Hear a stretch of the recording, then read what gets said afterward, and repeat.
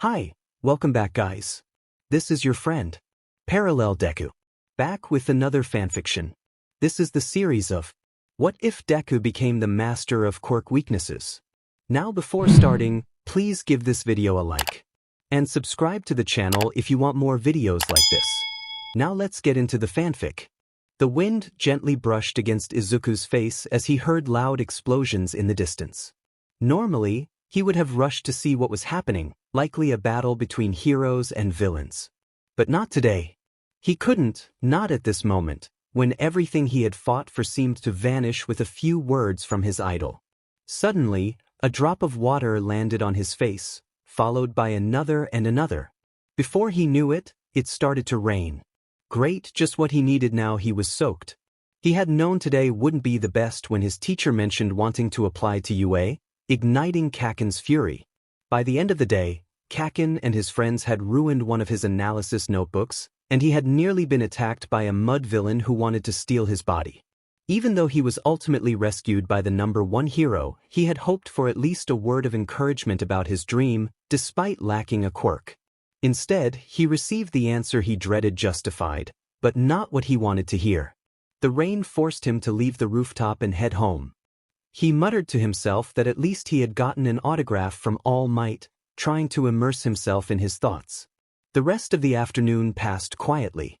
He arrived home without any real issues and was greeted with a delicious dinner from his mom. During the meal, she asked him several questions, which he tried to answer as kindly as possible, but his low spirits made it difficult. After dinner, he cleared his plate and told his mom he would be doing his homework in his room. She said nothing and let him be. The homework itself wasn't complicated, even though it was more than what his classmates received, likely just to keep him on track. This left him with plenty of time to himself, which he began using to check news notifications on his phone, usually about the latest hero updates. As he scrolled through the news articles, he desperately needed a distraction from this terrible day. To his surprise, he found an article that read, "All Might saves high school student from mud villain." He wasn't sure why he clicked on the link, perhaps a hint of morbid curiosity. He read the article carefully and quickly realized who the rescued student was: Kaken. He couldn't believe it at first, but after examining the accompanying photos of the incident, he couldn't deny it any longer. There was a clear image of Kaken sitting in the back of an ambulance while a paramedic checked on him, and he didn't look happy at all. This left Izuku deep in thought. Kaken, so strong, had been unable to escape the mud villain. Yet, according to the article, he had managed to hold out longer than Izuku had. Kaken, who boasted about his bravery, was captured in one of the photos showing fear and desperation at the thought of not surviving. And still, the heroes present had done nothing until All Might intervened. Heroes with incredible powers. Despite being a victim of the attack, Kaken was praised and celebrated for his strong quirk. Meanwhile, Izuku, who had no quirk, felt discarded, humiliated, and had his dreams crushed by his idol. What could he do? He was just a quirkless Deku. That day left a lasting mark on him. The feelings of sadness, helplessness, and emptiness grew stronger each day. He even thought his mom started to notice, as she tried to engage him more in conversation. One afternoon, after he returned from school, she greeted him with an All Might keychain she had bought for him. Although her intentions were kind, it only reminded him of that moment on the rooftop. He accepted it with the best fake smile he could muster. Days later, after receiving that gift, he decided to sell all his All Might merchandise, except for the keychain. He wasn't sure if it was guilt over discarding her last gift or a reminder of his fleeting dream of becoming a hero. Selling the items was surprisingly easy. After posting them in a couple of All Might fan groups, everything was gone in less than an hour. Most of it was bought by a single user, the _I_0F_alt_might_no one, which made the transactions easier. He seemed like a huge fan, and Izuku hoped he would be happy with the items. With those sales came money, a considerable amount that he wasn't sure how to spend. For so long he had used his money on hero merchandise, especially All Might's. Now, wanting nothing to do with it, he decided to save it instead. Perhaps he could buy a gift for his mom. She truly deserved it. Another decision he made that day was to re-evaluate which school he would attend. His dream had always been to go to UA for the hero course, but without hope of passing the physical exam without a quirk, he felt it was time to abandon that plan. Maybe he could attend the general studies course, but it didn't feel the same. With hope, he went to the teacher's office to seek guidance on this decision. His classroom teacher, Mr. Manabu Ito, commented on his unexpected presence without having gotten into trouble. The condescending tone didn't escape Izuku's notice, especially as Mr. Ito adjusted his curly yellow hair as if he were tired. Izuku chose to ignore it like everything else. He stammered that he wanted to explore his school options. Beyond UA, Midoriya spoke quickly and softly, yet loud enough to capture the attention of the other teachers, who looked at him with an interest they had never shown before. The teacher asked about the change in Midoriya's demeanor, to which he replied that he simply wanted to evaluate and expand his options. A heavy silence filled the classroom, broken only by the sound of rustling papers that seemed to echo throughout the room.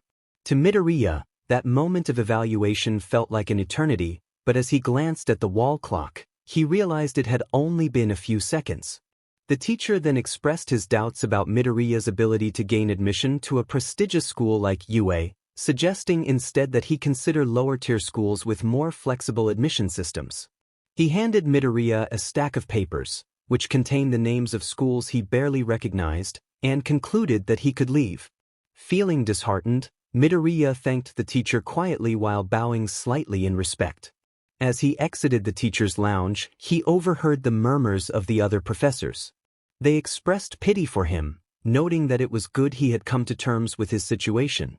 Some questioned whether attending one of those secondary schools would tarnish the reputation of their own school, while others remarked that at least he had options. Midoriya felt a sting from their comments, which implied he had little to offer. That evening, upon returning home, he reviewed the brochures the teacher had given him. He quickly turned on his computer to research those schools, and to his disappointment he found them to be, at best, mediocre. Their references were not terrible, but they were far from impressive, serving primarily as rescue schools for students who had fallen behind for various reasons: financial issues, poor grades, rejections from other schools, or even having quirks deemed undesirable. He pondered whether he was truly considering enrolling in a lesser school simply due to his slim chances of acceptance at a reputable one. He needed to think it through. Perhaps he could take All Might's advice and pursue a career as a police officer, firefighter, or even a paramedic. Would they accept him into their academies? Would they be more lenient than hero schools? Would he face rejection again? Was it even worth contemplating? Everyone had told him to be realistic and lower his standards. Was it acceptable to aim for a career like that, or should he lower his expectations even further? His spiraling thoughts were interrupted when his mother entered his room, bringing him a couple of rice balls since he hadn't come down for dinner. She noticed what he was doing on his computer. She questioned whether he was still focused on attending UA, glancing at the brochures and the search bar filled with police academy information. Midoriya replied that he was indeed focused on UA but wanted to broaden his horizons. He forced a smile, but his mother didn't seem convinced. He added that he had been reflecting on his situation since the incident with Kaken and the villain. Without a quirk, his options were limited, so he wanted to explore other possibilities, perhaps as a police officer or firefighter, something that would allow him to serve the community. His mother listened silently as he explained, and just as he finished, she embraced him and began to cry. She expressed her happiness that he was considering more options and assured him of her support in whatever he chose. Her tears prompted him to cry as well, but for a different reason. Those were not the words he wanted to hear. She hadn't said what he needed to hear, just like when he was 4 years old. That realization broke him further. His mother eventually released him from the embrace, drying her tears and offering him a gentle smile as she looked at the computer. She suggested he take it easy and perhaps check out the hero forums he used to enjoy, noting that it had been a while since she had seen him there. With her parting words, she left the room, leaving him alone with his thoughts once more. He instinctively returned to the monitor, where the police academy page was still open. He could heed his mother's suggestion and visit the forums, but that would only deepen his wounds. Yet it might also distract him from the reality of not attending UA. Reliving the good times wasn't so bad after all.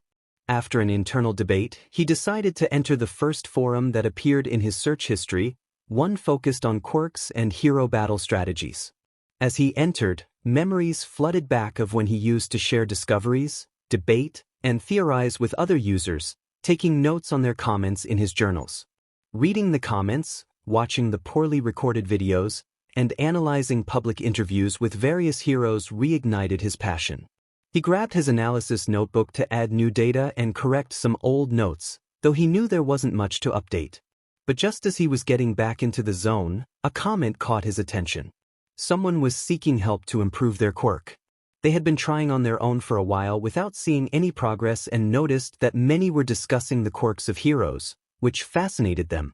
They hoped someone could offer guidance. Although it was an unusual question for the forum, it received a fair number of responses, some of which were followed up with further discussion. One user suggested that perhaps a quirk advisor could help more effectively than a bunch of strangers on the internet. The original poster acknowledged the idea but mentioned that such services were too expensive for their family budget, which is why they turned to the internet for help. Another user expressed a willingness to assist but noted that if the quirk wasn't related to plant control, they might struggle to provide effective guidance. The original poster clarified that their quirk involved transforming objects for a limited time and that they could currently only manage small items, but they wanted to attempt larger transformations or extend the duration.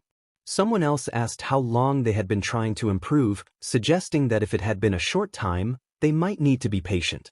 The original poster replied that it had been a good amount of time, not excessively long, but enough to warrant hope for improvement. Another user pointed out that if they weren't seeing progress, it might be their limit and suggested they try elsewhere since the forum was primarily for heroes discussing known quirks. As he read through the comments, he realized that no one was likely to provide a quick answer, and if they did, it would probably be in a private chat. However, it was clear that the original poster wouldn't give up, even without a solution at that moment. He thought he might be able to help. Their quirk sounded interesting and presented an opportunity for a different kind of analysis. So he decided to reach out to the user in a private chat. He expressed his interest in supporting them, to which the user responded with surprise, noting that he was the first to offer help so readily. He explained that he was a fan of quirks and saw this as a good opportunity. To assist, he would need to ask some questions and possibly see their quirk in action, even if it was just a video of their hands if they felt uncomfortable showing their face. Based on what had been revealed in the public chat, he suspected their quirk was contact-based. The user apologized for getting ahead of themselves, but he found their enthusiasm amusing and felt they were the right person to help. After a few days of chatting after school, he spent time advising the user, known as I_L0_onig1ris, about their quirk, what it could do, its limitations, how it worked, its classification, and more. This engagement became something he looked forward to, helping to keep negative thoughts about himself at bay. It even reignited his passion for analyzing quirks, something he had previously overlooked due to his obsession with heroes.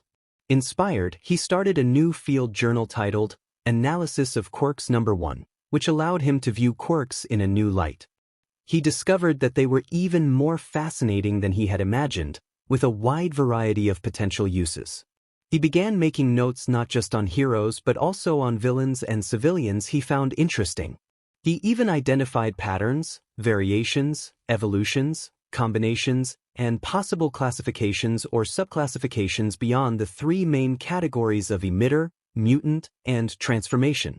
This exploration became particularly interesting as he continued advising onigiri. He noted that he had seen improvement in their abilities, confirming the idea that quirks could strengthen with practice. Previously, they could only transform objects the size of a baseball, but now they could manage items the size of a basketball, thanks to the guidance he provided. The user expressed gratitude for his help and then shifted the conversation, asking about his quirk. They speculated that it must be one of analysis or intelligence, given how effective his advice had been. Caught off guard by the question, he hesitated. It was a topic he had wanted to keep at a distance due to its implications, but he felt a sense of trust had developed through their discussions. Perhaps he could share. He revealed that he was quirkless. There was silence in response, perhaps surprising the user. Time passed, and the weight made Izuku think that this was a bad idea. It wasn't until he saw the ellipsis in the message he was writing that he remained in anticipation. He felt a mix of emotions as he reflected on his recent conversation, realizing that he could no longer seek advice from someone who could not understand what it was like to have a quirk. He decided it was best to end communication, feeling a sense of finality as he typed that he wouldn't disclose the other person's condition, grateful for the help he had received. With that, he received a notification that he had been blocked. He questioned why he had said anything at all, why the other person treated him differently afterward, and why he was born without a quirk. The questions flooded his mind, unanswered and overwhelming. The only thing that silenced them was analyzing quirks. He began to write in his new journal, contemplating that not all quirks were perfect or absolute. Many had flaws just like him, and there were various ways to counter or neutralize them. This thought lingered for a short while, prompting him to take another journal and start documenting every flaw, weakness, defense, counterattack, strategy, and more that he could use against each quirk he noted, including those of others. It felt cathartic, allowing him to release the pent-up anger and frustration of not having a quirk like most people. He even dared to call it a form of retribution. He became so engrossed in writing that he barely noticed the knock on his door. When his mother entered, he quickly hid the journal containing the weaknesses beneath his other notebooks. She apologized for interrupting, reminding him that it was getting late and he should get some rest. Glancing at the computer, he saw it was 10:34 p.m. Realizing how late it was, he acknowledged her concern. She noticed his improved mood and suggested they spend a mother-son day together, which made him hesitate, not wanting to shatter her hopeful expression. However, seeing her eager face and needing to clear his mind, he broke the silence and agreed it was a good idea. They discussed plans to visit the shopping district, perhaps buy something, and then have lunch at a cafe. He voiced his concerns about money, knowing that their financial situation was tight, but she reassured him that she had received a small bonus she wanted to share. She encouraged him to use his savings for something he liked, emphasizing that the day was about enjoying time together, not worrying about expenses. Excited, he agreed, and she told him to get some sleep for their big day ahead. After she kissed his forehead and left, he tucked away his notebooks and found a place to hide the one with the quirk weaknesses before heading to bed, feeling hopeful about the next day. The morning started off well. His mother woke him just before finishing breakfast, which consisted of a bowl of rice with egg, miso soup, grilled fish, and a cup of green tea, a delicious traditional meal. After breakfast, they both went to get ready. He chose a simple white shirt that humorously read, t-shirt, and navy blue shorts. At the apartment entrance, he noticed his mother wearing a white blouse under a light blue sweater and a knee-length dark blue skirt. He complimented her, and she returned the sentiment, assuring him that even with his playful shirt, he looked good. They put on their shoes and left the house, heading to the shopping district. Walking among the various shops felt liberating in more ways than one, especially as it was a moment of bonding between him and his mother, something he realized he had needed. They strolled along the street, observing the different stores until one caught their attention. He felt a twinge of guilt when his mother suggested checking out the hero merchandise stores, as he had turned her down multiple times, making her visibly sad. After the sixth attempt, she finally dropped the subject. As they passed a clothing store, he noticed her gaze fixated on a yellow dress adorned with daisies, knee-length with short sleeves. He gently pulled her toward the store, suggesting they go inside. She hesitated, thinking it might be boring for him, but he insisted that he enjoyed accompanying her in the past, and they entered together. In the hero stores, Izuku expressed his thoughts with a touch of melancholy before smiling at his mother. He mentioned that he noticed she liked a particular dress, suggesting she should try it on. He didn't have to convince her much. They entered the store and she asked an assistant for a dress in her size. Izuku took a seat on a nearby bench, checking his phone until he was called. When he saw his mother in the dress, he complimented her, saying it looked lovely. She asked if he really thought so, and he assured her that just as she thought he looked good in a shirt that said t-shirt, she looked fantastic in that dress. He noticed her eyes glisten with tears of joy, but she composed herself and returned to the fitting room. Izuku then headed to the checkout to wait in line. His mother arrived just in time to pay for the dress, and he insisted on using his own money for the other 2 books he had chosen. After browsing for a while longer, they decided to enter a bookstore out of curiosity. To Izuku's surprise, it turned out to be more productive than he expected. He found a section dedicated to quirks and ended up selecting 3 research books: Advanced Quirk Theory, Classification of Quirks, Branching and Variance, and The Evolution of Quirks, The Lineage Factor. These books were a bit large, heavy, and somewhat expensive, which was why he didn't take more. He insisted his mother let him pay for the last 2, and in the end she paid for the most expensive one, allowing him to cover the others. As they exited the bookstore, a promotional truck for All Might's new products drove by, triggering an uneasy feeling in Izuku as he recalled a troubling day on the rooftop. His discomfort must have been noticeable, as his mother placed a hand on his shoulder to get his attention. She suggested they get ice cream, and he agreed. When Inko and Izuku entered the ice cream shop, which was bustling with customers, a series of explosions echoed from a distance, followed by the panicked screams of people outside. The ground began to tremble from the explosions, and they realized danger was approaching. They were swept up in the stampede of frightened customers, and in the chaos, mother and son were separated. Panic filled the air, but in a fleeting moment, Izuku saw an opportunity to escape the crowd. Taking advantage of the pushes around him, he slipped into an empty alley, assuming most people were fleeing down the wider main street. This brief respite allowed him to glance in the opposite direction of the fleeing crowd, where he spotted the source of the commotion. A tall, slender man with an orange-tipped black afro, dark skin, and yellow eyes stood before him. A scar ran across half of his mouth and part of his chin. He wore a black sports vest, military-style pants, and cargo boots, with thick leather bracelets on each arm. To Izuku's shock, the man was launching bombs from his hands. With a closer look at the villain just a few meters away, Izuku realized that the man clenched his hands before summoning the lit explosives to throw. He whispered to himself that this was the villain's quirk. The bomber shouted for heroes to appear, throwing more bombs at nearby buildings while expressing his disdain for the chaos he was causing. Izuku recognized that the man was not sane, displaying such reckless behavior to attract heroes. Realizing he needed to leave the alley, he noticed the crowd had vanished, and the villain was moving toward him.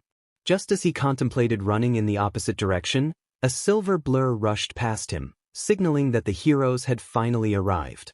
With a surge of excitement he hadn't felt in a long time, Izuku peeked out of the alley just in time to see Turbo Hero Ingenium arrive on the scene.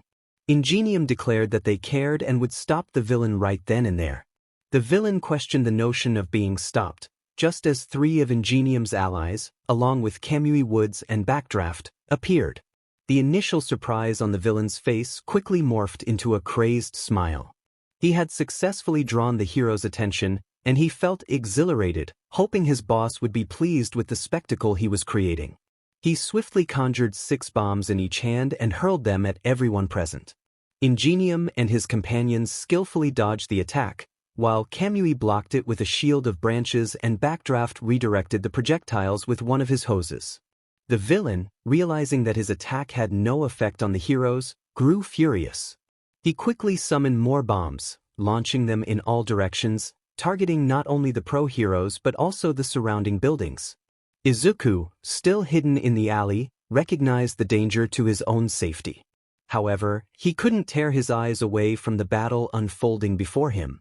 Despite being outnumbered, the villain's erratic attacks made him an unpredictable foe. As Izuku struggled to maintain a safe distance from the debris flying his way, he noticed that the longer the villain kept his hands closed, the more bombs he created. Conversely, the more he clenched his fists, the larger and more destructive the bombs became. This was crucial information he wanted to share with the heroes, but fear gnawed at him. He worried that they would dismiss him as just a civilian who should have evacuated long ago. Yet, he realized this was an opportunity to help. Gathering his courage, he stepped out of the alley and took a deep breath, shouting at the top of his lungs to get the heroes' attention. His voice rang out across the street, drawing the eyes of both the heroes and the villain, who was further irritated by the interruption. A chorus of questions erupted among the heroes, momentarily distracting them from the battle. They were puzzled by the presence of a civilian and the urgency of his warning. However, one person understood immediately and reacted quickly as the focus shifted away from him. The villain shouted in anger, demanding that Izuku stop speaking, and hurled several bombs in his direction. Izuku began to regret his decision, bracing himself for impact. In a flash, he felt himself lifted off the ground, accompanied by a strong gust of wind. He had been saved by the hero Ingenium. Ingenium expressed his concern, warning Izuku about the danger he had just faced. Overwhelmed by shock and excitement, Izuku could only stammer out his warning about the villain's abilities. Ingenium quickly grasped the situation, realizing that the boy had identified how the villain's quirk worked and wanted to communicate it. Calming down, Ingenium placed Izuku on the ground and prepared to charge at the bomb-throwing villain. He activated his communicator to relay the information to his teammates. He reported that the villain created bombs by closing his hands and urged them to prevent him from doing so. Izuku, regaining his composure, interrupted to clarify that the size and number of bombs varied based on how long the villain kept his hands closed. Ingenium smiled beneath his mask, pleased that the information was being shared. He thanked Izuku before sprinting back into the fray. To Izuku, it felt almost magical to watch the heroes regain the upper hand in the battle. The focus shifted to the villain, who was losing control of the situation, all thanks to the information Izuku had provided. It was only a matter of time before Kamui Woods managed to immobilize the villain's hands, using his powers to ensnare the villain's fingers with growing branches. With this advantage, Backdraft created a water whip to restrain the villain's arms and torso, allowing Ingenium to approach and place inhibitor HNDCFFS on him. They had successfully captured the villain. What followed felt routine as police sirens echoed in the distance, citizens returned, and reporters arrived, accompanied by a mother calling for her child. Izuku hurried toward the voice he recognized, moving away from the heroes who were scolding him for putting himself in danger. The captured villain, however, had not taken his eyes off Izuku. Spotting a woman with green hair in the distance, he realized she was important to the boy. Knowing where she stood, he seized the opportunity to enact revenge for the boy's interference. With a chilling declaration, the villain announced his final bombs attack. A series of explosions erupted around them, sending everyone back into a state of alarm. They had believed the threat was over with the villain's capture.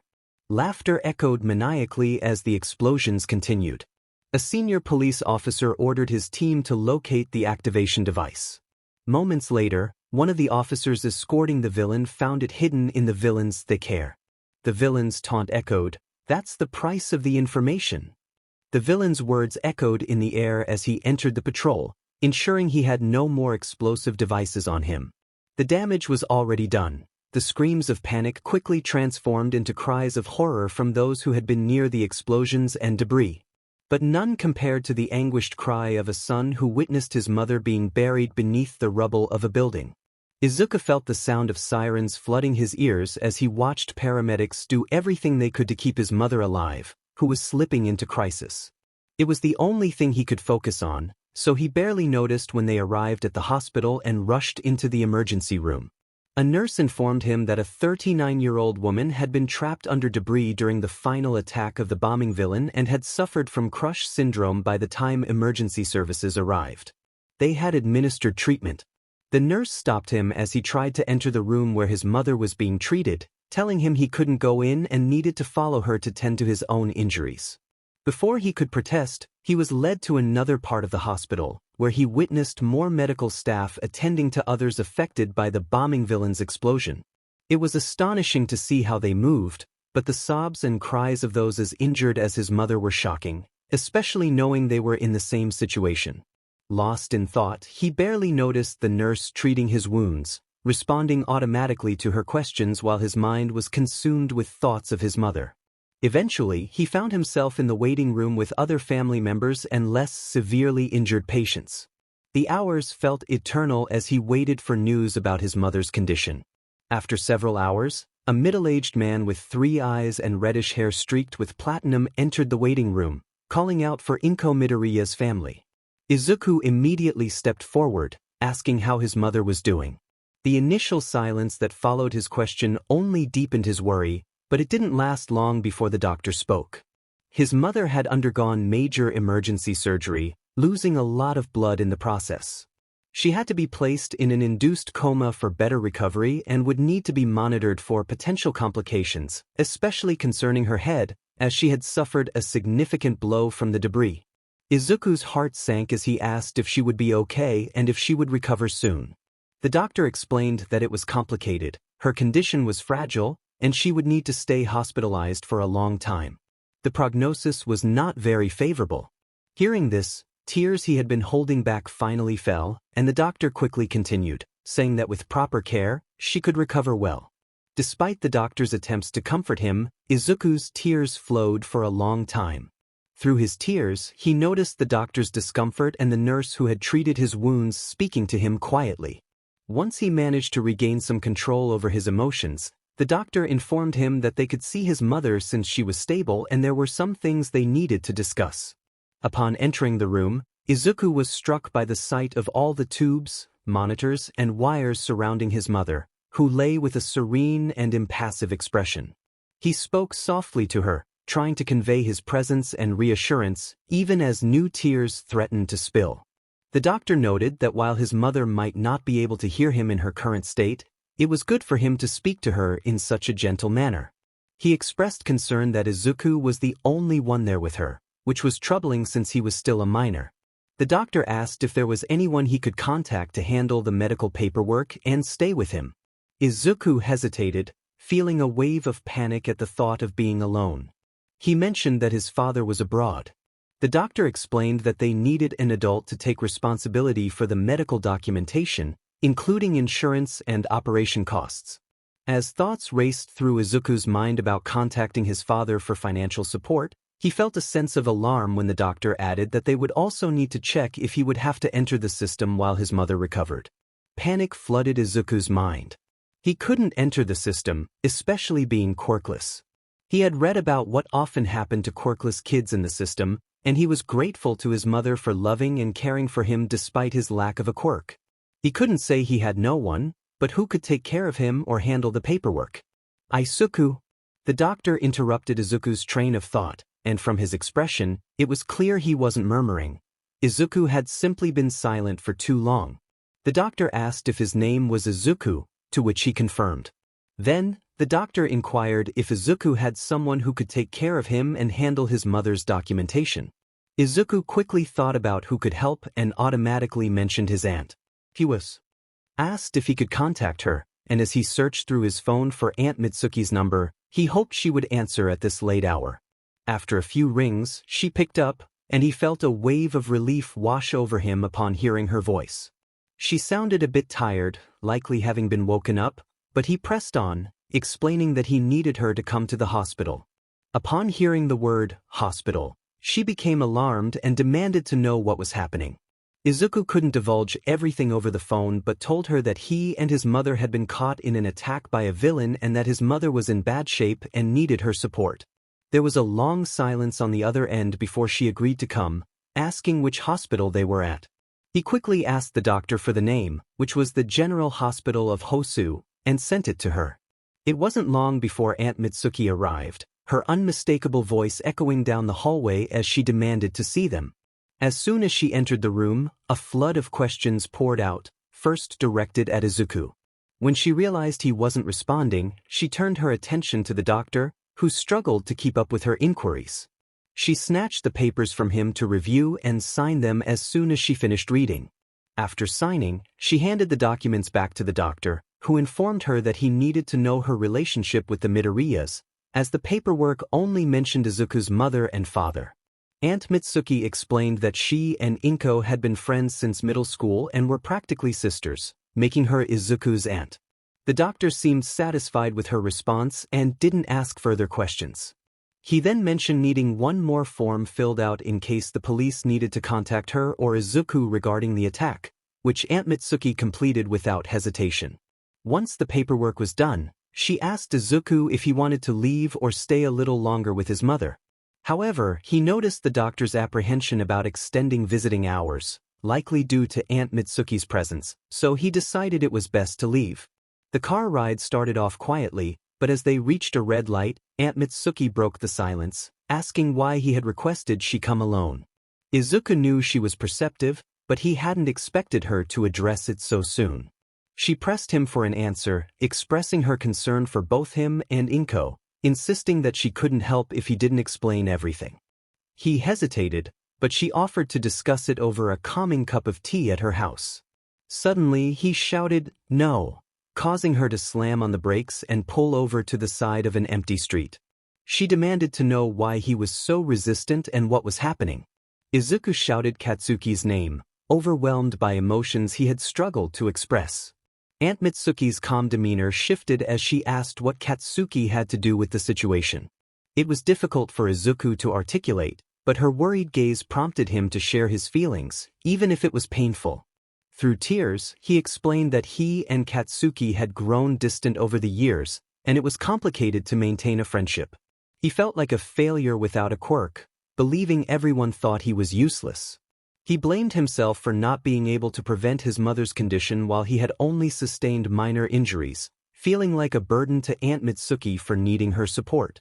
Her shocked reaction was expected as he poured out his heart, but he continued without giving her a chance to respond, recounting the events of the last 10 years since his diagnosis of being quirkless, omitting certain details. He could see her worry grow as he spoke, and he didn't want to cause her more distress, so he kept his focus on sharing his story. The worst part was that he was sharing this with her and not with his mom. After the initial silence that had settled before she asked her question, the car was filled with an uncomfortable quiet, broken only by his sobs, which were soon joined by Aunt Mitsuki's. In a moment, she unbuckled her seatbelt and embraced him. She expressed her regret, saying she hadn't known everything he was going through. He felt the warmth of her tears on his shoulder, reminding him of the day he received his diagnosis of being quirkless. After a while, she broke the embrace, appearing a bit calmer than he was, and spoke again. She said she understood a little more now but asked what they could do. She acknowledged that he didn't want to be a burden but emphasized the need for them to be on the same page and asked if he had any suggestions. He honestly replied that he didn't know, not expecting her to take his feelings about not wanting to go to her house seriously, even if it seemed rude. However, the silence he left while trying to think of something was seized by her as she devised a plan. She offered to take him home and visit him on Mondays, Wednesdays, and Fridays to check on him, even offering to help with household chores. His acceptance of her kind offer came easily. She then suggested calling the school to arrange for him to have some time off, which he thought was a good idea. He mentioned that he wasn't sure he could return on Monday after everything that had happened, thanking Aunt Mitsuki for her support. She responded with a small smile before continuing to drive. The rest of the journey was calm, allowing him to relax enough by the time they reached home. He was also grateful that Aunt Mitsuki offered to accompany him inside. Before she left, he asked if he could keep the paperwork regarding his mother's hospitalization. Initially, she refused, saying she would handle the expenses and he shouldn't worry about them. He had to convince her to let him see them, explaining that neither he nor his mom wanted to owe her anything and that he needed the information to inform his dad. Reluctantly, she handed them over, reminding him not to hesitate to ask for money, as she had already taken care of the first payment as a favor. Once she said goodbye and he found himself alone in the apartment, he felt the emptiness without his mom. Aunt Mitsuki was furious, realizing more about what Izuku had endured regarding the treatment he received at school and in society. Early that Sunday, she called the school to request a leave of absence for him. The school granted it immediately, thinking it was for her son Katsuki. She was surprised when she explained that the leave was for Izuku Midoriya. The tone of the person on the other end changed when she mentioned his. Things quickly went downhill from there. She began explaining how the situation had escalated into a villain attack, but as she was interrupted and they referred to Izuku as her nephew, she became increasingly aware of the poor treatment he received. She decided not to discuss Inko's serious condition, simply stating that she couldn't talk at that moment, fearing the school might involve social services just to avoid dealing with Izuku. Based on what she understood from Izuku, that was not an option. So, she cut the conversation short and, in a very polite yet threatening manner, demanded they grant a recovery PRD or they would have to deal with her in person. In the end, she secured a full week of leave for the young green-haired boy, but before hanging up, she heard a comment in the background, and that boy wanted to be a hero. That remark made her explode with anger, loud enough for her neighbors to hear, causing both her husband and son to worry greatly. If it hadn't been for Mizura asking why she was upset, she would have called the school again to express her frustrations. Her husband asked what was wrong, and she explained that the school had refused to grant Izuku a leave of absence. Katsuki, confused, questioned what Izuku had to do with it, only to receive a sharp reprimand from his mother for referring to Izuku with a derogatory nickname. She reminded him that Izuku had told her they didn't get along, but he needed to be more understanding of him now. Mizura, remaining neutral in the argument, pointed out that she had rushed out the night before. She explained that Izuku had asked her to come alone, and while she hadn't questioned it at first, she understood his reasoning better now. She then addressed Katsuki, making it clear that she understood why Izuku didn't want to stay with them while Inko recovered. When Katsuki asked where Izuku would stay, she assured him that he would be at home, and she would check on him on Mondays, Wednesdays, and Fridays. Katsuki questioned if that was the best decision. The doubt on Mizura's face was evident. In that moment, she thought that Izuku needed to be with them so they could care for him more closely. She was sure that considering what Izuku had shared with her and what she had just heard, it was best not to discuss Inko's condition at school. Even with her firm words, she noticed that her husband was still not completely convinced. A quick glance at her son revealed that he was paying attention. They had not been part of the conversation with Izuku. It had been painful. He was suffering in a way she couldn't articulate. Perhaps she should have tried harder to convince him to come with them, but she had made a decision and reached an agreement with him. They needed to be vigilant and support him in any way they could, respecting his desire not to be a burden. She needed to ensure her message was clear. When the world grows accustomed to the presence of something taken for granted, even if it might be a common annoyance, its absence becomes more noticeable than one would like to admit. This was the case with Izuku Midoriya's absence from school. Although he was considered an outcast within the institution, his consistent attendance had made his absence painfully evident. The teachers provided no concrete explanation for his absence that week, which only fueled the speculation. Bakugo found himself fielding questions, as he was theoretically the closest to the green-haired boy. However, with a few shouts to be left alone and a claim of ignorance, an unchallenged lie, he managed to evade the interrogation, which only allowed the gossip and theories to flourish. For those not involved, the week passed quickly, but for Izuku, it felt interminable. On Sunday, he received a call from Mitsuki informing him that his request had been approved. He thanked her before hanging up and began to think more calmly about what he needed to do next. He reviewed the documentation Mitsuki had provided for his stay, and upon seeing the staggering figures, his worry grew. He knew that national insurance would not cover all the costs of the operations or the extended stay, the duration of which was uncertain. His only relief was that Mitsuki had taken care of the initial payment, and the subsequent payments were monthly, giving them time to gather funds. Next, he attempted to contact his father, which took a total of 8 tries before he finally answered. The call did not end well. All he received was disdain and indifference from the man who had given him life, hearing a curt response that he would not provide any more money than what he already sent each month for their living expenses. He was told that if he wanted to cover those costs, he should find a job, even if it was as a garbage collector, before the call abruptly ended and his number was blocked for who knows how long. Izuku was aware that he would not receive his father's support, as had been the case since his Quirkless diagnosis. He only hoped for indifference and that his father would not take any actions to jeopardize their services. The next step was to call his mother's workplace and explain his situation. He was grateful that the company was understanding during the call. Still, Izuku decided to remain vigilant for any potential changes, knowing that his mother could face job loss in the future. From that point on, he spent the week trying to get everything in order, even though he didn't feel entirely capable.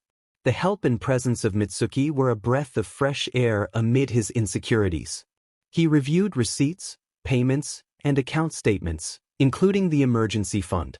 He managed to create a budget based on their normal expenses, which impressed Mitsuki given how quickly he accomplished it. However, her concern was palpable. This was not something Izuku should have to handle at this point in his life. He made the most of that week, using it to process much of what had happened. This motivation to put everything in order stemmed from his desire to ensure that everything was well when his mother returned home, even if he didn't feel entirely well himself. But he was aware that this week was nothing compared to what awaited him once he returned to class, something he knew he could not postpone for much longer. Time moved forward. That Monday, he understood that things would not be easy. His classmates initially kept their distance, but the whispers in the hallways were anything but discreet. When Izuku had his first class, the teacher called him out more than usual and handed him a pile of assignments that had never been submitted. Katsuki noticed this, remembering that it hadn't happened when he was absent due to the mud villain incident. He also knew that none of that homework had been assigned during the week the green-haired boy was away. However, this event in the first class was not isolated. The extra reprimands and the heavy workload repeated in all his classes that day. But his first day back after the bombing villain incident didn't end there. When the bell rang to signal the end of the school day, Izuku was dragged by some classmates to a secluded area of the institute. In the privacy of the location, they began to hit him. They told him it was his welcome back, reminding him of where he belonged. They expressed how much they missed him, saying they didn't know where to direct all their pent-up anger without him around. They mentioned that it had been a long time since they practiced using their abilities, implying that he might not understand how it felt. Their words were deliberate as they struck, aiming to leave no visible marks that would draw attention or incapacitate the young boy completely. It was an hour later that he felt slightly less pain and managed to make his way home, where Mitsuki was anxiously waiting for him, having noticed he was an hour late. Despite his silence about the incident, his slight limp and slow movements did not go unnoticed by her. She insisted on discussing it. At first, Izuku tried to ignore her concerns by doing chores, preparing dinner, and completing his homework, which Mitsuki was well aware of, remembering how much work had been assigned to her son. However, as she continued to press him about his physical state, she sensed that he was struggling with the teacher's treatment. Eventually, when Izuku had exhausted all distractions and Mitsuki had not left, he realized he could no longer avoid the topic of his condition. He crafted a half-hearted excuse, claiming it was just the aftermath of his injuries from the attack. Mitsuki clearly didn't believe him, but she understood that he wouldn't open up easily. Nevertheless, she was determined to find out what was happening at school. Friday finally arrived, and for some reason, this week felt longer than the one he had missed. It was likely due to all the hits he had taken and the homework he had been assigned, along with Aunt Mitsuki's constant questioning every time she visited. Izuku felt more worn out than he thought possible. Even though he expected similar treatment at school, he never imagined it would escalate to this level. Another surprise was that Katsuki was not involved in the bullying. Instead, he had intervened either by asserting his presence or raising his voice, likely aware of what had transpired. After thanking Aunt Mitsuki for her visit and help, Izuku retreated to his room to release the pent-up emotions he had been holding back, just as he had begun to do every night before bed. As he lay on his bed, his tear ducts finally dry for the day, he glanced at the desk and noticed the books he had purchased that day, along with the 2 new journals he was working on. His gaze fell on the journal dedicated to weaknesses, reminding him of why he had created it in the first place. Anger, sadness, frustration, a sense of helplessness, and the desire for revenge against those who wielded power filled his mind. It was during a moment of inspiration, as he would call it, that he got up from his bed and approached the desk to pick up the notebook. There were many things written in it, even if he hadn't dedicated much time to it, having done so in a frenzy. Understanding the weaknesses and workings of a quirk truly puts the user at a disadvantage while giving an advantage to the one who knows the situation. Just like he had done with that villain. He had exposed him, leading to his downfall, allowing the heroes to achieve victory. The villain had declared that information had a price, fully aware of the damage he was causing. But what if Izuku had not exposed himself? What if he hadn't seen? Perhaps the villain would have still caused destruction, but not at the moment when his mother appeared, leading to more harm. If he had stayed on the sidelines, she might not have been in the hospital, but the casualties could have been worse. However, he believed the heroes would have discovered the truth eventually. He flipped through the notebook, examining each page, each villain, and each hero he had written about, focusing on Kamui Woods to review the battle. Even though his quirk helped immobilize the villain, without knowledge of its workings, he would have been at a significant disadvantage. In the end, having the right information at the right moment is invaluable. Information holds power in the right hands. Or the wrong ones.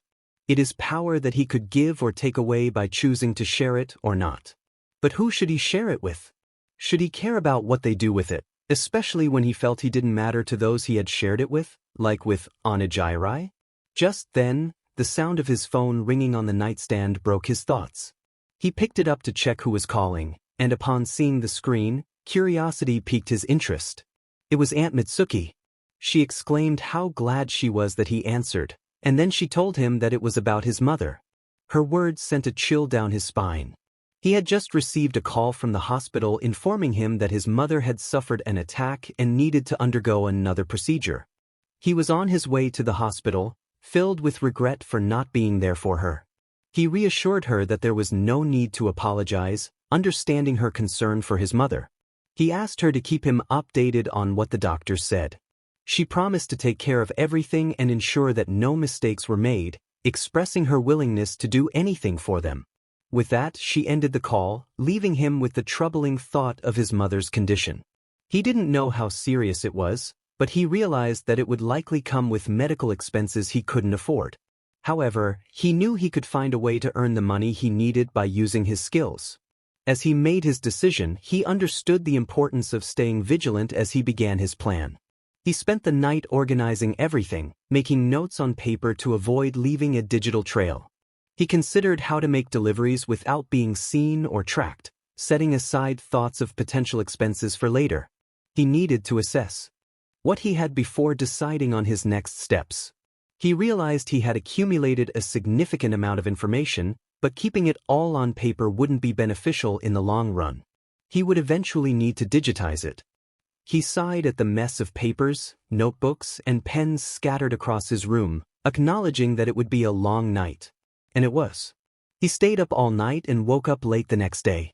Still, it was early enough to make some purchases that could help him later.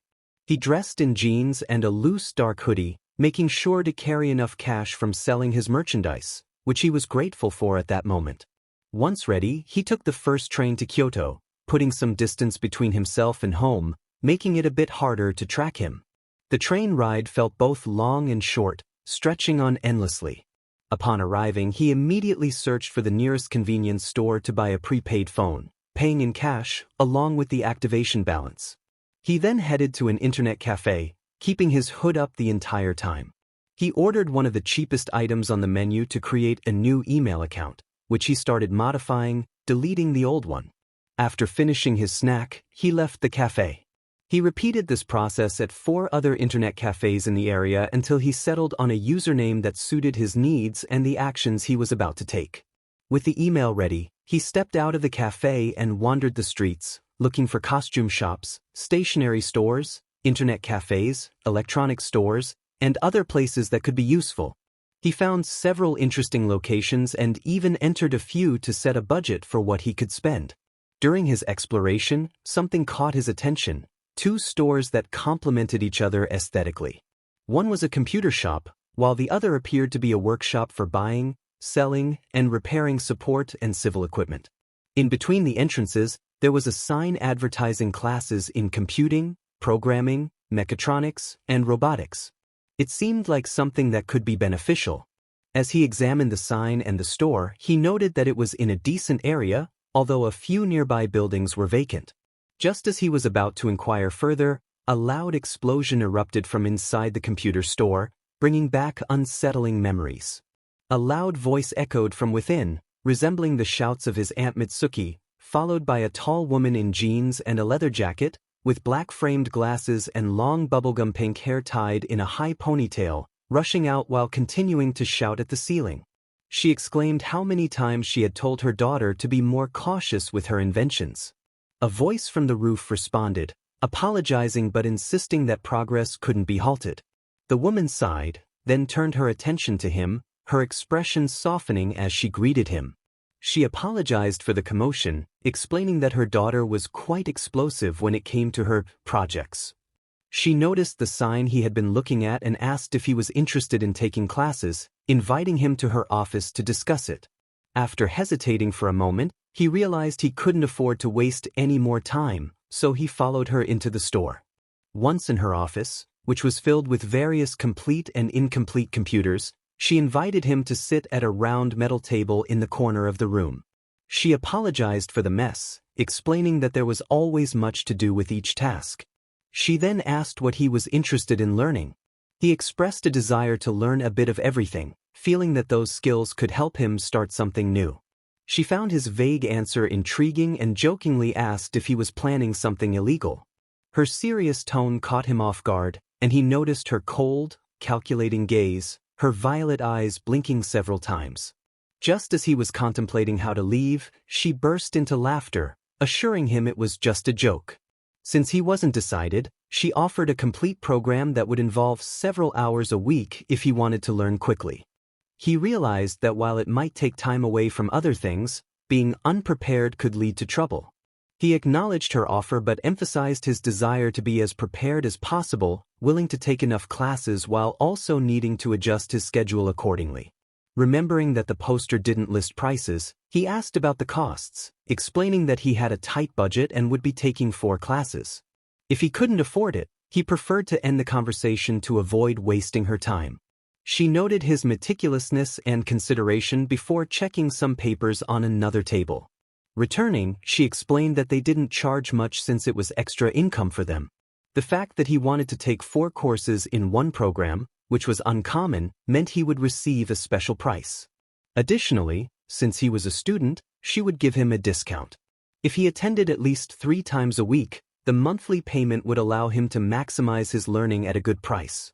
As she calculated on her phone, she wrote down the result and showed it to him. When he saw the sheet, his eyes widened. The price was very low, and next to it were the individual prices for each course, confirming her honesty about the low rates and package deals. This was an offer he couldn't refuse. He hesitated before asking if she happened to have a quirk that helped with technology. Her specific question made him realize he didn't need to lie or tell the truth. He simply replied that he didn't have one. Her momentary pause seemed to dampen her spirits, but she quickly regained her cheerful demeanor, clapping with enthusiasm. She reassured him that not having a quirk meant his determination would be greater, as he wouldn't rely on it to get things done. He was taken aback by her response. She reminded him that people often let their quirks define them, pointing to her eyes and then to him. She explained that quirks were merely tools, and how one used them depended on the individual. Her husband, who managed support equipment at another store, understood this well, as did her daughter, who aspired to enter UA and start her own company. He expressed admiration for her daughter's ambition, acknowledging that getting into UA was no easy feat. Just then, another explosion echoed from above, and he noticed the woman remained unfazed. Taking a deep breath, she shouted for her daughter, May, who quickly apologized. The woman explained that her daughter got excited when playing with her babies, which often led to explosions, though they were mostly controlled. Though the statistic she provided wasn't entirely reassuring, her confidence suggested she knew her daughter well. They wrapped up their conversation, needing only to finalize the days and times for classes. He thought about his schedule, noting he was free on Tuesday and Thursday afternoons after school and could come in for longer sessions on Saturdays. He suggested that if he came on Saturdays for more time, it could count as 4 days. She complimented his astuteness and determination to learn, and they proceeded to fill out the necessary paperwork. She placed him in the beginner level for all courses and asked for his name and phone number for registration, almost forgetting to ask how old he was. He introduced himself as Midoriya Izuku, stating he was 14 years old. She introduced herself as Murasaki Hatsum, realizing she had forgotten to formally introduce herself. They completed the paperwork, and he provided an old phone number for emergencies. With everything settled, he bid farewell to Mrs. Hatsum, just as another explosion and a shout echoed from mother and daughter. As he walked through the streets, he continued to search and analyze his surroundings. He marked several locations on a tourist map of the city and, just before sunset, entered a nearby pharmacy to buy a pack of LTX gloves and a pack of masks, creating a basic first aid kit. He knew he needed to replenish his supplies, then headed to a costume shop to purchase a set of colored contact lenses and a red wig. With his purchases made and his enrollment in the courses completed, he felt he was getting closer to his goal. Upon arriving home, he organized everything he had obtained throughout the day and prepared for the next steps before heading to bed. Despite my efforts, I couldn't repeat the process, so I spent the entire night generating more analyses and emergency plans in case things went wrong. I even managed to finish all the homework I hadn't completed on Friday. Therefore, I was taken by surprise when the sunlight streamed through my window the next day. Checking my phone, I saw it was 6:23 a.m. I wasn't sure if it was good or bad that I had done this when the sunlight lasted longer, making the night feel shorter. I thought about taking a break, even though it was already daytime, realizing that this project would be complex. But I knew I had to continue. Days passed quickly after that first excursion, and before I knew it, a month and a half had gone by. During that time, I visited every prefecture, district, and city within my reach, researching, analyzing, compiling, and classifying every quirk I could find. I was also attending classes that, to be honest, were helping me a lot. I even started practicing on my own at home and studying a bit more, to the point where my computer teacher at school praised my good work. That praise, however, led to some rough treatment from my classmates. But that didn't matter. Each time they used their quirks on me, I gained more information about how they worked and how to deal with them, or perhaps not. This was something I was currently resisting revealing because if I did, what purpose would it serve later? If information spreads too easily, it ultimately loses its value. Or even its price could become higher. High like the hospital bills for my mother, which made sense given it was a good hospital.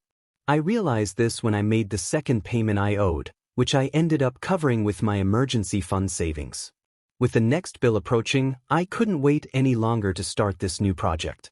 I had a clear realization on my 15th birthday, which I had to celebrate in the hospital, accompanied by the beeping of my mother's monitor and the presence of Aunt Mitsuki, who tried to lighten the mood by bringing cake and a gift from her family. That day, I even skipped my afternoon class with the Hatsum family. That's why, taking advantage of the summer vacation, I began to put my plan into action since I already had a significant part covered. Right after my Saturday classes with the Hatsum family, I adjusted my schedule with them to maximize their teachings during this vacation PRD. I headed to a public restroom to change my look, putting on the red wig I had bought a while ago along with a pair of blue contact lenses and LTX gloves. With everything ready, I made my way to one of the many internet cafes in the area, choosing the cheapest one I knew. I bought one of the least expensive drinks on the menu and settled into the most secluded corner for maximum privacy. Before starting, I couldn't help but internally thank Mrs. Hatsum. Despite our short acquaintance, she and her family had given me a birthday gift that I truly couldn't refuse, especially after realizing how functional it was for my purpose.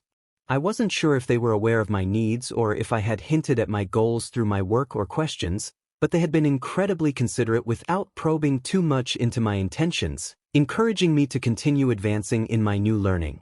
I connected the Hatsum device to the USB port, securing a safe network and a tracker blocker for external documents. This device was simple and discreet, resembling a USB drive in its rectangular shape, no longer than 4 centimeters, and a pale color. It had small openings near the corners that glowed depending on the network's danger level and whether anyone was trying to track me. With such a useful gift, I could only think that they could see my potential and were waiting to see how far I could go.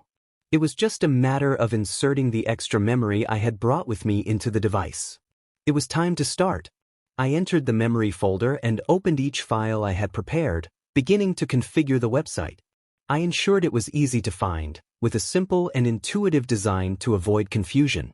When making a request, users would be directed to an integrated private chat on the site, and I included as many blockers and firewalls as I could set up at that moment. I reviewed how the site presented itself, starting with a general description of what it offered, along with the clauses and agreements for transactions. Then, I divided it into various sections for each area, such as the initial payment for access to the private chat for Quirk advice, hero curiosities, villain curiosities, and external observations of Quirk analysis. With everything prepared, I clicked to upload the site. The first phase was complete. It was time for the second. I couldn't wait for someone to magically stumble upon the site. Given how vast the internet is, I needed to promote it, but not here. I made sure to close the page and erase any virtual traces before disconnecting the device along with the USB memory. I paid for the time I spent using the equipment and left to head to another internet cafe. In the new system, I accessed the page I had created to copy the link and prepare the spam. With the help of a bot program, I managed to send it to various groups, forums, and dissemination places that could generate enough buzz for those who might be interested. At that point, it was just a matter of waiting. While I waited, I ordered a cheap drink and reviewed the data on the memory, as well as the registration interface for those who might contact me, so I could compile a client list.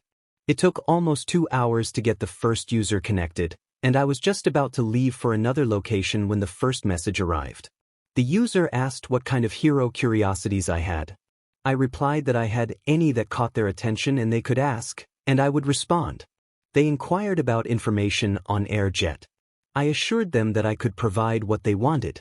The user expressed skepticism about whether this was a scam, questioning if what I would give them was just public or common knowledge. I countered that I had already paid for this interaction, implying that they would also need to pay for more information. The user then challenged me to surprise them, hoping it would be worth the initial price. I assured them it would be and asked what they wanted to know first. They requested information on weaknesses. Their response was direct and precise.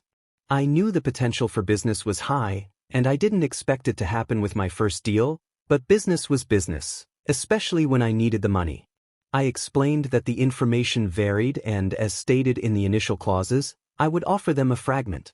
If they found it useful and wanted more, they would need to pay extra. The user remarked that I sounded like an extortionist with my negotiation style, to which I simply asked if they wanted the information or not. They confirmed they wanted it, having already paid for the interaction. I shared that AirJet's support team helped amplify their powers, and many heroes used similar support equipment. However, AirJet utilized it as an extension of their power, meaning it was of a lesser degree than what spectators might believe. A common trick was to disguise weaknesses as strengths. In AirJet's case, the thrusters in their suit not only helped maintain balance while using their jetpack, which wasn't tied to their power, but also allowed for more precise strikes. However, with only one way for propulsion, any obstruction could cause a malfunction in their armor, as their power was solely based on expulsion.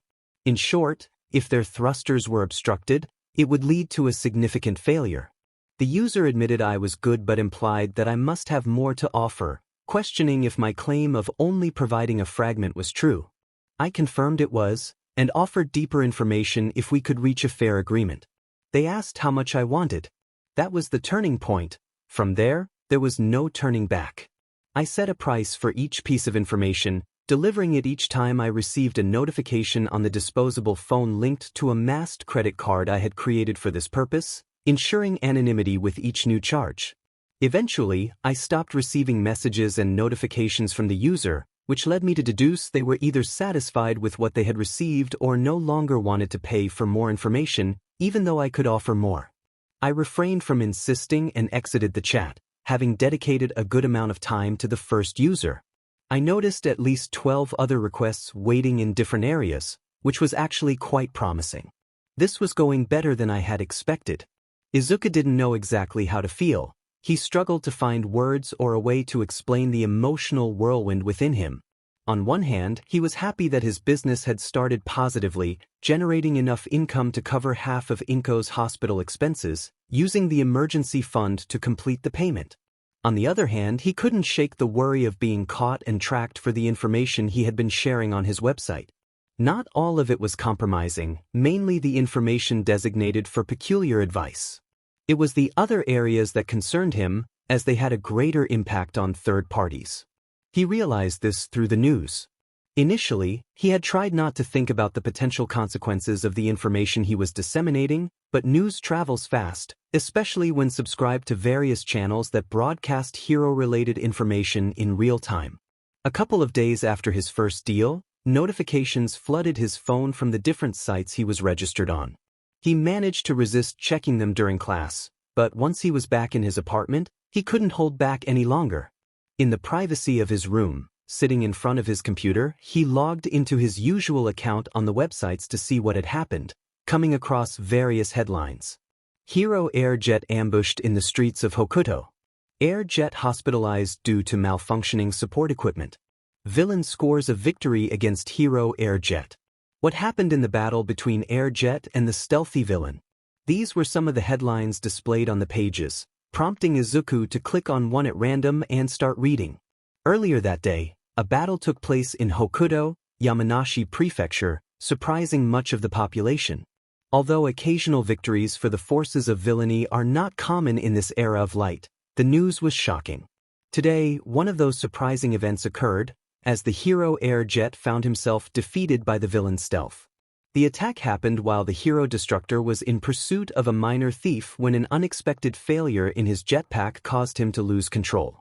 A sudden strike from behind destabilized his flight, leading to a rapid descent. The villain seized the opportunity to disable the remaining thrusters just as they activated, likely using a quirk that encapsulated air. This caused a malfunction, resulting in an explosion of the hero's support equipment, leaving him incapacitated and injured due to the damage to his suit. The details from the news reminded him of everything he had shared with the user, including the support suit, how his quirk functioned in one direction, special attacks, and blind spots information that had been exploited in the attack. Overwhelmed, he rushed to the bathroom to be sick, realizing that the information could be used maliciously. Yet, in his hope and innocence, he wished it wouldn't be the case.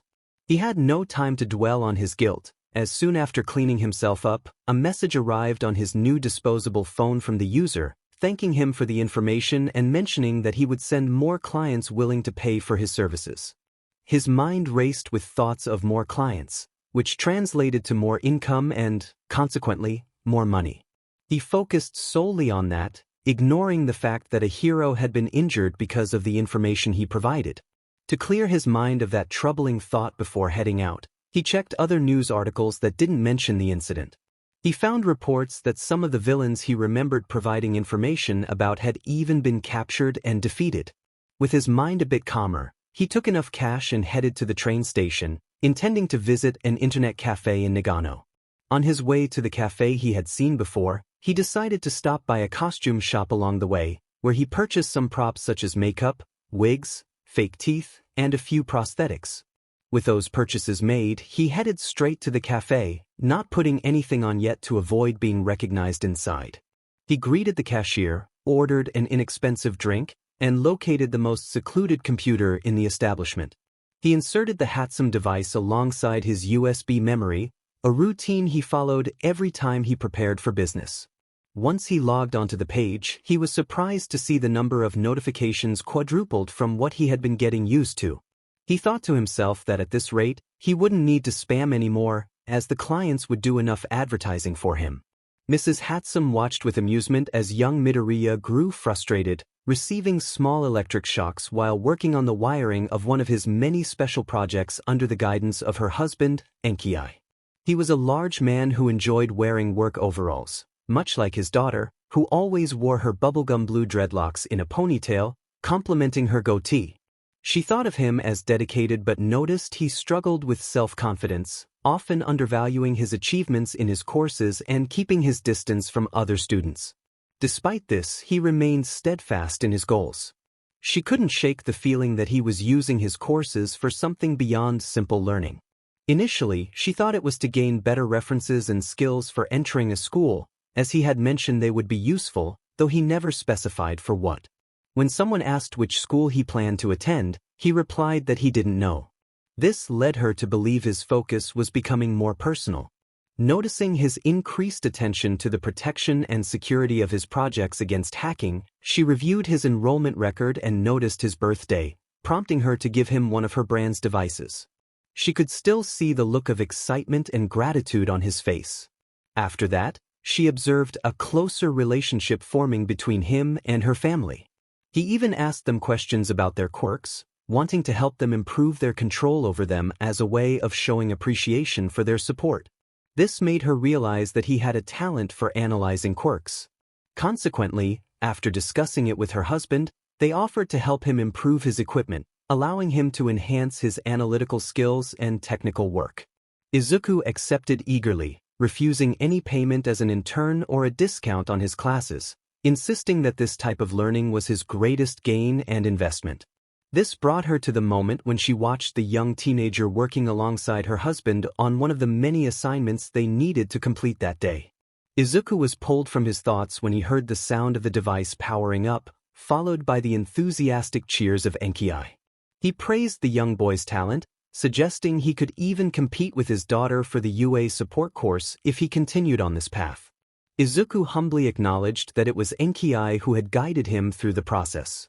Enki insisted that Izuku should stop underestimating his own work, emphasizing that the improvements made to the directional bracelets were thanks to Izuku's knowledge of quirks.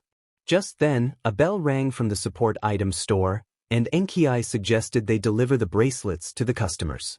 Izuku took the bracelet and joined Enki, who was already speaking with the newly arrived clients. As Izuku crossed the threshold, both Mrs. and Mr. Hatsum understood the reason for his shy and reserved demeanor. A boy with black hair sneered at him, questioning what someone without a quirk was doing in a support items store. A girl with orange hair, also a classmate of Izuku, echoed the sentiment, expressing her surprise at his presence there and questioning why he was allowed to work in such a place. The older man feigned ignorance, maintaining a watchful demeanor and signaling his wife to stay alert. The black-haired boy continued to taunt Izuku, labeling him as Quirkless, a term that struck Izuku with fear as he glanced nervously at the adults. He began to think he should distance himself from the Hatsums and apologize for wasting their time. However, Enki spoke up, indicating he had heard the boy's comment the first time and reiterated his confusion about what was being said. The boy insisted that Izuku was quirkless, to which Enki responded with a calm demeanor, asserting that they understood the rudeness of the comments being made. Murasaki, another adult, approached the two teenagers in a protective manner, telling them they could take their money and leave with the bracelet that Izuku had improved. The boys were stunned. They had never seen anyone defend Izuku like this before. They placed their money on the table, and Mr. Hatsum retrieved the bracelet, offering a reassuring smile to Izuku as he handed it to the boys, who left without protest. Izuku expressed his gratitude, and Mr. Hatsum encouraged him not to let their words affect him. Izuku admitted that the boys were right. He was quirkless, and sadness tinged his voice. Mr. Hatsum reminded him of their earlier conversation about quirks, emphasizing that they were merely tools that depended on the user. He reassured Izuku that he specialized in multiple areas, not just one. As Izuku's eyes filled with tears, Mr. Hatsum quickly comforted him, insisting that the boys had been rude. Izuku clarified that he was not upset but rather happy, flashing a bright smile that warmed the hearts of the Hatsums. Their moment of camaraderie was interrupted by an explosion from the ceiling, followed by the shouts of a mother and daughter, which brought a sense of normalcy back to Izuku. The adults closed both stores and decided to focus on a few projects, not asking questions but providing a presence that Izuku appreciated. In that moment, he realized he was not alone and had more people on his side. Kajiro Okuda recognized talent when he saw it, which is why he took the time to review a page recommended by many of his clients. Upon clicking the link, he did not expect much, casually reading the terms before reaching the orders section. He found the division of orders intriguing, noting that they required upfront payment, suggesting the creator was focused on money when establishing it. This piqued his curiosity, especially since the person on the other side spoke his language.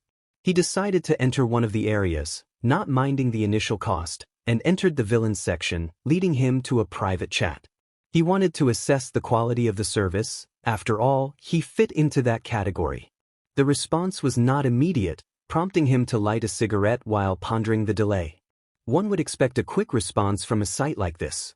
It wasn't until he finished one cigarette and lit another that he finally received a reply. The message read, "I apologize for the delay, how may I assist you?" Followed by a question about his interest in the villains section and what he would like to know about them. The intermediary was curious about the person on the other side of the chat, seeking to understand them better through their responses. They expressed frustration about the delays in replies, noting the high volume of requests they were handling, but assured that improvements were being made. The intermediary probed further, hinting at the sensitive topics they could discuss, aware that their inquiries could lead to more insights. They expressed interest in learning about Jiren, a complex and intriguing figure. The response highlighted that Jiren was one of the major intermediaries in the underworld, known for being impartial and loyal to his clients, including vigilantes. His eccentric tastes were noted, along with his intelligence and intuition. Jiren had a vast array of weaponry, support equipment, contacts, financing, and information, making his services well known, provided the contractor could meet his price, whether through favors or money. As the intermediary finished writing this description, they considered adding a section on vigilantes, having encountered information about them recently. However, their thoughts shifted when they received a response that acknowledged the initial description and complimented their potential in the information world. The older man was surprised to see his alias mentioned in the chat, as he had never revealed his identity. Realizing his camera was on, he was about to respond when it suddenly shut off, followed by a message indicating he had been blocked for suspicious behavior. This made Jiren laugh heartily, contemplating how to find the creator of the page, seeing them as a valuable asset for his business. Meanwhile, Izuku wasted no time. He checked his secure connection, saved a photograph of the intermediary, and marked the user before leaving the internet cafe. He understood that while the intermediary was dangerous, they could be useful in the future. This wasn't the first time he had sent such messages, as he had received threats from those wanting to keep their information hidden since his page gained popularity. By running a new program, he could access the cameras of computers and capture images of those on the other side, leading to a growing list of potential contacts. This situation made him increasingly paranoid, prompting him to enhance the security of his page regularly. Netsu found this challenge fascinating, while Detective Tsukachi was starting to feel frustrated. Initially, the page seemed insignificant, attracting low-ranking heroes and police officers out of curiosity or recommendations. As they realized the information was more complex and comprehensive than expected, they understood the risks of exposure and attempted to disable the page, though they soon discovered it was more complicated than anticipated. After several failed attempts to shut it down, they sought help from the director of UA, who was eager to take on the challenge, having heard about the information page. As Aizawa entered the investigation office with 2 coffees, he questioned if the situation remained the same. Netsu praised the creators' extraordinary skills, noting that their defenses improved with each hacking attempt, which he found fascinating. Aizawa remarked on Netsu's fascination, suggesting it made him doubt the director's intentions to take the page down. Netsu countered that his interest did not negate his understanding of the risks involved, nor did it prevent him from appreciating good work. Just then his tracking efforts were interrupted by a new firewall, different from the previous ones that had sent him back to square one. In this case, the page first began to form a block before glitching, followed by a black screen that opened a window with a photo of the 3 present and the words, "Stop trying." After a brief flicker, a swarm of ghostly rabbits filled the screen, their high-pitched voices repeating the phrase from the photo. The rodent expressed total fascination and amusement, clapping his hands and displaying a psychotic smile as he remarked on the apparent development of the ability to create viruses. The detective, however, was concerned, voicing his worries about the photo and the potential damage to their equipment. The rodent dismissed these concerns, suggesting that if the intention had been to threaten them, the photo would not have been sent, it was merely a warning to leave it alone. The virus was more of a taunt than anything else. Aizawa, trying to maintain his composure despite the unease about their underground hero identities being at risk, questioned the rodent's intentions. The rodent calmly replied that he simply wanted to meet the individual behind it all, although Aizawa noticed a dangerous glint in his eyes when something piqued his interest. Tsukachi wondered if he should be worried about this, to which Aizawa affirmed that he believed he should be. Izuku understood that his page had gained an overwhelming number of followers, leading to a saturation of clients ranging from petty criminals to low-ranking heroes and curious individuals.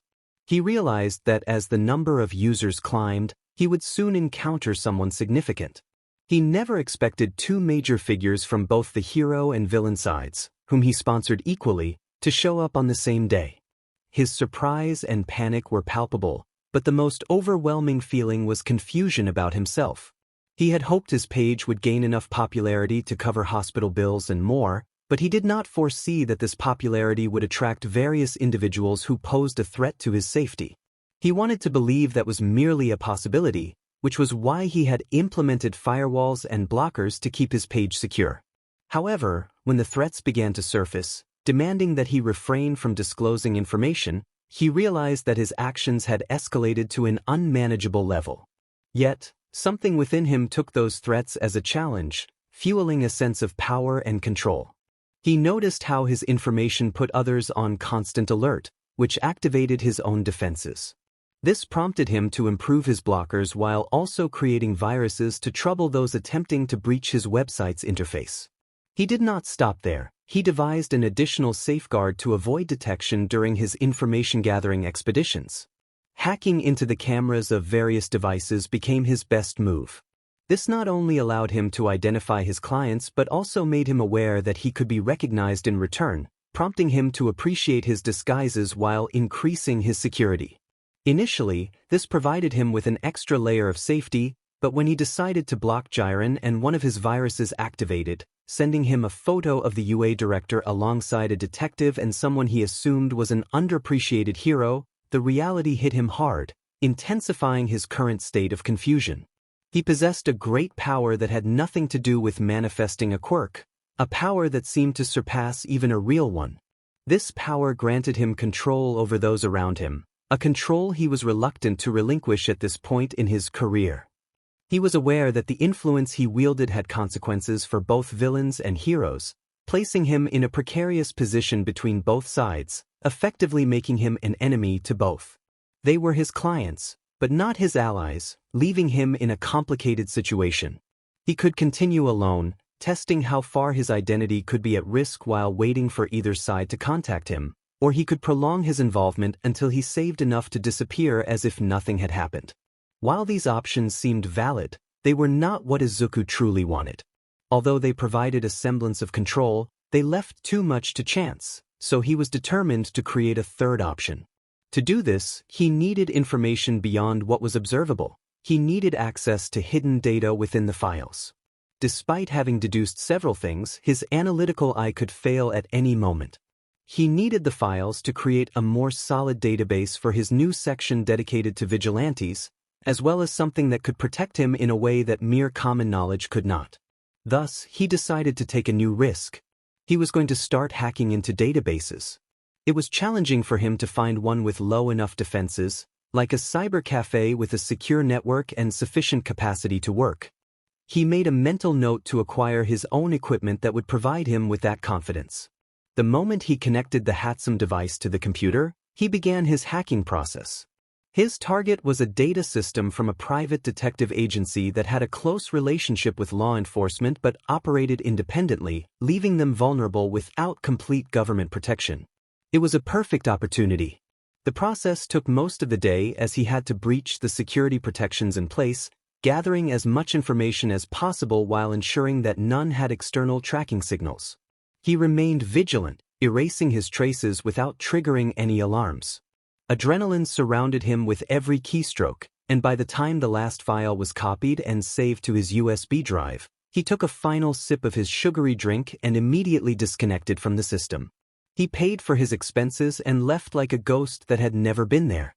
He continued to access various vulnerable files with a wealth of information throughout the rest of his summer vacation. However, that was not the only project he undertook during those weeks. If he wanted to make an impact, he needed more than just information. He had to make that information valuable and start generating some form of protection for himself. He was aware that what he offered could be obtained through keen observation and analysis, which is why he needed not just reports but secrets. After a long period of infiltration, he managed to acquire and classify those secrets. He had to make it known what he possessed and that he could reveal them if necessary. For that reason, he was reviewing the new updates to his page, including new security systems, virus infection measures, and the IP address repeater he was building, among other things. He did not rest during that time, only taking relative breaks when Mitsuki visited or when he dozed off on the train during his work commutes. This was why he found himself nodding off, with noticeable dark circles under his eyes that he concealed with some makeup, something he had improved upon as he went out more. He told himself that it was time to sleep, taking one last look at his page. Summer vacation was coming to an end, along with his free time before school resumed. He had nearly finished his holiday assignments in the first few days to ensure they wouldn't hinder his progress on his secondary project. With only a few days left before returning to his school routine, he wanted to ensure that the update to his page was perfect. He planned to make the update the next day, just one last review, and everything would be ready. The world of the internet is unpredictable. One moment a site is active, and the next, it is not. Sometimes pages go down, only to revive and continue as normal. An account can be opened, and the next moment, it is taken down. It is a network of changes that must adapt to each new user or adversity it faces. Some sites ask for donations, others improve their services, some request quotes, while others privatize or operate in a hybrid manner. Some fade into obscurity and can even be reborn under a different name. Working solo on his page and lacking the confidence to seek support from those around him, Izuku might have caused quite a scare among his followers when his page went inactive with the following message: "Do not rush or panic. The site will continue to operate, regardless of what has been attempted in the past. New information will be delivered, along with new doors and opportunities." The countdown had begun, signaling a new beginning. He urged his followers to prepare their offers, as things were about to escalate. The last part shocked many of his page's followers, especially with a countdown displayed beneath the text, generating anticipation for what was to come. The timer set for that change was 72 hours, giving him a total of 3 days to present his update. This was enough time for Izuku to recover his energy and mentally prepare for the chaos that would ensue in the future. Unbeknownst to him, chaos had already begun with the mere act of making that post, generating expectations for what was on the horizon. The countdown had started, and conspiracy bloggers, those who crafted theories about heroes and villains, various forums, and other internet entities seized upon what Izuku thought would not create a significant impact, leading to what appeared to be a major scandal. It seemed that the surprises and the impact of his actions were still beyond what the green-haired boy could foresee, especially when he woke up to a flurry of notifications from the forums he was still affiliated with. The satisfaction he felt from simply observing what he could generate from his computer was astonishing, and he couldn't yet calculate the impact of his own actions. He pondered to himself that if this pause drove people crazy, he couldn't imagine what would happen once the countdown ended. He glanced at the clock in his room, synchronized with the countdown on his website. He was acutely aware that many things could happen in those 3 days, but he didn't anticipate the level of excitement his countdown would create. Despite this, he had little to occupy his time. He had planned to relax and even finish his school assignments, all set to be completed when both clocks hit 0, and everything was automated to require no effort on his part. Thus, he decided to turn off his phone and do his best to keep those thoughts out of his mind for as long as possible, even if it was challenging. He had come too far to start regretting everything he had done in the past few months. What began as a way to earn money to pay hospital bills and household expenses had evolved into something much more significant. At the pace he was going, financial issues would not be a concern for a long time, but he knew that could change if the numbers didn't add up in the future. Izuku was already anticipating this. The excuse of work would suffice in the short term, but in the long run, it was a work in progress. That was another topic he preferred not to dwell on, especially since he had recently made the 4th monthly payment to the hospital in full with the earnings from his business, rather than relying on his emergency credit card. Therefore, he would not slow down. On the contrary, he felt a sense of satisfaction from improving his website and hacking those information-gathering systems for future use. This countdown marked a turning point. The new categories and functions implied new challenges and risks. He would have to face them in just over 3 days, so he needed to disconnect his active mind and relax, as he didn't know when he would have the chance to do so again in the near future. On the first day, after gathering some information, he decided to step away from technology. He finished his assignments, cooked a homemade meal from his mother's recipe, which brought him to tears, and then stepped outside for a walk, eventually passing by the local library. He thought to himself that he might as well go in. Finding a hidden paradise would be an understatement. The few people there were mostly older than him, with some children accompanying their parents. Despite its size, the library was surprisingly empty, making him reflect on how technology and the internet could overshadow books and places like this. He wandered through the aisles and shelves of various sections, searching for hidden corners or interesting topics in each area, whether technological, scientific, informational, literary, or fantastical. He envisioned the possibilities and even the chance of discovering hidden gems that could help him in the future. An elderly woman approached him quietly, surprising Izuku. Noticing her bare feet and the way she carried herself, he thought it must be her peculiar trait. She asked if she could help him, and he replied honestly that he was just browsing, overwhelmed by the number of books and unsure where to start. The woman suggested that he begin with his interests or something he needed, and even if it didn't interest him, exploring something new could expand his knowledge. Considering her advice, he decided to ponder it a bit. After she left, he was left with his thoughts and countless choices. He knew that sticking to his interests would lead him back to his business, which was precisely what he wanted to avoid by wandering aimlessly. So he opted for chance. But how? He could have asked the librarian for a recommendation, but when he turned around, she was no longer in sight. With his abilities, finding her would be difficult, so he looked at the bookshelf in front of him. Without much thought, he grabbed a book without reading the spine and opened it to find The Art of War. It seemed interesting to him, and he took it to find a comfortable spot to read in silence. He was familiar with the book but had never read it before. Knowing it was ancient, he found it somewhat rare to encounter such old literature, especially since classics remained relevant. He wouldn't miss the opportunity to read it, especially for its teachings. On the second day, he received a message from Mrs. Hatsum inviting him to lunch at her home, expressing a desire to discuss several matters with him. Izuku felt a wave of panic wash over him. He still remembered the incident with his classmates, and even though he had been defended and comforted by the couple, he still felt a twinge of guilt. They had assured him that his state didn't matter to them, treating him with dignity and without hatred, even with more appreciation and warmth. However, based on his experiences, he thought that the invitation might be a bad sign, as if they had regretted everything.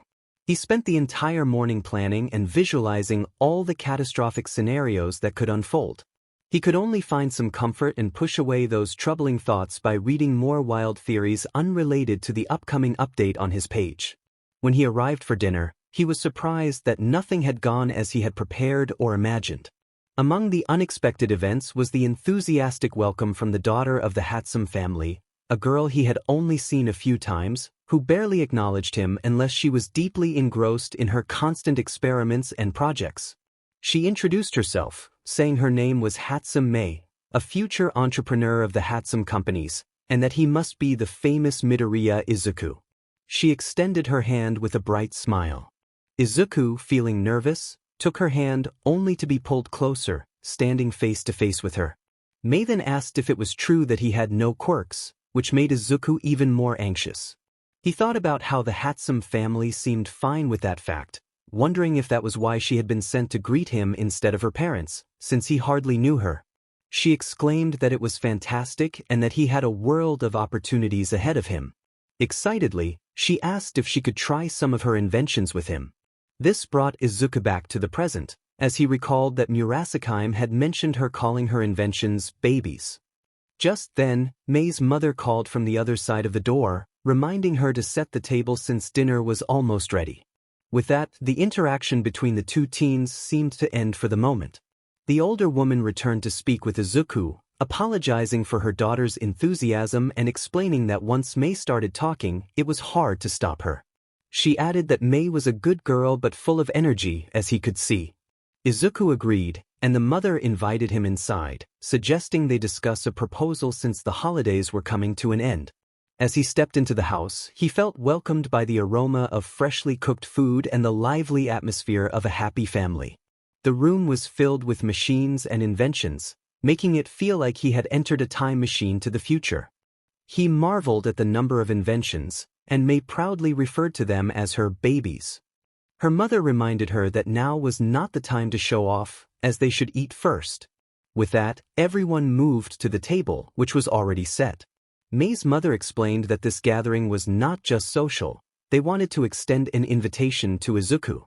She clarified that they would like him to accept a job offer as an intern, especially considering the work he had done without pay. She acknowledged that he was a busy boy and that his visits would decrease once school started. Therefore, they wanted to offer him a position as an honorary consultant, believing his ideas and knowledge about quirks would benefit their business. This way, he would also have more access to materials and information from clients, allowing him to practically apply what he had learned in class and as an assistant to her husband. She framed it as a win-win situation where he would receive private lessons and a symbolic payment. Izuku was taken aback, unsure of what to say. May's mother encouraged him to accept, noting that his contributions had been valuable and had even increased their clientele. The word credit echoed in his mind, feeling ironic since he had never sought recognition for his illegal activities. However, knowing that someone valued his work felt like a good idea, and it could help him in the future, almost like an alter ego between Izuku Midoriya and Nobody's Secret. In the end, he agreed to the offer. The conversation turned out better than he had expected, and he found a connection with May, who, despite her energetic personality, was a very pleasant girl excited to share her inventions and receive constructive feedback. As he left the Hatsum family's home, he checked his phone and smiled at the new contact he had added. On the third day, he decided to visit his mother in the hospital to share what had happened with the Hatsum family and their invitation. He felt comforted being able to talk to her even if she was unconscious. Sometimes, Mitsuki accompanied him on his visits, while other times she couldn't be there, and he could tell she had visited by the change in the flowers on the nightstand. He was not expecting to see the professional hero Ingenium leaving his mother's room. Ingenium recognized him and greeted him with a friendly wave and a smile, noticeable without his helmet. Izuku was surprised and a bit embarrassed to see the young hero who had helped him capture the bomber villain. Izuku found himself at school when his website updated. It was the first day back after summer vacation, and he wasn't at home to witness the explosion of notifications on social media. He could already sense the commotion, feeling his phone vibrate in his pocket amidst the flood of alerts. Although he tried to act normally during school, excitement coursed through him as he anticipated what was unfolding. Many of those closely following the page were waiting for the countdown to reach 0. Even though it was Monday at noon, the anticipation kept them glued to their devices, eager to see what was coming.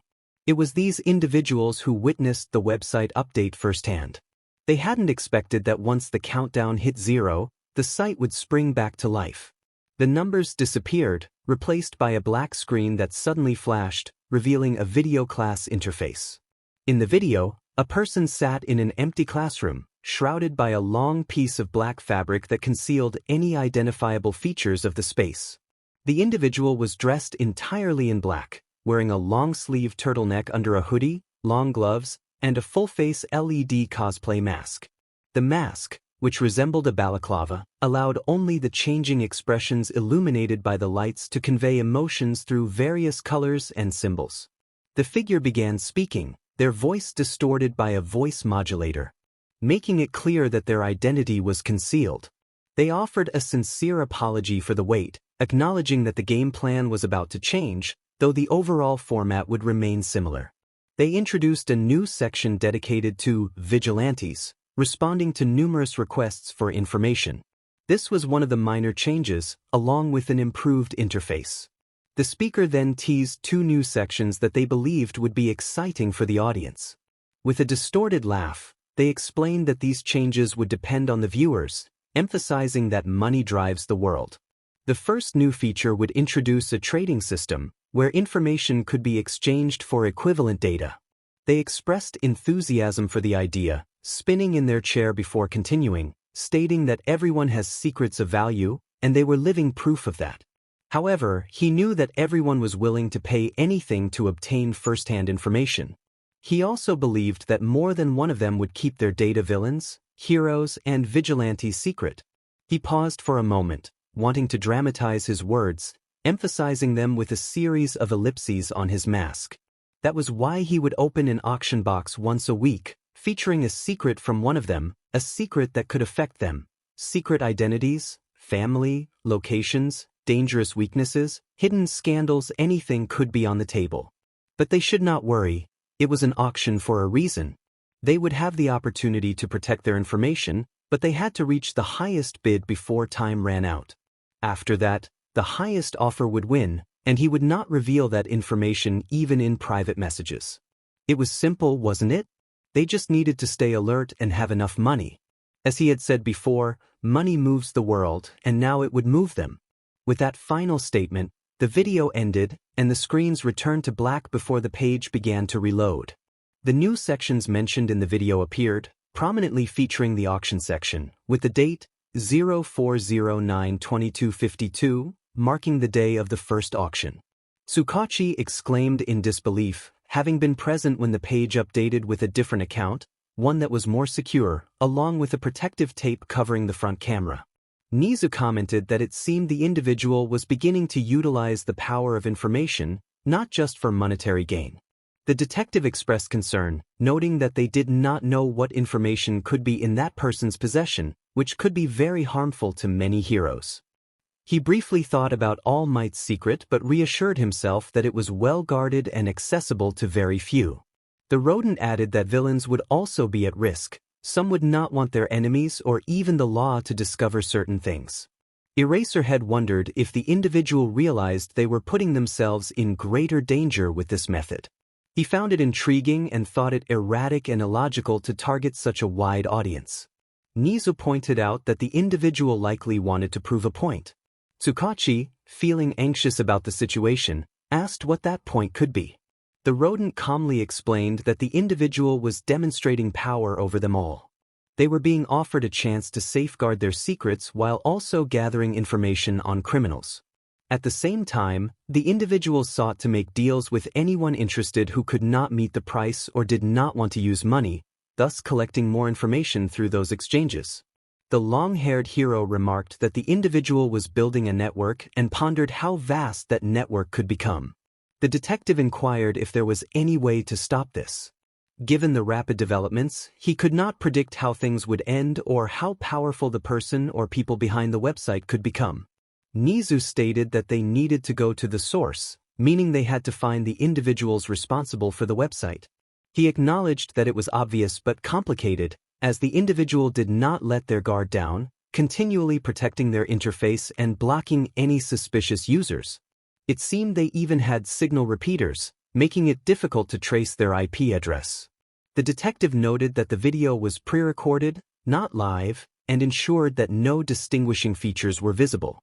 He speculated that it was unlikely the individual had any mutant-like peculiarities or had hired someone to speak for them.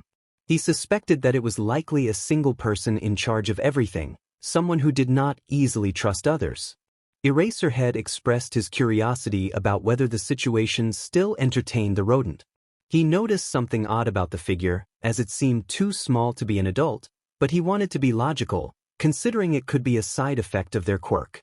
The rodent, with a psychopathic smile, quickly shifted to a serious expression before continuing. He stated that, given the current situation, it should not be taken lightly. The individual behind this had not let go of their paranoia at any moment, even during inactivity. They needed to prepare a fund for when each auction opened. Izuku declared that they would pay, though he did not like the idea of having to pay this information seller to protect the integrity of his colleagues or the data of villains, as it meant playing the informant's game. The rodent agreed partially, but they would also track the payments. They did not know if the individual had anticipated this, but they would find a way. Tsukachi, while checking his phone, noted that his superiors were demanding progress as soon as possible. Jiren, equipped with new gear and a new user account, remarked that the individual was indeed crazy. He had remained a spectator, closely following everything related to the website, whether someone mentioned using the information or something similar, utilizing fan forums and other means. Even when the announcement of a defined pause was made, he was one of the viewers when the video was released. Thus, he was surprised by the new business system being offered, something he would not have dared to propose himself. It was evident that the individual running the website had no loyalties, driven solely by money. Izuku had suspected this from the beginning, and this new development only confirmed what he already knew. He acknowledged the audacity of the person behind it while leaning back in his chair, smoking his usual cigarette, and wondered how far they planned to go. Things were going well for Izuku. His requests were increasing, and thanks to his new storage system, he could classify the data he had collected more easily, including the new information that was coming in. The exchanges of information contributed significantly to the growth of his database. While some of the information might have seemed trivial or lacking substance, it was still valuable in building a more comprehensive picture. He understood that much of what he received could barely be called information on its own, but by filtering and compiling it like assembling a puzzle, he could create a clearer image of something much larger. Although the barter-like payment method might have seemed financially risky, the auction served as a buffer and even a potential source of extra profit. This was why he was excited about the first auction. The day had arrived. At 2 in the afternoon, an hour after finishing his work with the Hatsum, the auction was about to begin. When the timer reached 0, a small section covered the entire page, displaying the first item for bidding: patrol routes of the top 10 hero agencies. This was a relatively small but substantial topic, designed to test the waters for how the auction theme might unfold. He wasn't ready to risk sharing major information, such as All Might's secret regarding his injury and limitations on daily activities. However, he needed to prove a point that he possessed relevant information that could create an impact. The patrol routes were a good choice. Not all were publicly registered, and while some were mapped by fans, they often fell short. This information could provide an advantage to heroes in stopping villains who wouldn't expect a hero to pass by, but it also benefited villains in planning their attacks or for vigilantes trying to prevent them.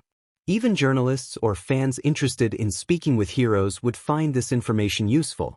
If someone who wasn't a pro-hero obtained it, it could be relatively easy to repair the logistics of the patrols, allowing the information to remain useful for a considerable time.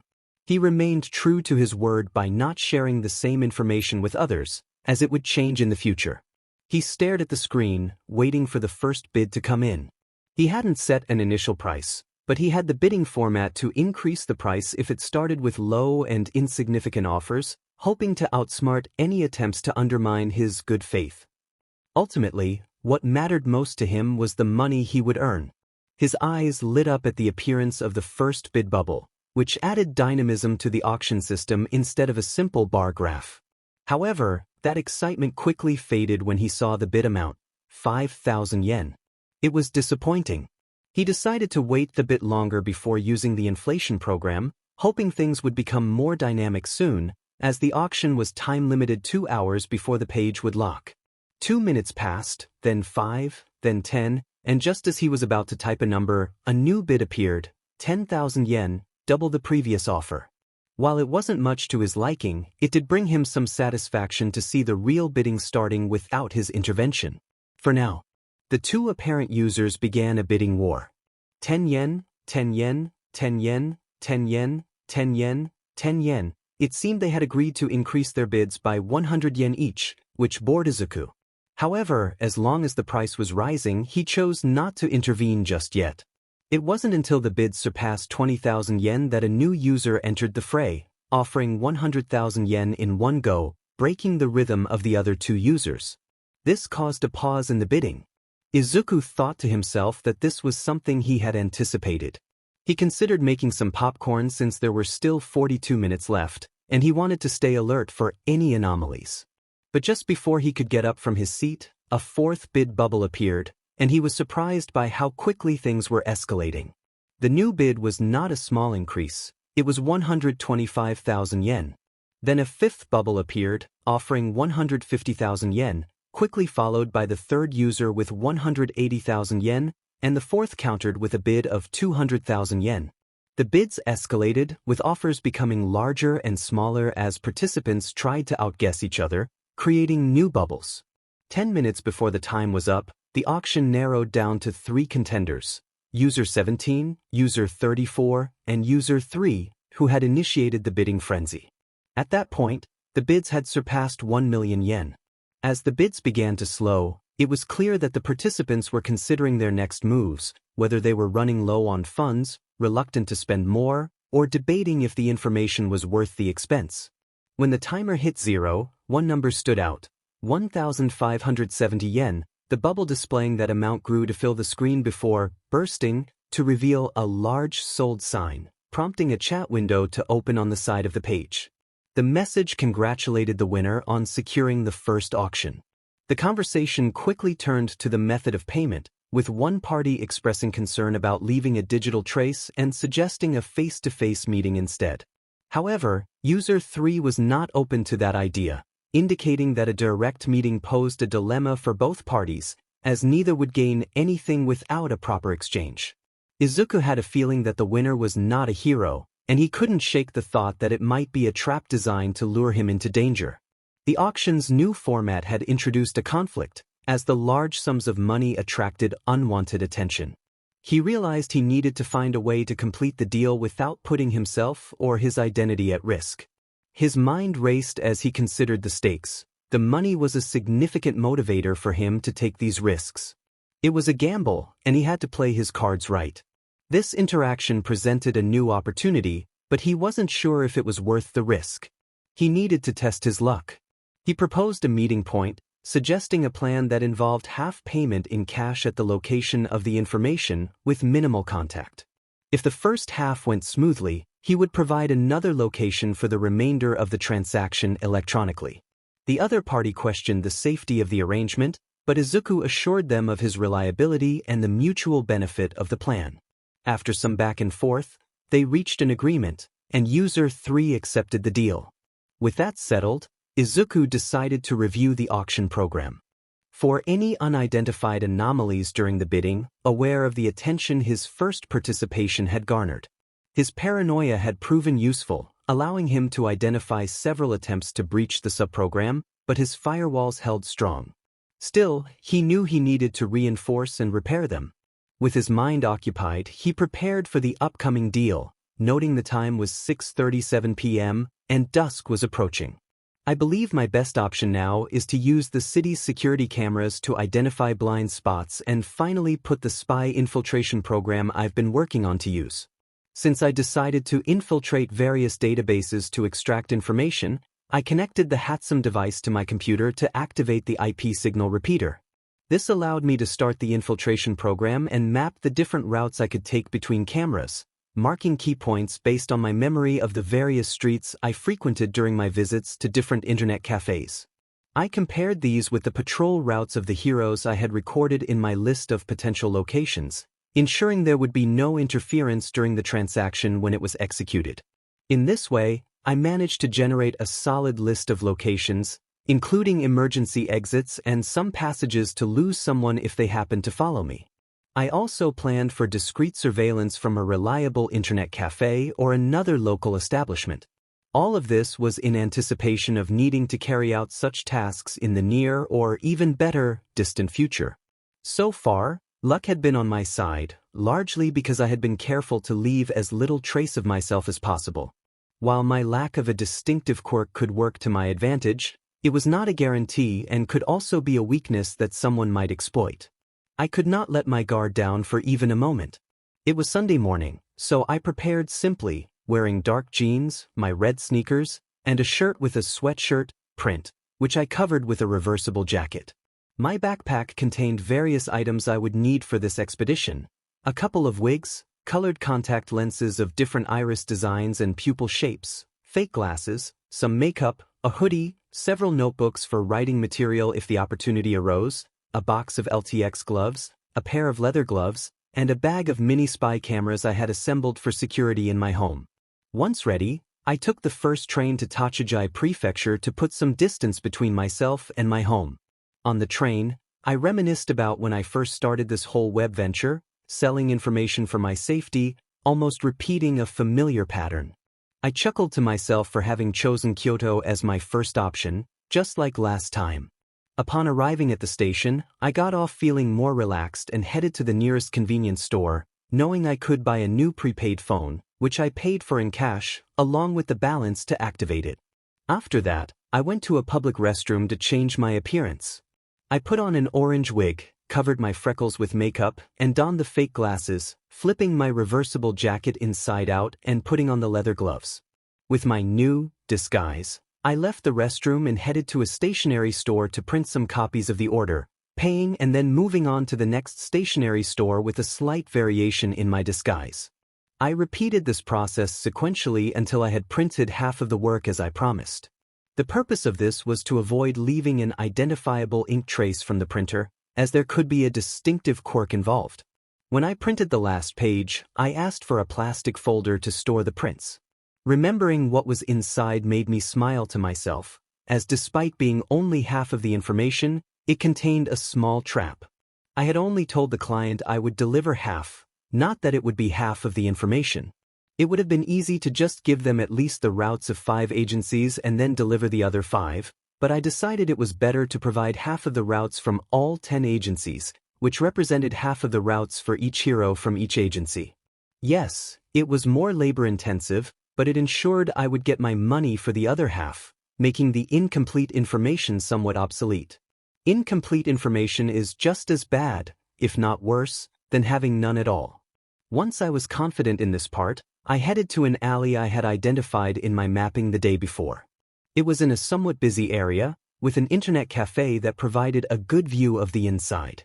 I entered to analyze where and how I would hide the file without raising too much suspicion from any curious passersby. This took some time, as I needed to ensure it was visible yet concealed enough to prevent anyone other than the intended user from finding it.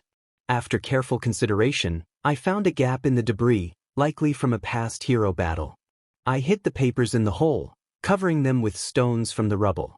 I took a photo, planning to send it to the user later using the disposable phone, not before placing a couple of mini cameras at angles that might capture the client's face, just in case. I didn't have enough safeguards to satisfy my paranoia. With that done, I made my way to the internet cafe, paid for a cheap drink and snack, and for the first time, sat near the window that overlooked the alley. Once seated at the computer, I searched for recent videos of hero and villain battles, taking notes in one of my notebooks. I also remembered to send the message with the location of the information and the photo to the winning user through the disposable phone. Later, I pulled out a magnet to disrupt the old phone, knowing it was susceptible to such interference.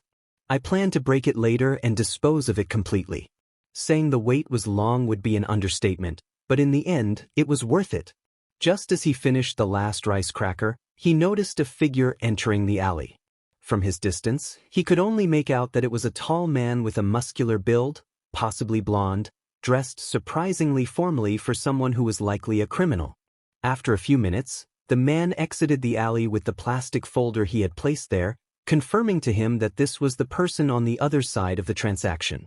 He received a message with a yen symbol in the text window reserved for the winner of the auction, which made him wait a couple of minutes to ensure he wasn't being set up for an ambush.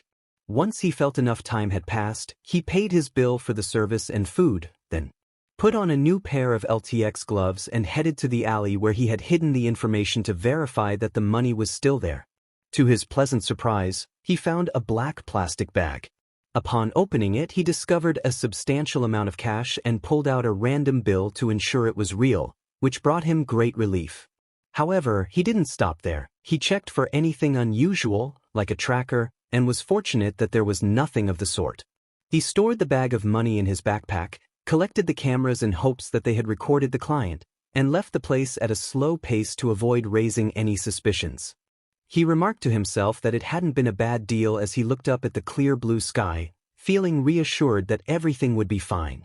Once he settled into a third internet cafe after ensuring the security of his equipment, he received a message from the winner that clearly expressed his annoyance. It seemed the client had intended to cheat him. The messages exchanged revealed the client's frustration over the information provided, which was only half of what he had paid for. The client insisted that he had not agreed to receive just half, but the protagonist reminded him that they had discussed various terms for the transaction. He explained that he had exploited the loopholes in their agreement to his advantage, and if the client wanted the rest of the information, he needed to fulfill his part of the deal. Once the money was confirmed, the client could access the complete information. After the client stopped messaging, the protagonist felt a twinge of concern about possible repercussions. He had taken precautions to cover his tracks, but nothing was ever guaranteed. Just as his thoughts began to spiral, a notification on his anonymous account caught his attention, indicating that the rest of the agreed payment had been received. A smile spread across his face as he wrote a final message, expressing his pleasure in doing business, before sending the remaining information and disabling further messages, thus concluding the transaction. He quietly declared to himself that he wouldn't let anyone cheat him so easily. Izuku was beginning to gain more confidence in himself, proving to be someone difficult to deceive. Things were going smoothly, but he wondered if they would continue that way. He pondered what other challenges he might face, whether there would be more people trying to take advantage of him, and what might happen next. As he sat on a bench in front of his assigned mentor, who had called him in after class to discuss his future, Izuku reflected on the conversation. He never expected to have such a talk with any of the adults at school. Although he had previously filled out his application for UA's hero course, the growth of his business and the fading of his dreams left him with no expectations for his future. His mentor advised him to think carefully about his options, especially considering his lack of a quirk. Despite maintaining his grades, he had shown little interest in other schools. The mentor emphasized the importance of having realistic expectations while encouraging him to aspire for greatness. He suggested that Izuku analyze his options and list them on his application. As a backup in the end, the teacher was condescending, as if he had low expectations for him, viewing him as a lost cause that needed guidance. Yet, he seemed to recognize the need to intervene upon seeing him without a future plan. Despite his lack of faith, the teacher at least made an effort to encourage him to move forward. He handed out brochures for schools that did not focus on heroism and could even offer vocational training, which the student received with some hesitation. He thanked the teacher and promised to consider his options before leaving the classroom with the brochures in hand. However, despite his desire to deny it, the teacher's words held some truth. He had not been thinking much about his future beyond simply avoiding capture. The unchanged condition of his mother left him with few options if he wanted to continue paying the hospital bills as he had been. Ultimately, his current business was profitable and brought him joy, making it difficult to think about abandoning it. Even so, he knew he could not remain stagnant. When his mother woke up, he wanted to give her something to be proud of, and being a school dropout would not allow for that. Therefore, he had to consider his academic options seriously. He looked at the brochures in his hands and thought for a moment. They could allow him to continue studying, but that was all they offered. These schools lacked prestige and were not well known. While they were a viable option to stay under the radar by not standing out too much, he did not see them as a true opportunity. Deep down, he still wanted to attend UA, a remnant of his childhood dream of becoming a hero.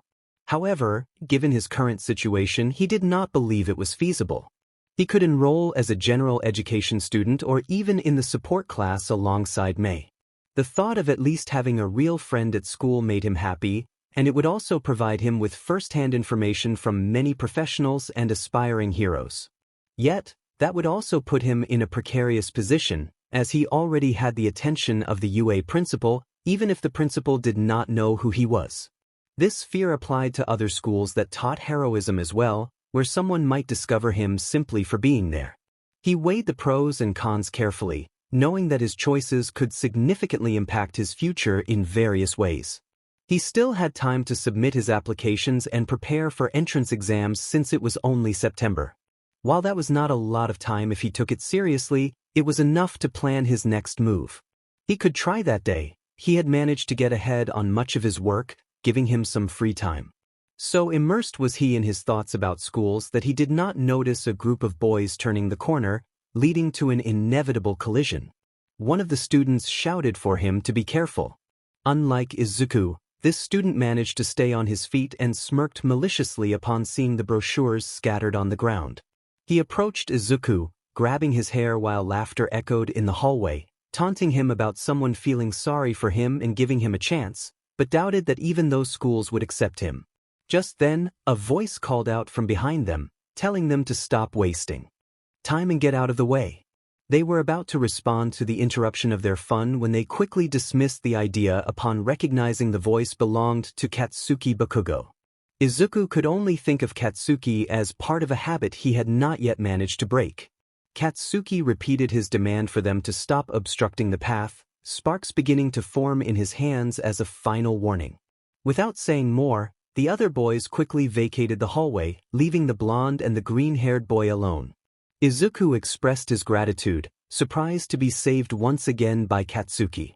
Katsuki dismissed his thanks, stating it was not for him, and walked away, stepping on the scattered brochures without bothering to pick one up.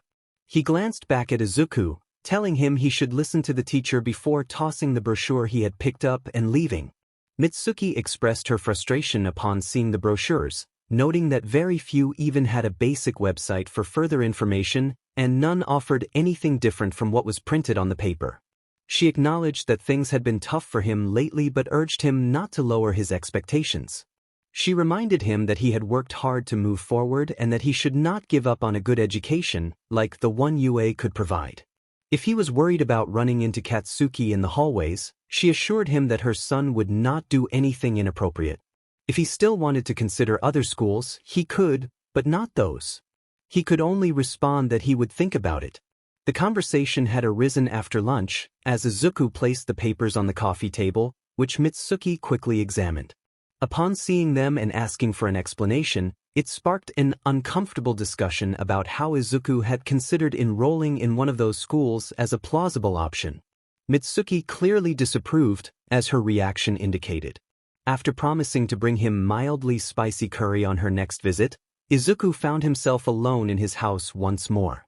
Izuku observed through the window as Aunt Mitsuki walked away from the apartment. He made his way to the trash bin where the pamphlets from the teacher had been discarded. He looked at them as if they were the most fascinating things in the world, but soon realized that Aunt Mitsuki had a point. He couldn't accept that kind offer. She was right when she said he had a lot of potential, and he had been seeing it lately with the website he had built entirely on his own, without anyone telling him it was impossible. He had created this power himself. Until now, he had not fully recognized the potential within him, which he had doubted due to his genetic defect of being quirkless, unlike most of the population. He couldn't settle for an average school. He could aim higher, and he had seen that for himself. Immediately, he headed to his room to search for schools. He had considered this when he first received the pamphlets. There were so many options he had never thought of before, too many curricula that presented opportunities he had overlooked while being so focused on heroism.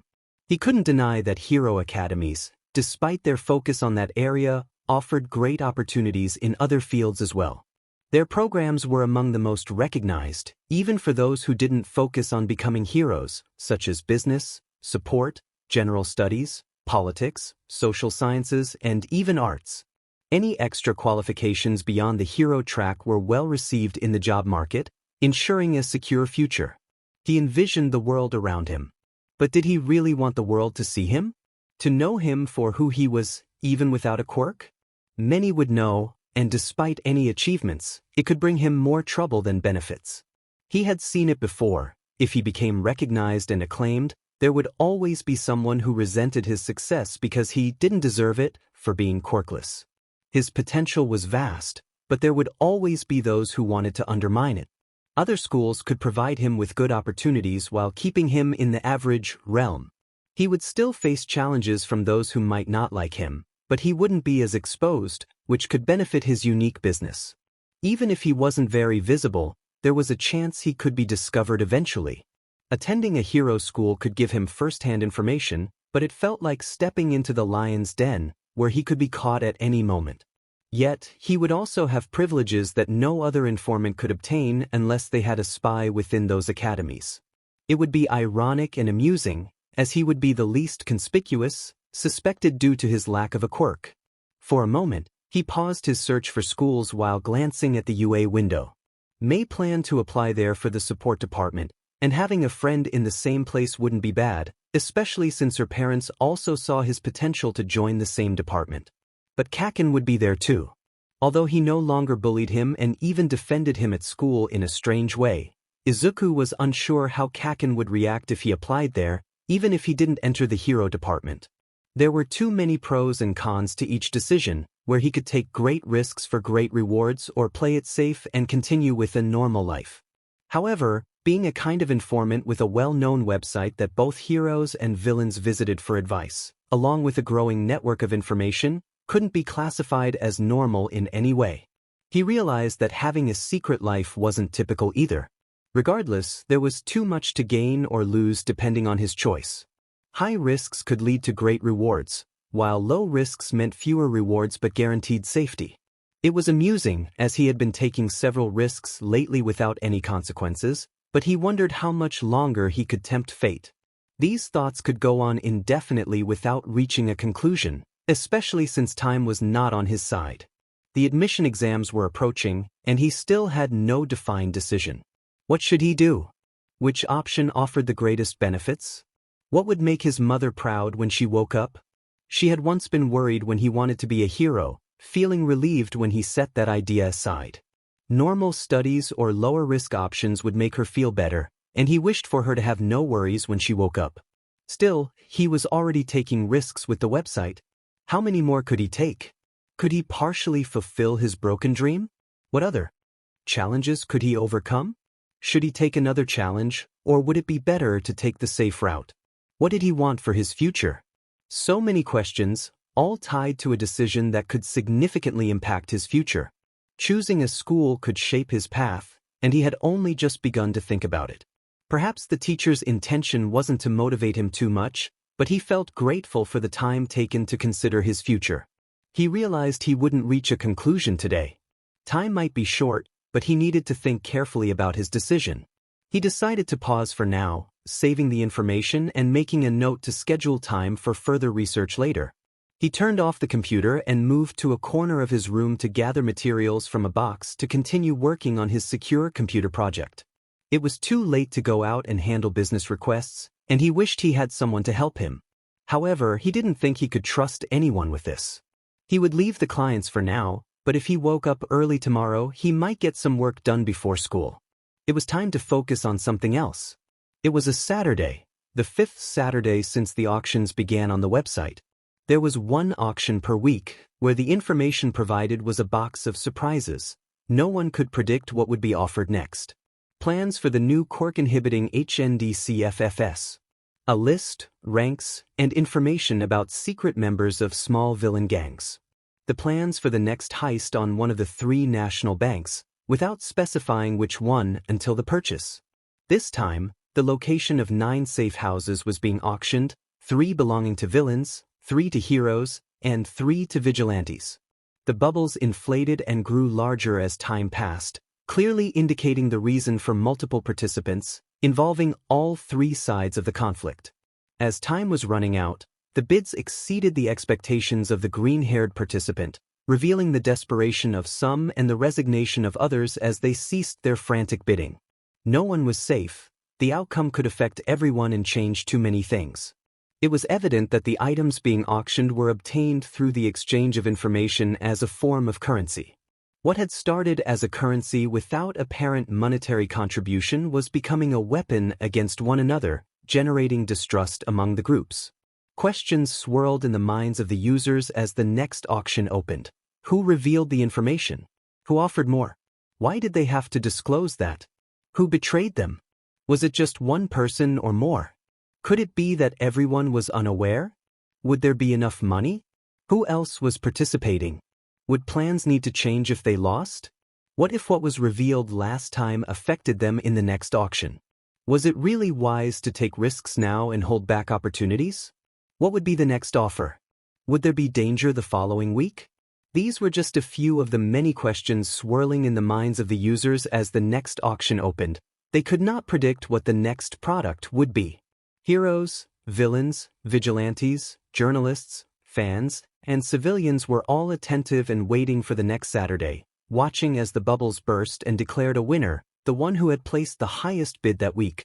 before a new countdown began. It was a spectacle worthy of admiration. When the final bid of 3,924,000 yen was placed, the auction closed as time ran out, and a new winner was declared. Izuku was more than ready to agree to the terms and conditions of his latest acquisition. Meanwhile, Aizawa expressed concern about how many people were put in danger by that information, reflecting on how they had won the bidding battle while preparing the protocol as the victory message appeared on their screen. Tsukachi commented that it was unlikely the winner cared, noting the lack of limits or regard for those affected by the information shared and collected. Netsu added that he had advised on this funding system and the importance of planning when to bid, emphasizing that any information was useful for all parties involved, but more so for some than others. The congratulatory message for winning the fifth auction appeared on their screens, acknowledging the competition and the spectacular prize. It was noted that there would likely be a lot of movement, with heroes extracting witnesses, villains fleeing the scene, and vigilantes mobilizing if needed. The identity of the winner remained undisclosed, but it was clear they were a victor, and only they knew what to do with the information. Aizawa found it illogical to accept the terms of someone who extorted them for such high sums, yet he had to admit that there seemed to be no alternative to sacrificing information for another, especially in an auction setting. Netsu pointed out that it was inevitable, they had yet to identify nobody's secret, who had made it clear from the beginning that without payment, there would be no information. He activated his program designed for this situation, hoping it could overcome the barriers set by his adversary. The detective complained about the lack of loyalty or sides in this situation, and Netsu found that intriguing, wanting to understand the person behind the indifference. He had already engaged in negotiations and interactions, but he was drawn to the chaos of the situation and did not want to miss the opportunity. As the conversation continued, Izuku inadvertently revealed some information, prompting Netsu to suspect something and take a screenshot for later analysis. He recognized a slip from the other party, something that could become significant in the future.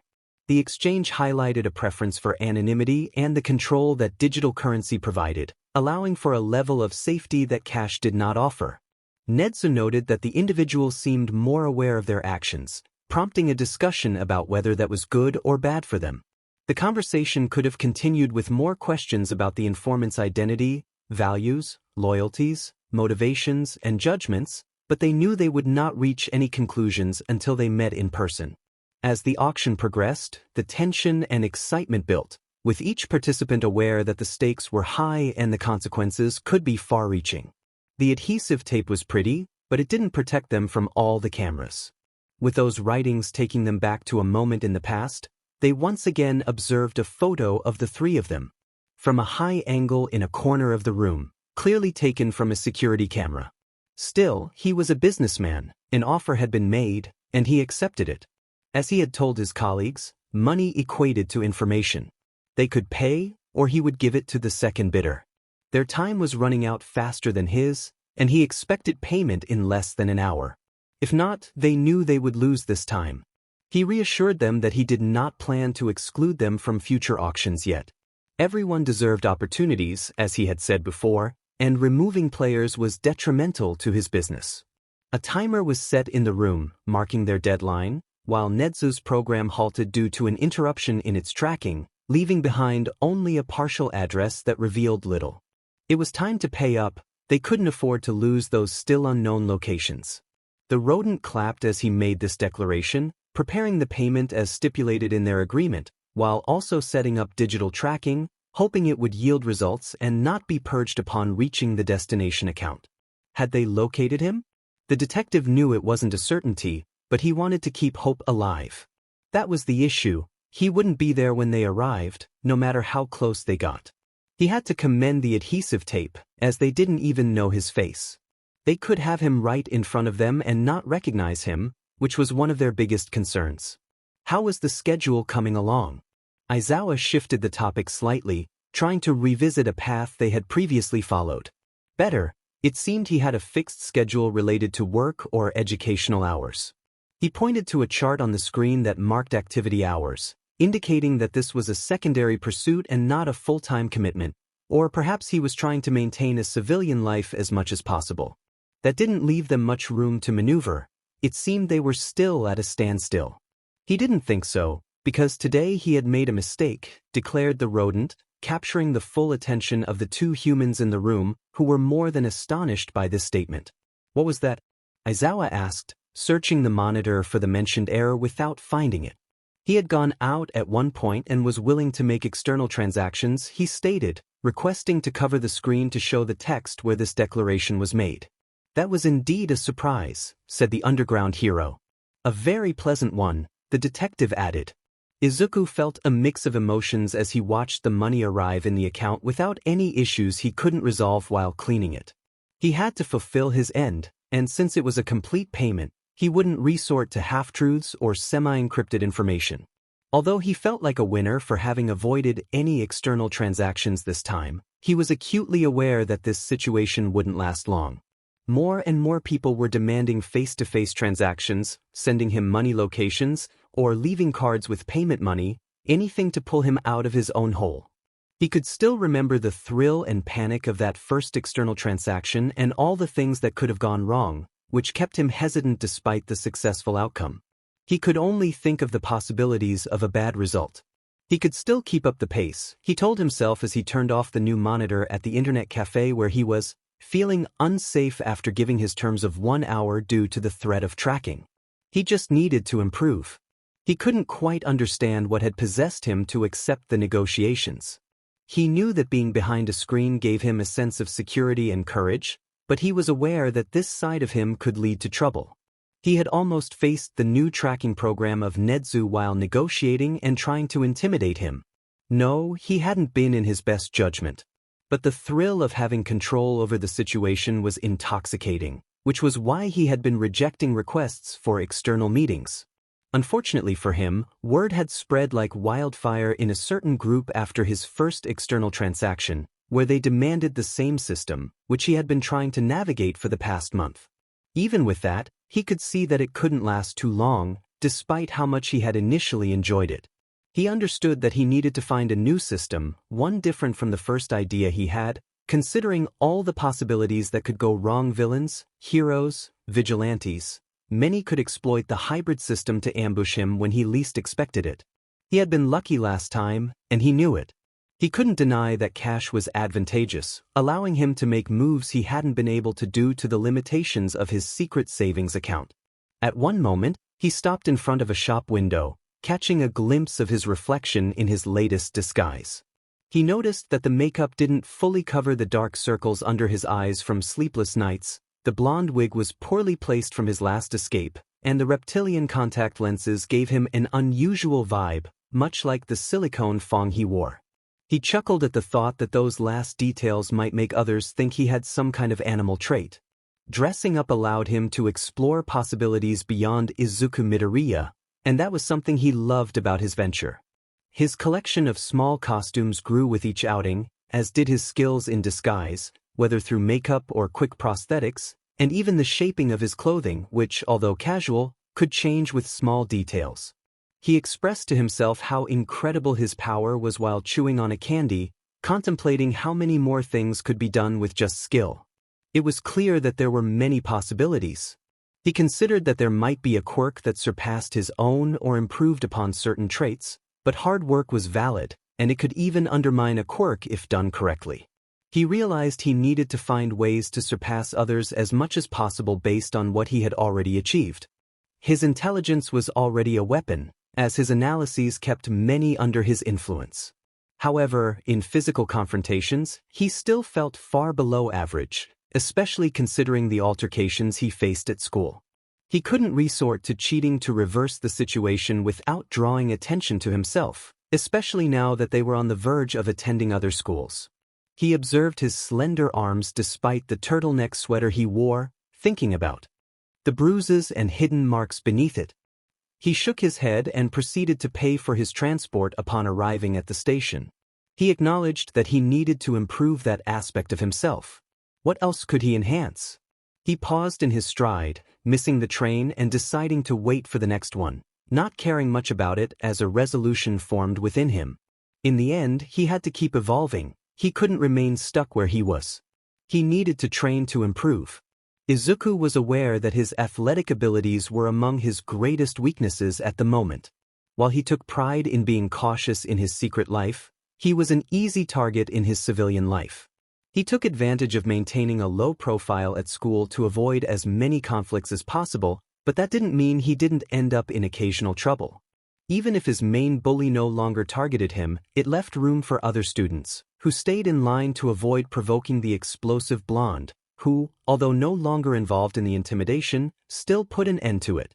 Katsuki couldn't understand why Izuku had changed his strategy from keeping a low profile to counterattacking and defending himself.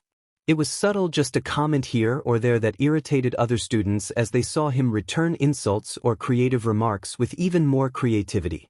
Then he began to dodge punches and shoves, which only made others more aggressive, forcing the green-haired boy to run to escape worse beatings, all for the sake of cutting others down to size with his witty comments. This led to a peculiar situation where he seemed to provoke the least patient boys, achieving his goal before running off to hide. Although in most interactions, if not almost all, he didn't come out better than before, Katsuki could say that whatever Izuku was experiencing improved after the last altercation. On one occasion as he left school, he heard a conflict in a corner he knew well from when he used to intimidate the freckled boy.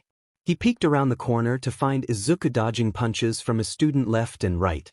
He was ready to intervene when he saw the freckled boy duck in a way that allowed him to push the other student onto himself and run in the opposite direction from where Katsuki stood. It was surprising to see him defend himself and come out of that small fight almost unscathed. This raised more questions for the explosive boy, as he couldn't understand the motivations behind Izuku's willingness to take such risks after spending so long avoiding them and now seemingly seeking them out. But Izuku had a purpose. In a way, he had turned the school into his personal training ground. He didn't believe he would be accepted into any martial arts school. He hadn't even considered doing the research, as he thought he would be stigmatized in those places. He also didn't want to be associated with any specific fighting style. Instead, he decided to create his own training regimen, which involved confronting those who intimidated him. Izuku cautiously tested the waters he was about to enter, just before he began to be the nuisance that many believed him to be. He knew he would receive more bruises and might even get into trouble with the school, but it seemed that his secondary school did nothing about conflicts between students.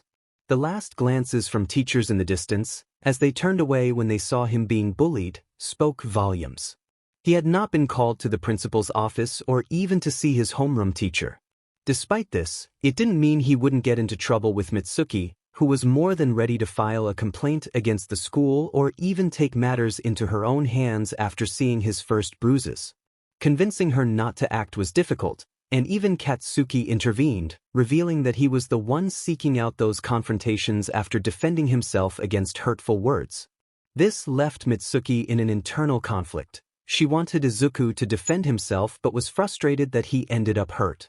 She could only ask, or rather demand, that her son protect Izuku better, so he wouldn't have to keep an eye on him. This was becoming increasingly impossible since the green-haired boy had improved at sneaking away, hiding, and running in just 3 weeks. However, he couldn't always emerge unscathed from each altercation. It was a Thursday, which Izuku was grateful for, as he didn't have to deal with Mitsuki. He had to call the Hatsum family to apologize and inform them that he wouldn't be able to make it to work or classes that week. They didn't question him and told him not to worry, that they would see him on Saturday and to take care of himself. This last comment amused Izuku, as it wasn't exactly what he was doing, and it was his carelessness that had landed him in a situation where he found himself badly injured in an alley. In a way, he managed to get under his classmates' skin by discussing their weaknesses and insecurities. He aimed to touch a nerve in that group during one of their last training sessions after school, but it backfired worse than he had anticipated. In other instances, he had managed to run away, causing his pursuers to give up after a short time or postpone the fight until they saw him as a lost cause or caught him later when their anger had subsided. But this time, they chased him all the way to the station and followed him even when he got off at an unfamiliar stop. This made the situation dangerous, as they didn't relent, and with each step, they closed in on him. It was different from school, where he knew the layout and safe spots. Here, in an unknown environment with too many variables, one of those variables turned against him. He ended up in a dead-end alley and was overwhelmed like he hadn't been in a long time. He left with a split lip, blood on his nose, future bruises on his stomach, and even a black eye that would require a lot of makeup to cover. After the beating, the other youths fled the scene before they could be caught and reported, not that they expected Izuku to do it himself. He also didn't anticipate that a blonde girl passing by would witness the entire event, and her instincts, after a long time, kicked in. She greeted him with a big smile, revealing her sharp teeth. Izuku could barely respond, struggling to see the person in front of him clearly. She noted the blood and continued her own conversation, confirming his thoughts about the beating he had received. He admitted that he had earned it, even as he winced from the pain of his injuries. The girl remarked that it made him look quite attractive. This comment set off alarm bells in Izuku's mind. He felt a sense of danger without understanding why. In his current state, a strategic escape didn't seem possible, so he could only appeal to her reasoning, uncertain if she had any. He downplayed his looks, stating that others would consider his face ordinary, especially with the bruises. She insisted that it was those imperfections that gave him charm, leaning closer with her honey-colored feline eyes, making it hard for him to see her as coherent. She then liked the blood from his lip, blushing slightly as she remarked that she had always thought bloodied boys were cute. Izuku attempted to steer the conversation, looking around for an escape route. She pointed out that he seemed lost when he entered the alley and criticized his fighting skills, suggesting that if he had struck them in the face or aimed lower, he might have fared better. She even suggested hiding among the trash to ambush them. He acknowledged that it was easy for her to say, but in that moment, it hadn't seemed feasible. She asked if this was his first fight, curiosity evident in her tone. He admitted it wasn't, feeling a bit useless in front of this stranger. She pressed on, intrigued by how often he ended up hurt. He replied that it was more than he should tell a stranger and decided it was time to learn more about her. If she was going to keep questioning him, he thought she should introduce herself. She introduced herself as Himiko Toga, extending her hand for an official greeting, and asked for his name. He hesitated before responding, Izuku Midoriya. The green-haired boy only shared his name because, upon hearing the girl's name, a memory surfaced from his extensive research. He knew firsthand that she was dangerous, having seen reports of murders and suspicions of others. He managed to stop himself just in time before revealing his full identity. He questioned her, wondering why she hadn't given her surname after he had shared his. She pouted slightly, revealing something shiny in her sleeve. She responded that it was his choice to share his name, and she had made her own decision. Noticing her talk of defense and attacks, he realized she was well informed. She smiled, and he felt a chill run down his spine, knowing he was in deeper trouble than he initially thought. Yet, a wild idea was creeping into his mind, one he couldn't tell if he would regret. Among the many risks he had taken, this was one he was embracing impulsively, without weighing the consequences as he usually did. He remarked that murder required a lot of skill, allowing his informant side to take over as he prepared to speak. The surprise on Himiko's face showed that he had her full attention. He found it interesting that someone so young had achieved so much. He asked if her quirk was what drove her desire for blood, questioning if that was why she approached him after he was attacked by school bullies. She expressed her surprise that he knew about her reputation, finally revealing the hidden knife in her sweater. She threatened him by lightly pressing the blade against his throat. Though terrified, he maintained eye contact as she asked why he shouldn't give her a reason to end his life right then. He suggested that he wanted to learn more about her quirk, and as the knife pulled away slightly, a small trickle of blood emerged from the cut. He took this as a sign to continue speaking, adding that he would like her to train him in self-defense. She questioned why she would help him with that. He explained that she was strong, clever, and agile, and he needed to learn to defend himself if he wanted to continue engaging in certain activities that might involve her, as it would benefit her line of work. He noticed her annoyed expression, which indicated that his interest wasn't appealing to her. However, his analytical mind quickly formulated a new approach based on what he had observed. He offered her the chance to drink his blood as payment and suggested he could provide photos of himself after each successful encounter with his bullies. This seemed to intrigue her, considering the possibilities of what he had proposed, especially with the unique offer of voluntary blood donation. She had never encountered such an opportunity before, and now that it was presented, she wasn't going to let it slip away. She removed the threatening knife from his throat, allowing him to breathe easier, and he noticed her sharp smile. She agreed to his proposal and, in a moment of inspiration, asked for his number so they could schedule their training sessions. Izuku found himself in a peculiar situation, having struck a deal with Himiko.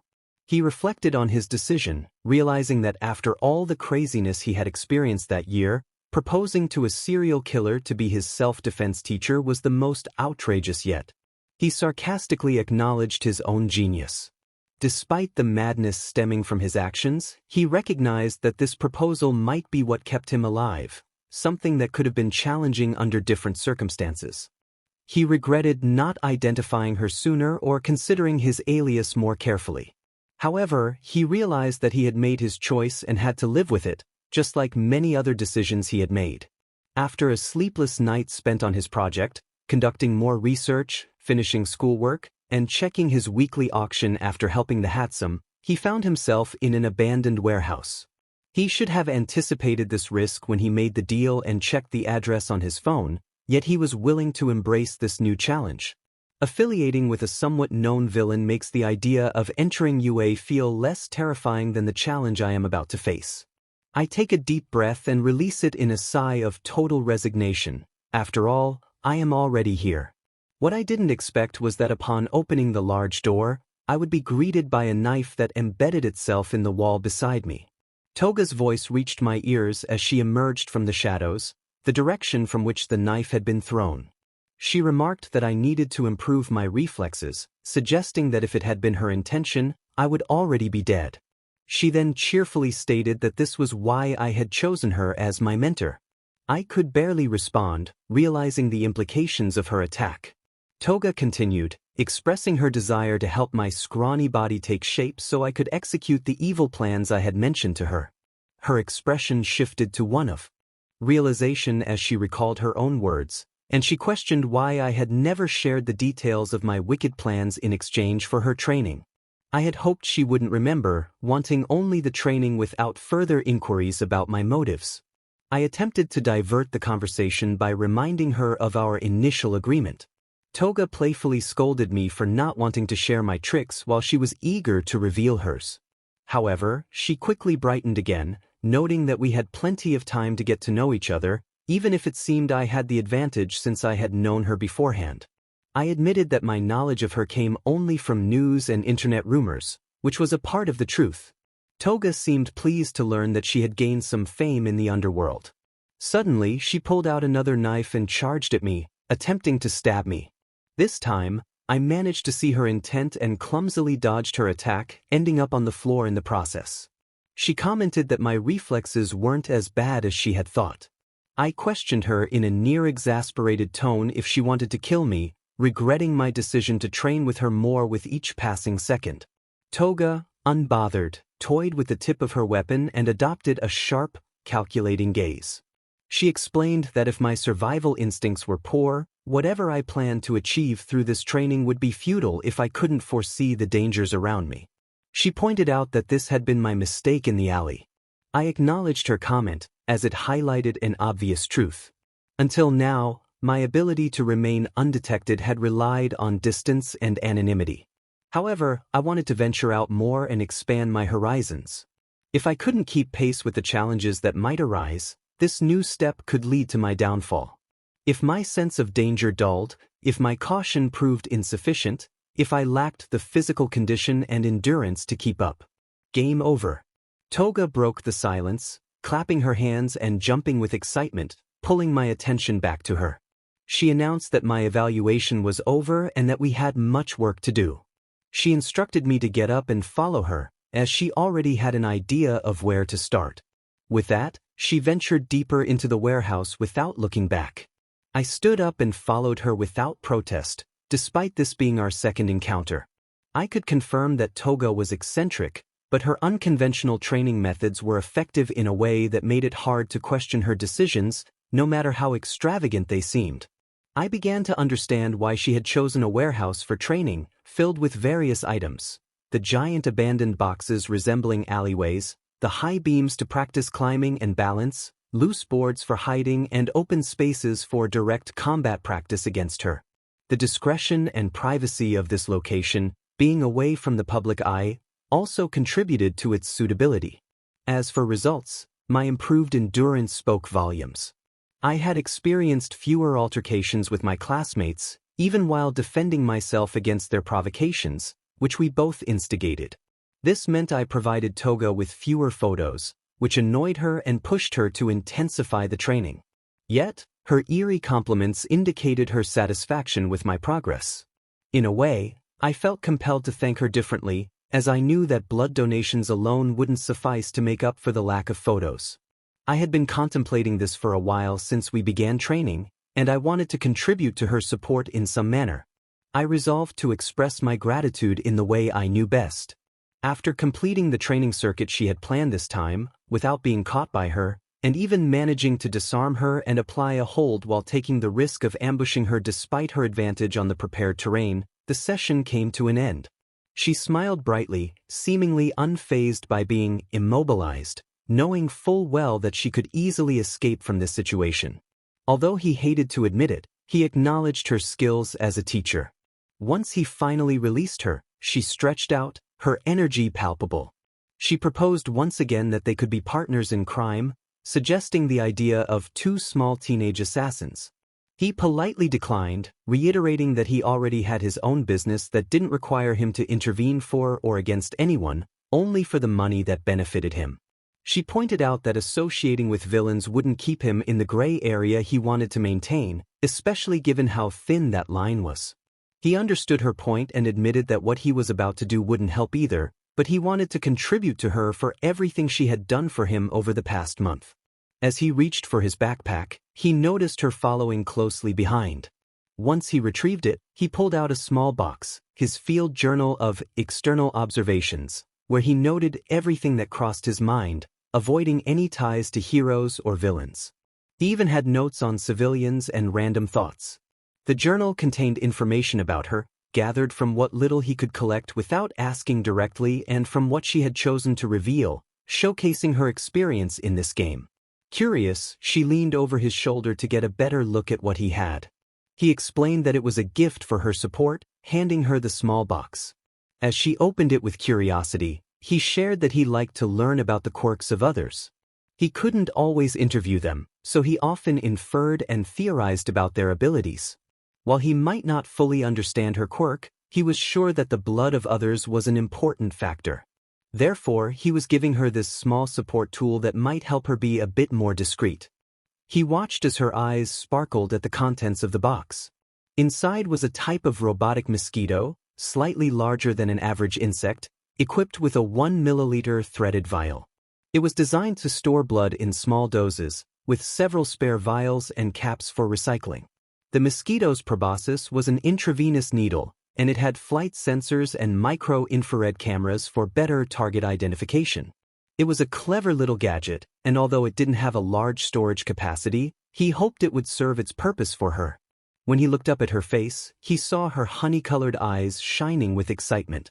She squealed in delight before closing the box and giving him a big hug, leaving him unsure of how to respond.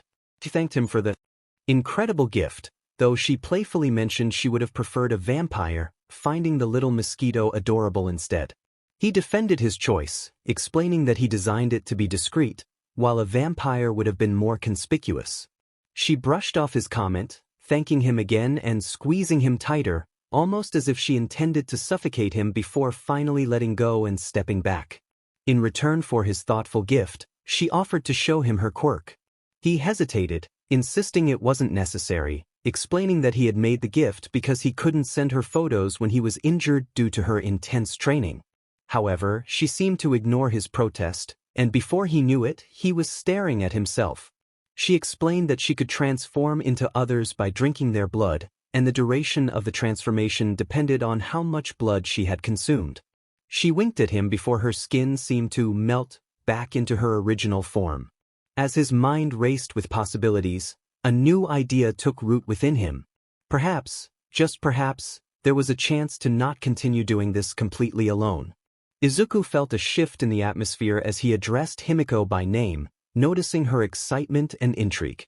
He explained that he could be considered an online information broker, and lately, many of his clients wanted him to meet in person. Although he had done it once before, he hadn't felt entirely comfortable despite taking precautions. He needed a kind of assurance that he couldn't obtain through a screen. Himiko teased him, playfully suggesting that he was selling to criminals, revealing a side of her that was both light-hearted and mischievous. Izuku clarified that he sold to heroes, vigilantes, civilians, anyone willing to pay the price. Her astonished expression grew with every word he spoke, and he could see her excitement building. She feigned hurt, claiming she felt flattered, though he sensed her playful nature. He acknowledged that she had caught his attention in one way or another, admitting that he had been intimidated during their first encounter. Yet, he reassured her that she was more kind-hearted than she believed. His use of her name prompted her to embrace him again, a gesture that made him feel a warmth he hadn't expected. Himiko, with her sharp mind, quickly deduced that there was more to his request than he was letting on. She was astute, able to see through his playful demeanor to the seriousness beneath. Izuku, feeling more confident, reiterated that his clients desired face-to-face interactions and that this was the second time he was asking for her help. Intrigued, she leaned in, her curiosity piqued about his plans. He revealed that it was something he had been contemplating for longer than she might think. As Izuku decided to involve Himiko in his plans, she was more than eager to assist. She was ready for the mission, equipped with the addresses of the locations she needed to visit to install the devices. Before reaching the first alley, she transformed into a businesswoman, complete with a sleek bun, office attire, thin glasses, and even a bit of added height to blend in seamlessly. She wondered how Izuku planned to execute his part without the ability to transform himself, contemplating whether his quirk had something to do with analysis. She resolved to ask him later. Upon arrival, she set down her gray briefcase, which contained all the equipment she needed to place. Inside were a series of microcameras, a USB drive she didn't need at the moment, and a small remote-controlled holographic projector that would synchronize with the microcamera. The devices had been pre-numbered to ensure they functioned as a cohesive unit, complete with built-in microphones and audio. The last piece of equipment was a small, cylindrical wireless device, split in half, capable of generating a signal that could connect to any device that had previously received a limited-time access code. She was carefully applying a fast-drying adhesive that resembled cement, requiring precision and speed. As she worked, she pondered how Izuku would keep the devices running once the batteries died. Upon closer inspection, she noticed small solar panels on them, giving her a clue about their outdoor functionality. She questioned aloud how much money he had budgeted for all this, realizing that it likely wasn't cheap, but recalling his business, she answered herself. Once she finished placing everything as instructed, she took a moment to survey the alley around her, ready for whatever came next. In a narrow corridor with high walls, wide enough for only 2 average-sized people, there were 2 fire escape staircases. This place was not without exits. It had 3 escape routes and was situated right in front of an ice cream shop that had tables for dining. It was clear that this location had been chosen strategically. Himiko realized that everything had its purpose, and the number of items she had to manage was considerable. She was becoming aware of the laborious nature of the task, especially since she was not the only one involved in this operation. Meanwhile, Izuku felt a vibration from the pen he carried, indicating that Toga was fulfilling her part of the assignment. This brought a small smile to his face as he entered a stationery store to print school materials. The store clerk, unaware of Izuku's true intentions, offered him a computer to send his work. Seizing the opportunity, he plugged in his USB drive, which contained a virus he had specially designed. This virus was harmless to the operating system. Its purpose was not to damage the computer but to mask the IP address of a specific device that would give him total control over the system. He was building a secure supercomputer created by Izuku.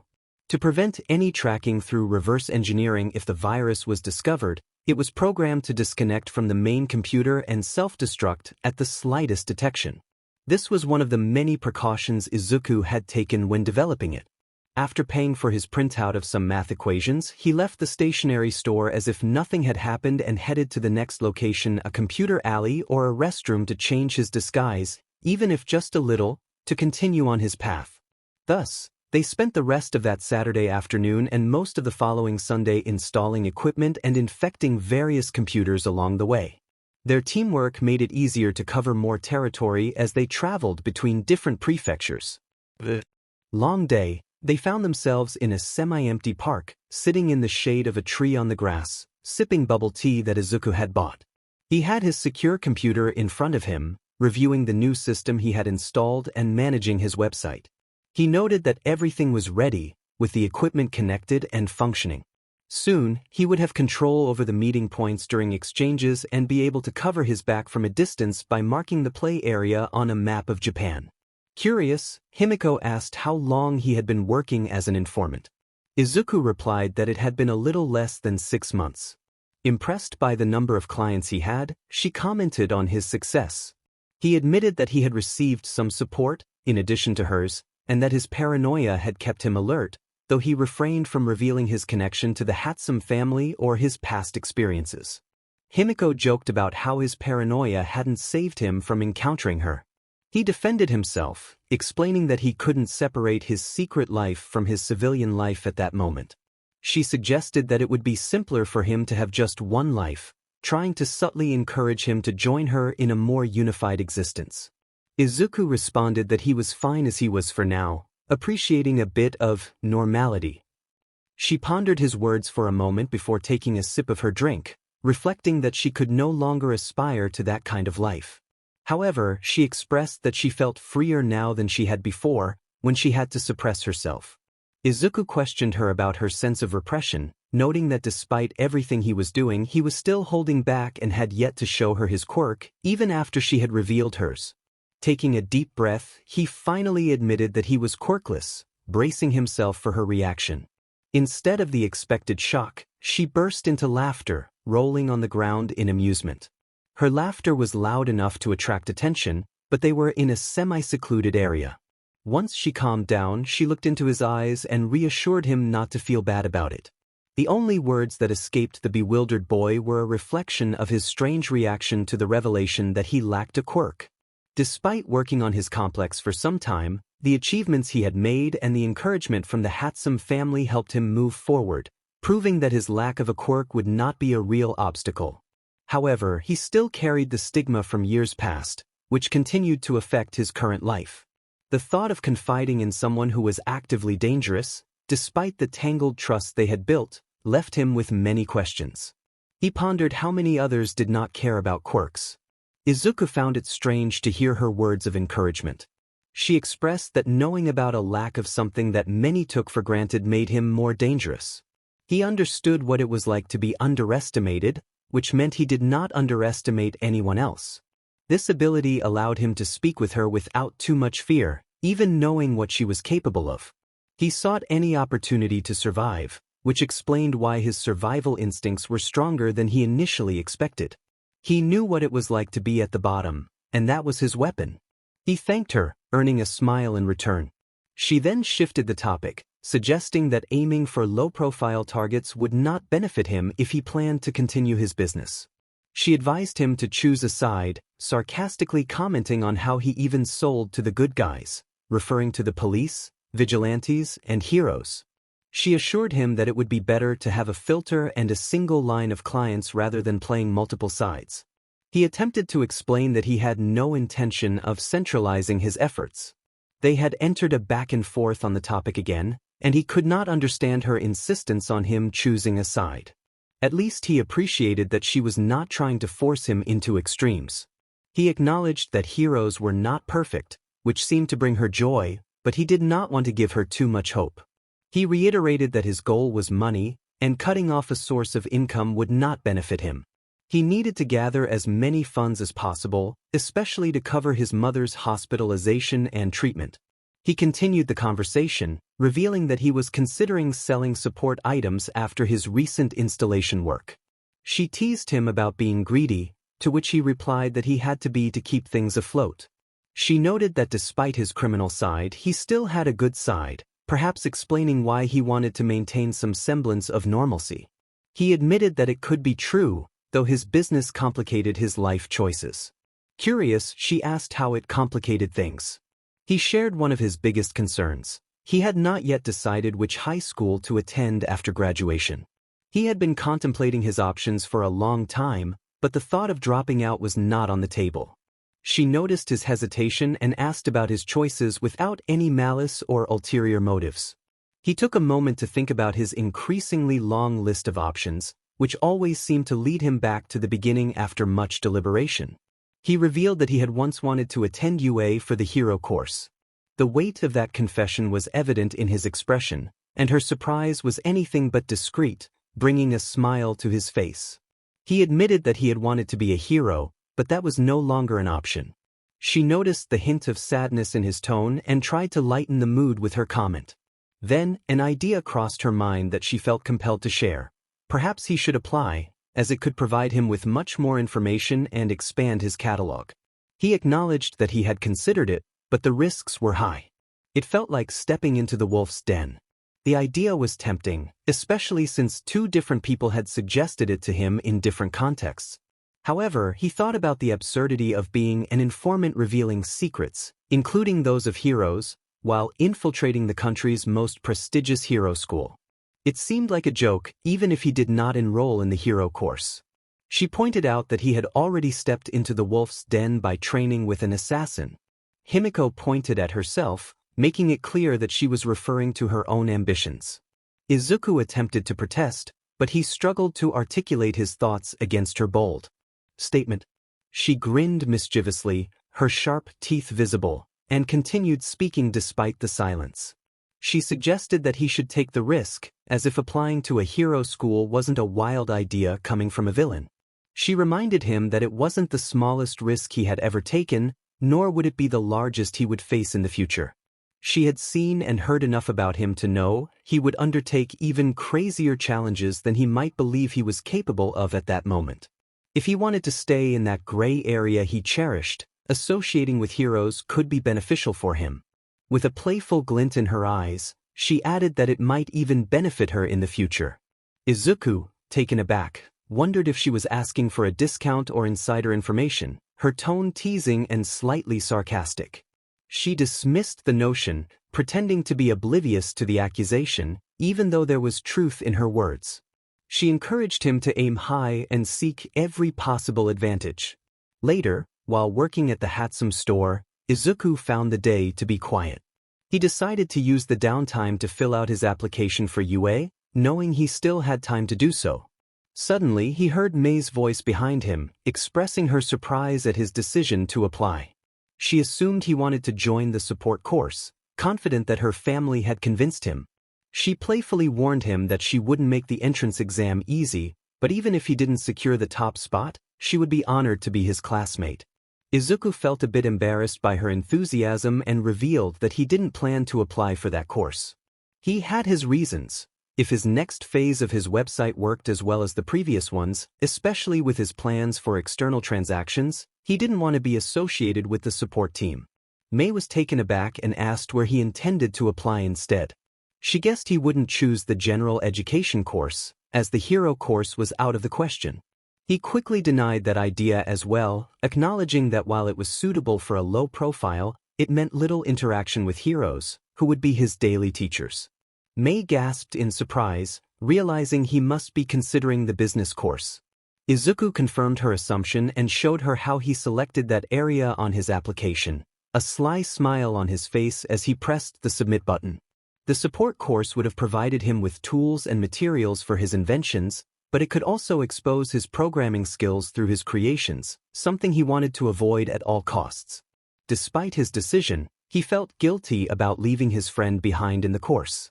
However, if things went as he hoped and he got accepted, he could visit her between classes and possibly help Mei with her inventions. He didn't want to limit himself to what he already knew, and the business course could expand his knowledge, allowing him to manage his own endeavors better and implement strategies for growth. While his independent management had served him well so far, he recognized that professional guidance would be invaluable, especially if it provided tools to assist him in his civilian life, not just his clandestine activities. May playfully lamented his choice, believing they could have formed a chaotic team. He reassured her that they could still work together if he had the chance and permission, offering his support in any way possible. She asked if he promised, and he affirmed that if she wanted to start her own company, having a business manager could be a priority, and he was ready to step up. May admitted that his help would be greatly appreciated, her momentary annoyance fading away. With that, Izuku looked at his application with joy. He might have stepped into the lion's den, but he wouldn't waste this opportunity. It had been his dream, and even if it wasn't in the hero course, he would enter UA in the business course.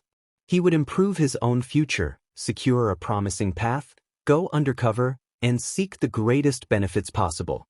He may have decided part of his future by applying for the UA business course, but that didn't mean he would neglect his own. His new network had been successfully installed and was just one step away from being used, making him more than ready for the next auction and the moment someone wanted a direct interaction.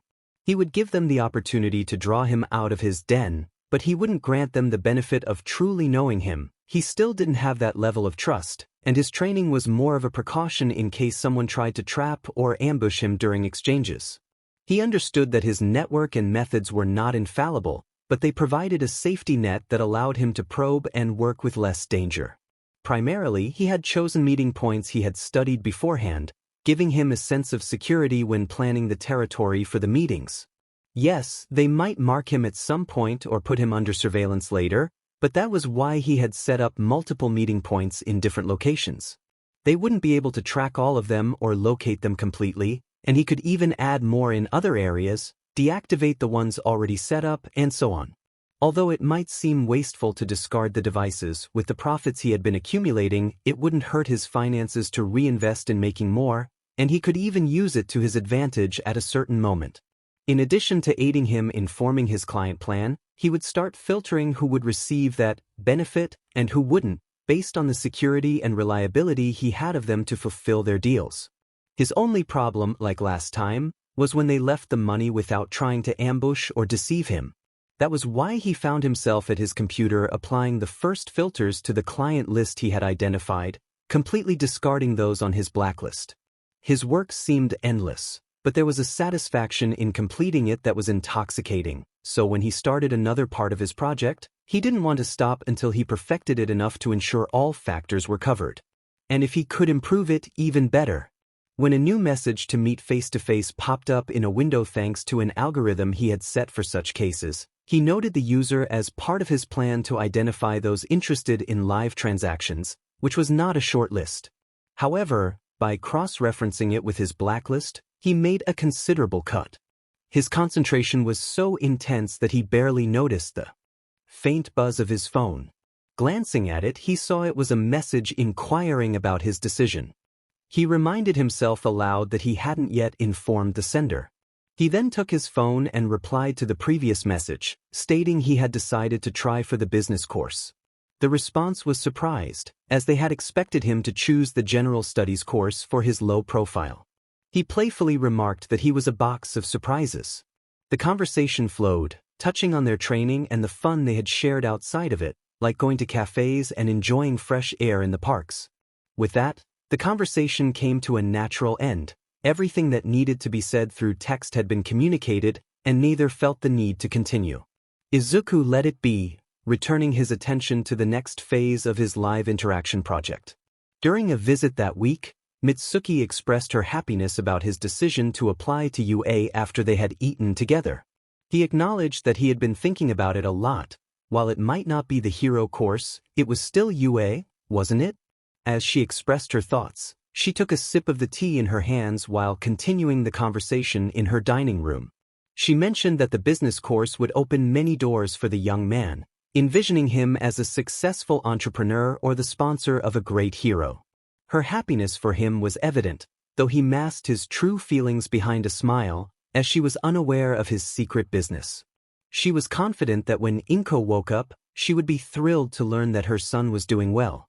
The mention of his mother filled him with a wave of melancholy. There was still no positive prognosis regarding her condition, but he hadn't witnessed a crisis that threatened her life in a while, and this sense of stability brought him some peace. He revealed that he only wanted to make her proud, even if it wasn't a great secret. She reassured him that he was indeed making her proud. Moving forward for both her and himself was something to be celebrated. As she stood to collect the empty cups and take them to the sink, she expressed her joy that he hadn't given up on his education.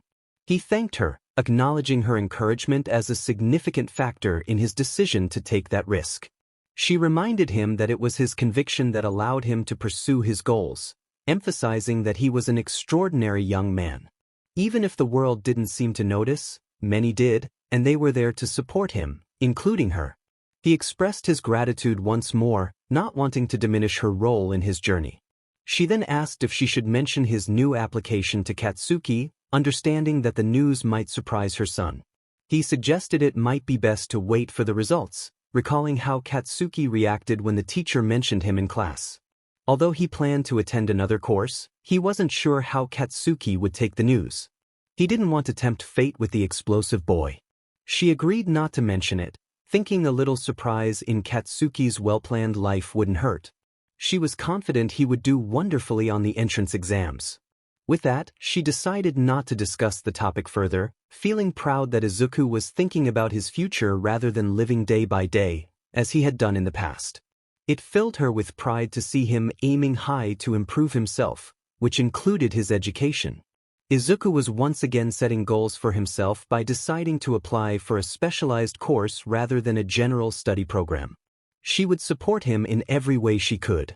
With the last lottery win, he thought it was the perfect moment to put his new system into practice, especially since the winner had expressed interest in an in-person interaction. He checked the IP address and compared it with those he had cataloged as potential candidates for face-to-face exchanges. Fortunately, this one was on his approved list. The individual was an assistant to a hero from a smaller agency. The information he had won was likely related to one of their cases, and given the price he offered, he probably sought recognition or genuinely wanted to help those affected. Regardless of his reasons, he was a loyal buyer who made payments through normal channels and had previously shown interest in meeting him in person. When he infiltrated the cameras of the agency, there were no people around, and it didn't seem like the assistant was trying to disable his sight, which would have been complicated since he had used it to his advantage. This was why he found himself enjoying a sweet bean pastry on a bench that provided a perfect view of the alley where one of his devices was located. Specifically device number. The arrival of the cold season was a great advantage, as a high jacket and a snow hat helped conceal his identity from everyone. Even though it hadn't started snowing yet, the cold was enough that no one would suspect a warmly dressed person. Time passed, and he still didn't see the hero approaching the designated meeting point. He wondered if he had been used as bait without realizing it. That thought triggered his alarms, and he was about to deactivate the access code to the nearby device when he spotted the silhouette of the hero approaching, moving somewhat hurriedly. The hero's outfit was recognizable to him, even if it was simple by many standards. It was a classic one-piece suit in white, with a spiral line in red on his arms and legs, designed to create the illusion of distance for his opponents.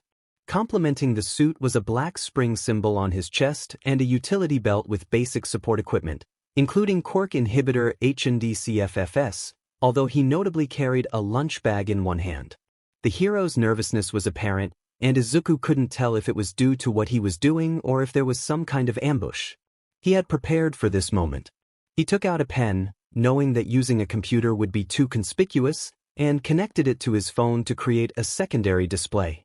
The moment he entered, the binding signal activated, allowing me to turn on the hologram that displayed the ghost rabbit I used for distraction. I heard him through my earpiece as he spoke into the microphone, raising a paper bag that, to my luck, focused on the camera. It was clear why he had it with him. He mentioned bringing the money, and I typed a response for the hologram to relay in its robotic voice, expressing my trust in him. He apologized for the delay, explaining that his rounds had been modified due to new regulations. It seemed my initial move in the auctions had prompted new precautions. I reassured him that it didn't matter he was late, as he had arrived with the money. I instructed him to place it behind the wooden box next to the trash can. He questioned if it was that simple, clearly incredulous about just following directions to leave the money and receive his reward. I quickly clarified that it wasn't so straightforward. After he left the money, I would send him to another location where he could find the information he requested. He seemed surprised that the information wasn't there, but I explained that I needed to ensure he kept his distance and that the payment was complete. I could see his frustration, which I found amusing. He resigned himself to the situation, and I noted how easy this was turning out to be. I watched as he placed the paper bag in the designated spot and exited the alley. I felt relieved that he was an underappreciated hero, otherwise, our interaction would have drawn too much attention.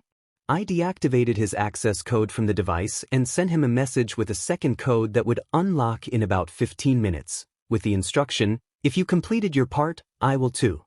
I continued to enjoy my pastry for the next 10 minutes, remaining alert for any anomalies. I took the opportunity to scan the nearby security cameras for any suspicious heroes in the area. Everything appeared calm, so after 12 minutes, I decided to cross the street directly to the alley, intending to check the box. If the payment was complete as agreed, I wouldn't disable his code and would send him to a third location for his true reward. While he might not appreciate this arrangement, the single payment deal was different from the usual two-part transactions. This was my insurance, relying on multiple locations to ensure he had the chance to complete the payment, followed by 2 more to confirm. Upon inspecting the bag, I found an envelope inside and quickly counted the money. I could trust this transaction, it was complete, so I wouldn't have to play games this time to chase the payment. I considered marking him as approved for these types of exchanges. Before finalizing, I conducted a second check while pulling out the money, looking for marked bills. Fortunately, there were none, which was a relief. I tucked the money into one of my pockets, securing that part, and examined the envelope. Nothing unusual there either. Just as I was about to dismiss the paper bag, I noticed something almost imperceptible in one of the folds, a tracker. It seemed his delay was not solely due to the schedule change. Either he had been intercepted, or the tracker had been adjusted for the plan. I needed to act quickly. This could cost me more than I anticipated. Demons, he had hoped for a good approval letter, but it seemed this would be his last interaction in this matter. Quickly, he slipped out of one of the side exits of the alley, moving at a moderately brisk pace while scanning his surroundings for anyone who might be following him. It was unlikely they would, especially with the tracker in his hand. He just needed to find a way to get rid of it. Using the magnet against it would be easy, but that would raise alarms quickly, and he didn't want to chase. As he reached the 5th Street, an opportunity presented itself. He spotted the garbage truck on its route, collecting items as part of its schedule. A few meters away, he noticed a bin still containing some trash. Without thinking twice, he tossed the bag into the bin and slowly walked away, politely greeting the workers as he passed by, who returned the gesture amicably. He later met with her at the warehouse they used for training. She remarked on his luck, calling him a crazy lucky person. He felt a bit tired, even though he no longer carried the tracker with him. He couldn't shake the feeling of needing to ensure he wasn't being followed, even after he had sent the correct location information to the buyer. Without a response from the buyer, he was unsure whether to feel grateful for delivering the information, annoyed that he had made the buyer walk more, or concerned that they might have discovered the tracker. It didn't matter. He decided not to make any more deals with him, only virtual ones like before. She teased him about limiting his clients to villains, suggesting they wouldn't try to track him. He countered that they might attempt to kidnap him to work solely for them, reiterating reasons he had previously expressed for refusing such offers.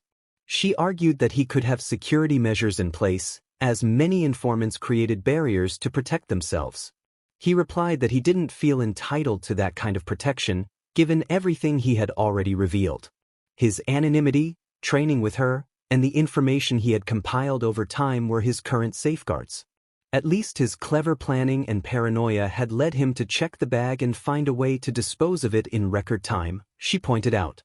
He agreed, acknowledging that his paranoia had saved him on more than one occasion. It was the very act of not trusting these deals that had prompted him to check everything from the start, even if it made him seem odd.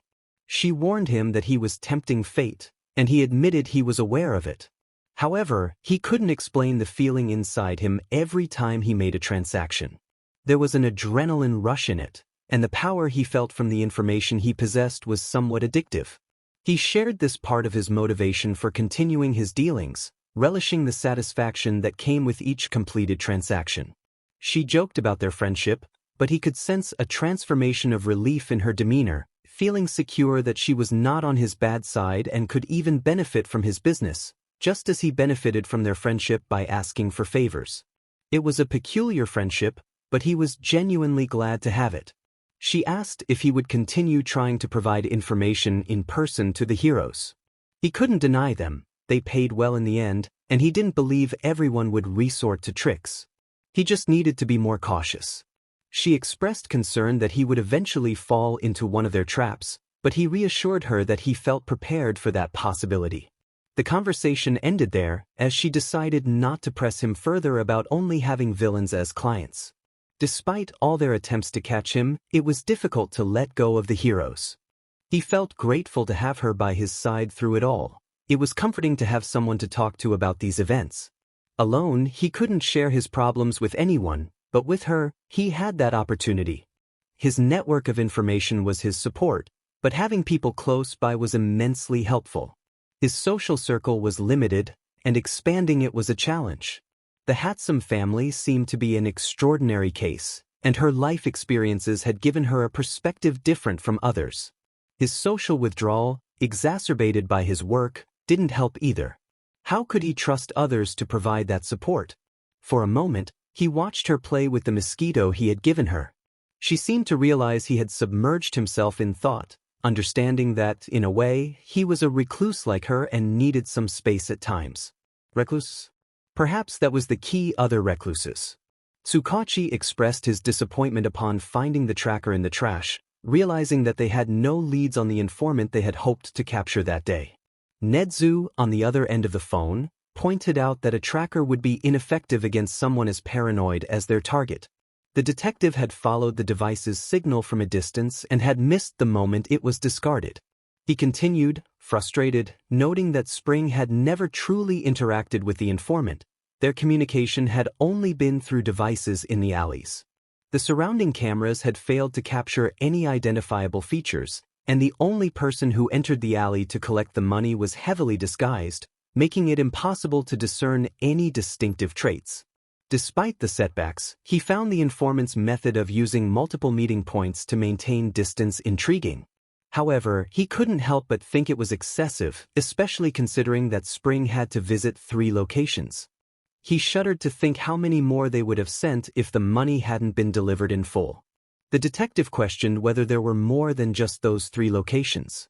Nedzu confirmed that it was more than obvious and that they would need to search for as many as possible, perhaps even confiscating some devices and placing identified locations under surveillance, whether they were used for villainous buyers or to catch the informant. It was clear that this individual was creating more work for them, and the weariness in the detective's voice was evident. Not only did he have to keep an eye on this case, but he was also juggling others, and more work meant more paperwork. Nedzu indicated that he suspected there was not just one informant, as he had initially thought.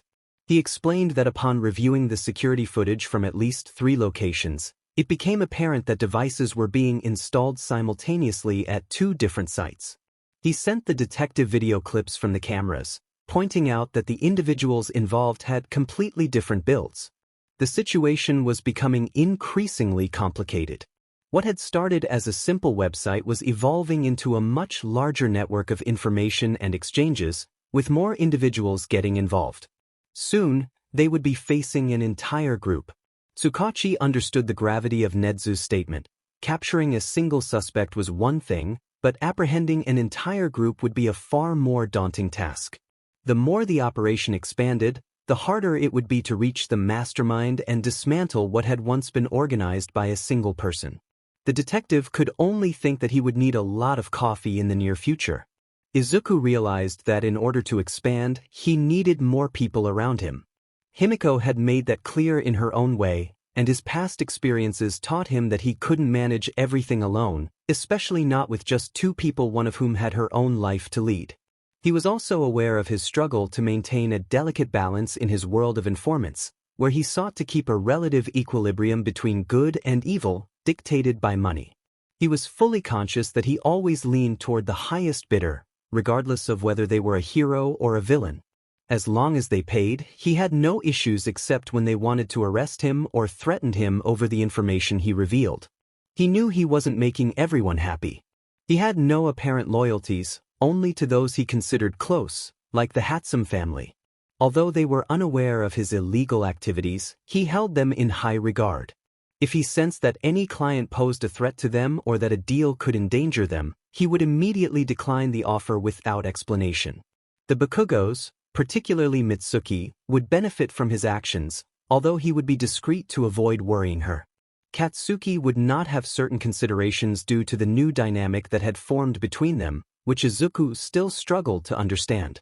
As for Toga, being aware of everything he was involved in, she received special benefits, including information that he would withhold from others, although he would still warn her about potential trouble. In his own way, he was protecting them, and he could offer the same protection to his new partners. But for that, he needed to trust these individuals, which meant getting to know them first. This required interaction and the beginning of some kind of relationship. It didn't seem easy for him, a socially distant person. Acknowledging this as a significant problem, he resolved to seek out his next partners, even without knowing exactly what he was looking for. He just knew he needed someone he could affiliate with, or in the most extreme case, someone he might have to form a survival pact with, much like he had with Toga at the beginning. He even considered the possibility of involving Jiren, given his previous interest and the fact that he still monitored his business from a distance, remaining a passive observer for now. However, this was a last resort he was not yet ready to employ. Thus, he wanted to try first with spontaneity and chance, something that had worked in his favor with his last two friendships. If he could find a partner who was difficult to link to him due to not being in the same visible social circle, that would be ideal. However, he wasn't having much success with his plan. At that moment, he was at the Saitama Prefecture after taking an early train because his last PRD teacher couldn't attend that day. He wanted to use the time to search for a new partner instead of demonstrating a point to his classmates. He also needed to check one of his devices in the area due to a battery failure after an incident with an electric villain who had passed through. He thought to himself that he hadn't expected something like this to happen so soon as he noticed the burnt circuit from the electrical overload. He was in the process of uninstalling all the equipment when the ringing of a bell startled him, reminding him of the time of day. He realized he had forgotten that there was a school nearby and expressed aloud that he should hurry, lest someone pass by and question him about his presence. Before he could even detach one of the devices from the wall, the sound of approaching footsteps caught his attention.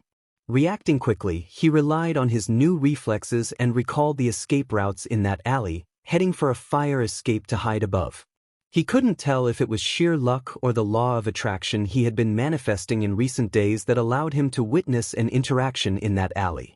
He saw a boy with purple hair running at high speed, followed by a group of 5 students who appeared to be from the same school, as indicated by their matching uniforms. One of them, with orange hair, used what seemed to be a telekinetic ability, surrounding the feet of the chased boy with orange energy. As the boy fell to the ground, he said something to him. The leader of the group, a blonde with pointed ears, confidently declared that the villain wouldn't escape today. The purple-haired boy responded with a sarcastic remark, questioning if it was really his day off from beatings, as he had been told that morning. The silence from the other students in response to his provocation struck Izuku, who was watching from above, as odd. He took out his phone to document the interaction. The purple-haired boy continued to taunt them, asking if they were too cowardly to speak up and why they always came in groups. The only girl in the group, who had what appeared to be butterfly wings, shouted at him to be quiet, but her expression turned vacant before she could insult him. Another boy with black hair and pointed ears then struck the purple-haired boy in the face, causing him to spin from the force of the punch. The purple-haired boy, with a smirk, questioned if that was the best the attacker could do, further escalating the situation. The black-haired boy was about to respond when he suddenly stopped, just like his friend, who fell into the trap set by the boy on the ground. The purple-haired boy provocatively asked if anyone else wanted to make a point, looking at the remaining 3 attackers. One boy with brown hair and pointed ears seemed ready to respond, but the blonde stopped him by placing a hand over his mouth, silencing him. Instead, he signaled to the orange-haired boy, who quickly used his power to lift the purple-haired boy and slam him against the wall. The purple-haired boy continued his taunts, asking who would throw the first punch, naming his opponents, and challenging them to act. To his surprise, it was the green-haired boy who responded, revealing his location while showing his phone, which alarmed the bullies. The blonde told him not to interfere, claiming it was between them and the villain. The green-haired boy pointed out that he was merely observing 5 villains and a civilian defending himself, suggesting that many viewers would agree since the purple-haired boy hadn't even attacked them, unlike their group. The brown-haired boy argued that the purple-haired boy had attacked their friends, but the green-haired boy countered that he only saw them standing aside and that he hadn't touched them at all. As he prepared to publish the video, the bullies realized the threat was becoming more real, and with no opportunity to negotiate, they decided to retreat. They quickly grabbed their friends and pulled them away, freeing them from the mental hold, which led to complaints from the pair who didn't understand why their friends were leaving. As Izuku watched the group of bullies walk away, he turned his attention to the purple-haired boy, who, now free from the telekinesis, dropped to the ground while leaning against the wall. He offered his hand, asking if the boy needed help getting up. The purple-haired boy responded with a question of his own, seemingly unfazed. Izuku, still trying to understand why the boy continued to ask questions, replied that he didn't think he needed help, but he wasn't sure. As he had witnessed before, the boy's words were cut short, but at that moment, he could understand the reason behind it with greater clarity.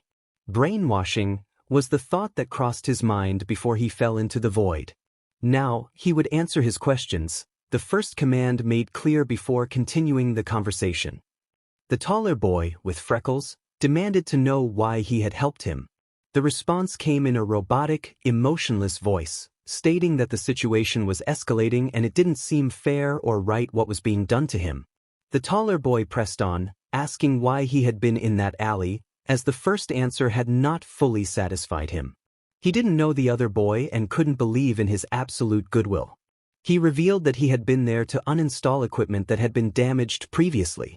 At that moment, Izuku could only think clearly enough to realize he was in trouble again. When asked what equipment, he felt a hint of curiosity, something he didn't think he possessed, but the other boy seemed strange, especially since his uniform indicated he wasn't from his school. He pointed to the part of the alley where the equipment was located. The taller boy questioned why he would place equipment in such a location, his doubt more evident than before. The response came without hesitation. He was an information dealer. Izuku wished the ground would swallow him whole. In the brief moments of awareness he had, he noticed the surprise in the other boy's tired eyes at his admission, and he knew there was no easy way to escape this new problem. Shinso knew his life was far from perfect. As an orphan who moved between different homes, coupled with what many would call a villainous quirk, life was not easy for him. Yet, despite all this, his desire to become a true hero was greater than any criticism he faced. He was determined to prove that his destiny would not be dictated by society or what others said about him. This was why he faced problems head-on most of the time, although he preferred to avoid them if possible. When the school bell rang, he ran to escape his bullies. Some might call him a coward, but for him, it was strategy and survival. However, he felt the world was against him, as he was quickly cornered. He braced himself for the beating, defending himself and trying to prevent things from escalating, even as he provoked the bullies by using his quirk to incapacitate them. But when he saw that 3 of them remained standing, he knew it wouldn't be easy. He continued to fight back, hoping to provoke them into falling for his tricks and getting caught in his quirk to escape. Then, an apparent divine intervention arrived in the form of a boy with green hair and freckles. His lack of faith in humanity, combined with his distrust of others due to past experiences, made him doubt the intentions of this new teenager, which was why he had begun his interrogation. He found himself surprised by this person and the new discoveries that made him seem more suspicious. He wondered what he had gotten himself into while glancing at the boy beside him, who appeared to be in a trance. He scolded himself for interrogating him too much and now faced a dilemma, unsure of what someone dedicated to selling information might do. A memory surfaced in his mind. During a break between classes, he had overheard a conversation about a new website that could help improve quirks and provide information about heroes and villains. The possibility of improvement had caught his attention, but the mention of payment had discouraged him due to his limited funds. He realized he needed to know more about this informant, including his affiliations and how good he was at his job. But that could lead to more problems than he had already created with his initial questioning. Still, he decided to take the risk, asking how good he was at his work. His response was that his clients considered him very good. When pressed for examples, he revealed that he was the manager of the website Nobody's Secret. This revelation shocked Shinso, as he had heard about the site creating a stir online, even from his classmates. The infamous creator was right in front of him, and he was just a teenager like himself. Now, Shinso had to decide what to do with this information. He felt overwhelmed by the many options before him. He could report it to the police or heroes and gain recognition for doing the right thing, but he risked getting into trouble for using his quirk, which could undermine any merit he might gain. Alternatively, he could use a command to keep the boy away and pretend nothing had happened, returning to his original plans for the day. Or he could seize the opportunity to utilize Izuku's abilities. But to do that, he needed to learn more about the mysterious boy. He asked about his quirk. With that question, he aimed to discover whether the young man's quirk assisted him in his analysis or if it was something entirely different. He thought it was likely that the young man possessed a remarkable quirk that allowed him to be a high-level informant. There was no way he could have achieved such success without a quirk suited for the task. He must have been blessed with the right ability for that job. Then, the unexpected revelation came. The young man declared he was quirkless. If the first surprise had left him bewildered, this one astonished him. He had never considered that possibility. He reflected on how cruel and ironic life seemed, a sarcastic smile creeping onto his face. Once his moment of hysteria passed, he refocused his thoughts, realizing that this young man had accomplished great things without any quirk. That realization hit him like a bucket of cold water. A young man who might appear disabled or even useless in a world of superpowers had built his own small virtual empire. The fact that he was quirkless resonated with him, as they were both at a low point in their lives, albeit in different ways. This boy had chosen not to let himself fall and had gained a certain renown in his society. Even if he wasn't known in person, his presence was felt online. This gave him hope that he could reach his own goals, to prove a point to a society that underestimated him, showing that he could be a hero despite having a quirk considered villainous. He could rise to the top and give a middle finger to everyone who had misjudged him. With a decision made, he resolved to free Izuku from the hypnotic trance. He stated they needed to have a real conversation, not as a question but as a firm assertion. Izuku acknowledged the point, and Shinso noticed that if his suspicions were correct, the green-haired boy should have been aware of his quirk based on what he had observed in the last few minutes. Izuku, sensing this, decided to address it, suggesting they go to a nearby cafe with private booths for their discussion. Curious and expectant, Shinso asked if the cafe served good coffee, unable to hide his interest in satisfying his craving. Izuku confidently affirmed that it did, but he soon felt that familiar trance creeping back in. Shinso then questioned whether it was a trap, remaining cautious despite his interest in coffee, aware that he was taking advantage of Izuku's willingness to talk. Izuku assured him it wasn't a trap. Even though it was a command, he would have said the same in his current state of mind. He appreciated Shinso's caution and, once freed from the trance, he couldn't be too upset with him. He knew he had to make an effort to gain some trust from the other teenager, stating that if Shinso wanted him to trust him, he should trust Izuku too, especially since Shinso knew more about him than he did about Shinso. Shinso countered that he had no way of knowing if Izuku had information about him since he was an informant.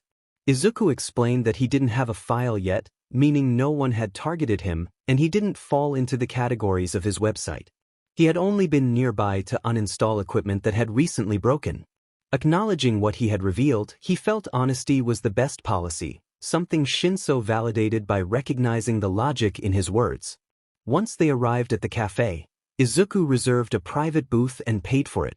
They decided to order something to make their conversation more pleasant. Izuku noticed that his guest chose the cheapest drink on the menu. To earn some extra points with Shinso, he discreetly asked the waitress to bring not only their orders but also the special coffee of the day, along with a plate of cookies to share. As the waitress left and they returned to their booth, silence enveloped the table while the two teenagers exchanged glances, both aware that they needed to discuss the situation. Neither could pretend that nothing was happening. The challenge for them was knowing where to start. As time passed, Izuku's mind raced to devise a plan of action. He was on the verge of gaining a partner, but not in the calm manner he had hoped for. It struck him as ironic. As his alter ego, he was careful and methodical, yet as Izuku Midoriya, things never went as he wished. When their orders arrived, including the special paradise glacé coffee and the cookies, he decided to use this as an opportunity to initiate the long-awaited conversation. He pointed out Shinso's interest in the drink, assuring him not to worry about the price as he would cover it, giving Shinso the chance to take the leftover without hesitation. Shinso attempted to decline the offer, stating he wasn't a fan of sweet things, but Izuku was not willing to accept a no. He insisted that Shinso's eyes had told a different story when he had looked at the drink menu. He encouraged him to think of it as a business courtesy. Reluctantly, Shinso accepted the drink, taking a sip and savoring the chocolate and vanilla flavors, enjoying the refreshing ice cream on top, even getting a bit messy with the whipped cream. Izuku couldn't help but smile with pride at the small victory, seeing the enjoyment in Shinso's eyes from the sweet treat. He remarked that he had told Shinso he would like it, taking a sip from his own cup before placing it down, the porcelain clinking as it settled. It was time to discuss business. Shinso felt a bit more comfortable with the other person, especially since he had offered coffee, which already gave him several points in his favor, even if the freckled boy didn't realize it. He quickly reproached him, noting that he had been direct when he had used his quirk to control him when all he wanted was to help. It was as if he had entered his informant's side, allowing him a certain degree of trust to speak freely. He expressed gratitude, acknowledging that he might have been overly suspicious, but he didn't want to be rude at this point when they were entering a strange zone of trust. The green-haired boy playfully called him Alley Boy, a nickname that seemed to roll off his tongue as if it were the most eloquent thing he could think of at that moment. Shinso raised an eyebrow, clearly unimpressed by the nickname, but the foam from his drink softened the seriousness of his expression. The green-haired boy pointed out that he had found Shinso in the alley and didn't even know his name. Shinso responded simply, without much thought, and then countered that if that was the logic being used, the alley boy title should belong to him since he had been there before the other. Izuku acknowledged the clever retort, observing that both of their defenses had lowered. He decided to raise the stakes by offering to share his name. Shinso teased him, saying that for a famous informant, he seemed to neglect his own identity. He reached confidently for a chocolate chip oatmeal cookie from the plate and savored it without confirming the proposal, thinking that doing so would imply he had to share his own name. Despite feeling comfortable, he maintained a level of alertness. Izuku quickly defended himself, insisting that he was more cautious than Shinso thought, but the other boy looked at him with a skeptical expression. Clearing his throat, he continued, using the nickname for now since he didn't see an opportunity to use a better one. He was curious about what kind of deal Shinso wanted to propose, suspecting that was his intention since he hadn't turned him over to the authorities. He noted that Shinso seemed aware of the level of his work, even if he wasn't in his client registry. Shinso acknowledged that Izuku was more intuitive than he appeared, giving him points for his astuteness. He shifted to a more cautious posture, contemplating what to say next. He confirmed that he did want a deal but admitted that his financial situation might not allow him to pay for Izuku's services. Shinso didn't want to dwell on his economic state. He had some savings but reserved them for emergencies, prioritizing financial stability over luxuries. Being self-taught and independent, he had taken on part-time jobs when possible, but he always had expenses to manage, especially when living in difficult circumstances. He considered that blackmail might be part of his plan to secure a beneficial deal, knowing Izuku's face and sensing the trust he had in him. However, that very trust left him feeling conflicted and guilty at the thought of betraying someone who was giving him a chance. He was willing to listen for other options, having survived this long by seizing opportunities. Izuku smiled brightly, sensing that things were aligning in his favor. He explained that he was looking for business partners to expand his operations. He shifted into a sales mode, seeing an opportunity with Shinso that he didn't want to miss. He proposed that he could offer his analytical services and more if Shinso joined him in this venture. Shinso's response was cautious, asking what the catch was. The brown-haired individual struggled to maintain his caution. Things seemed to be going too well for his liking and experience. He explained that there was no trick, only a business deal. He was simply taking advantage of the other's interest in discovering him, which was beneficial for both parties. He noticed that the other person was difficult to convince, nothing like his first partner, who had quickly agreed to everything. Izuku realized he would need to do more to persuade the other, but he also had to establish the terms of their agreement for his own protection, given the initial reluctance. He made it clear that this was contingent on keeping his identity and their connection a secret. The other person remarked that with those conditions, it seemed like a contract could be drawn up at any moment. While he was eloquent, it was expected, as he assessed the terms of the initial offer. Izuku responded that he could indeed create a contract but wasn't prepared for that yet. He emphasized that this was more of an alliance, a partnership, a mutual agreement to support one another. He noticed the other remained stoic, showing no signs of yielding. Izuku thought that perhaps the other wanted some assurance, so he took a sip of his coffee and offered a new proposition that would provide a sense of stability. He assured the other that if the illegal aspects of the work were a concern, he could ensure that the other would not be linked to him or the business. The other would be a secondary support, hidden in the shadows, with no suspicion cast upon him. He could even receive compensation for his services, whether in monetary benefits or valuable information and advice. The other person defended himself, stating that what Izuku was doing didn't seem very good if he was trying to keep him away from the illegal side of his business. He insisted that he was not a villain, as he believed Izuku had started to perceive him that way after what he had seen in the alley, especially considering his quirk and the mention of illicit activities. It seemed that instead of progressing, Izuku had taken a step back with his words. Izuku countered that he wasn't a villain either, although the image of a blonde girl slightly older than him crossed his mind. He reflected that he would need to keep Toga out of the other boy's view for the time being. He explained that he was just someone looking to make money through information, and he could see that the other had his own goals, which he believed could be achieved with his help. He asked what the other wanted to accomplish with his support in his plan. The other person declared that he wanted to be a hero.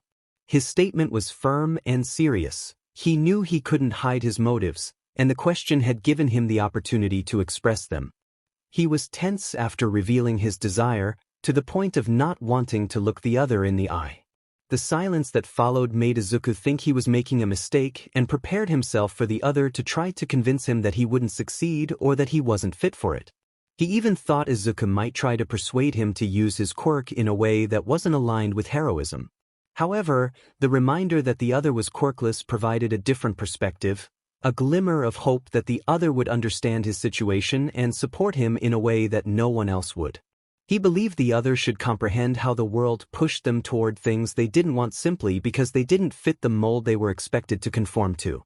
But as the silence lingered, that hope began to fade. He was ready to give up and ask the other to forget everything when the green-haired boy spoke again. He mentioned that it didn't seem complicated, considering the other's quirk was very practical for various situations. The other, surprised by this unexpected approval, reacted with disbelief. Izuku explained that the quirk could be beneficial in hostage rescues, capturing criminals, and civil evacuations. The other would just need to draw attention to his target. As he listed the reasons, the gears in the other's mind began to turn, contemplating the possibilities and ways he could use his quirk to achieve his goals. The other questioned whether he could truly be a hero with a quirk associated with villains. He couldn't help but ask the question, drawing attention back to himself. He acknowledged that, for others, his quirk might seem villainous, considering the words of the thugs in the alley. However, he believed that every quirk had diverse possibilities. At this point in his life, he understood that it wasn't the quirk itself but the person and how they used it that mattered. He had given up on that kind of dream in life, a hint of melancholy evident in his green eyes. The other person noticed but chose not to comment, listening intently instead.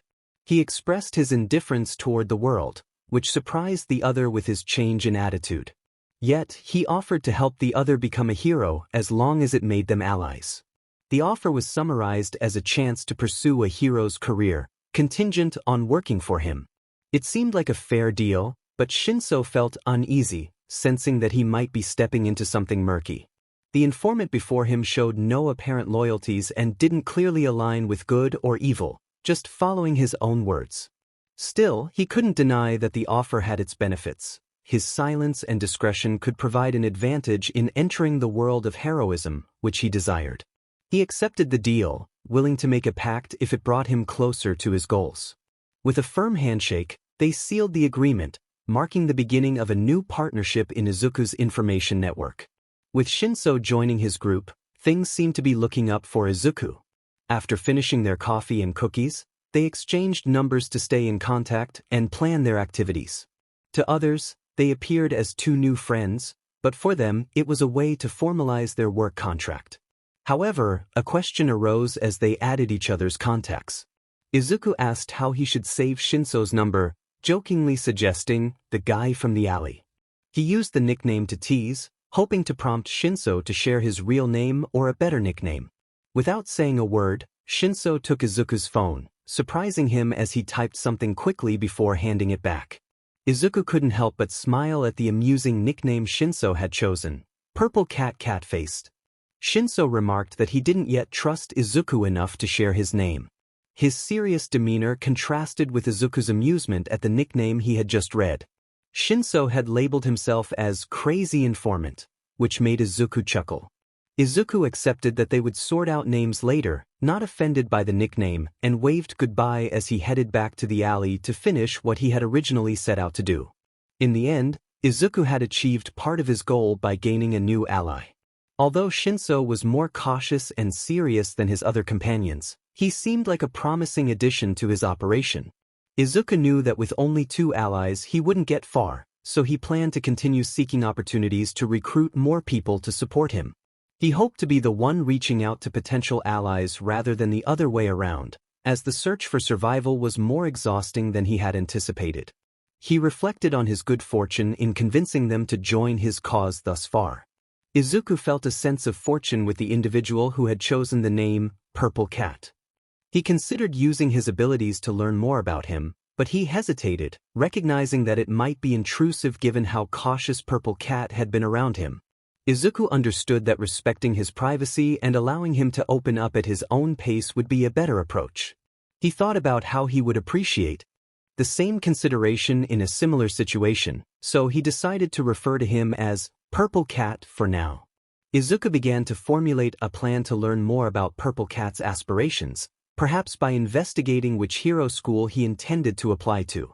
However, he noted that it was Sunday, and he hadn't heard from Purple Cat since their meeting on Thursday. It was possible that Purple Cat was still processing everything, just as Izuku would be, but time was not on his side. For now, he could only give him the benefit of the doubt.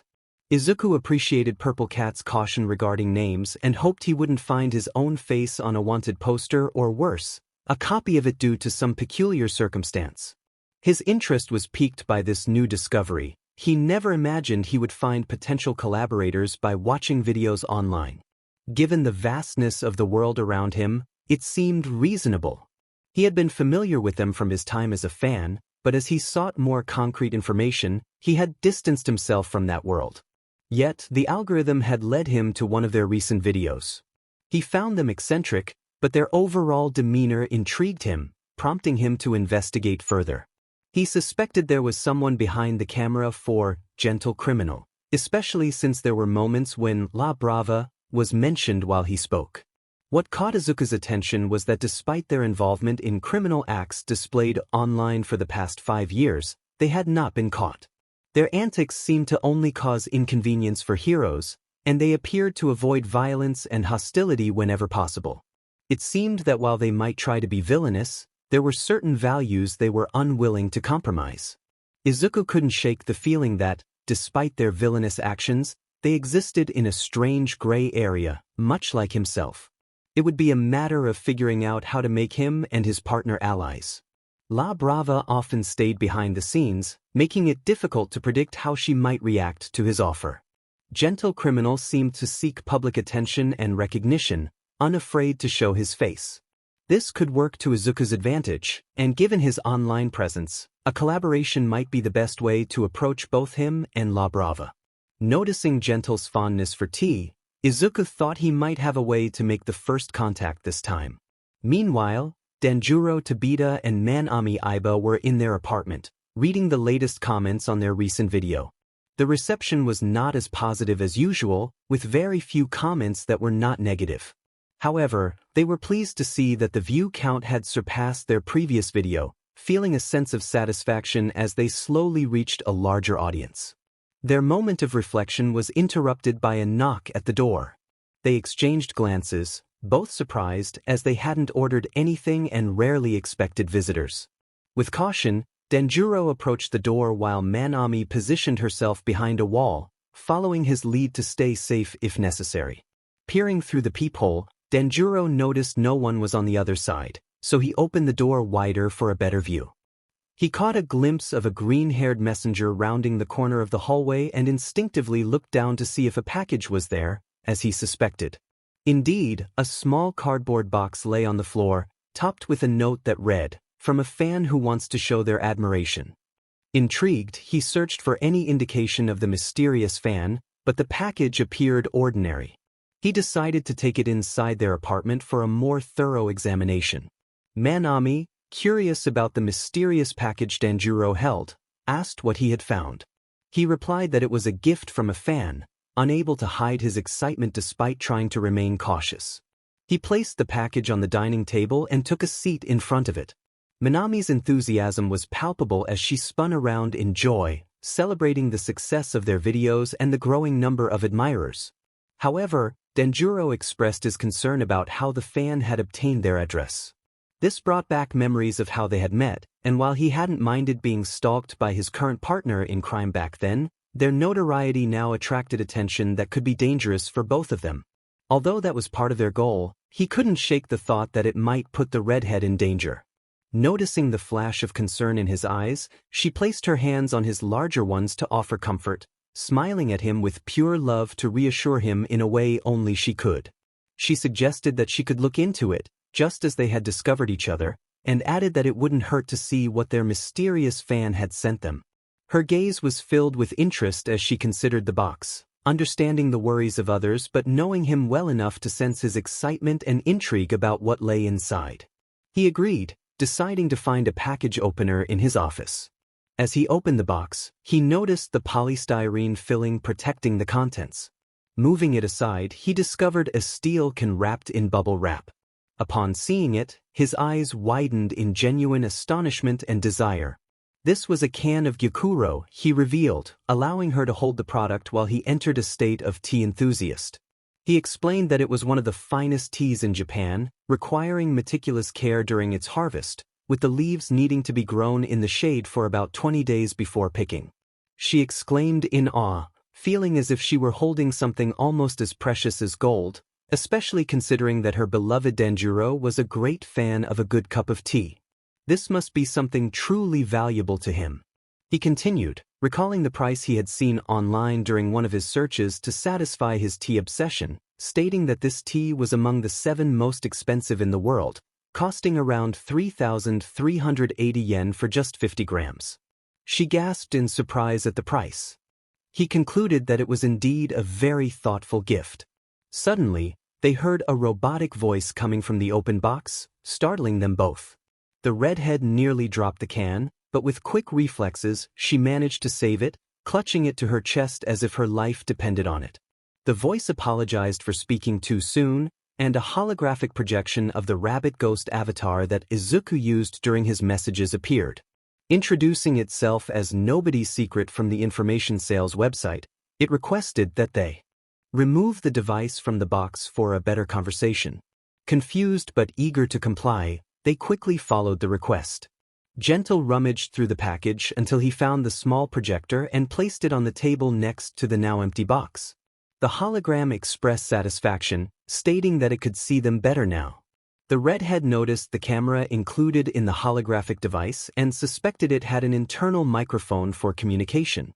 It began to introduce itself, and she interrupted, placing the can on the table to inspect the device more closely. The name clicked in her memory, and she realized it was the informant causing trouble for both heroes and villains with top-tier information.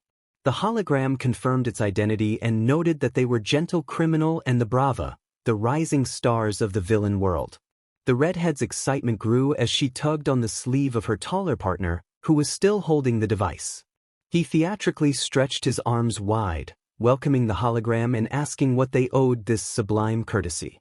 The hologram revealed its intention to sponsor them.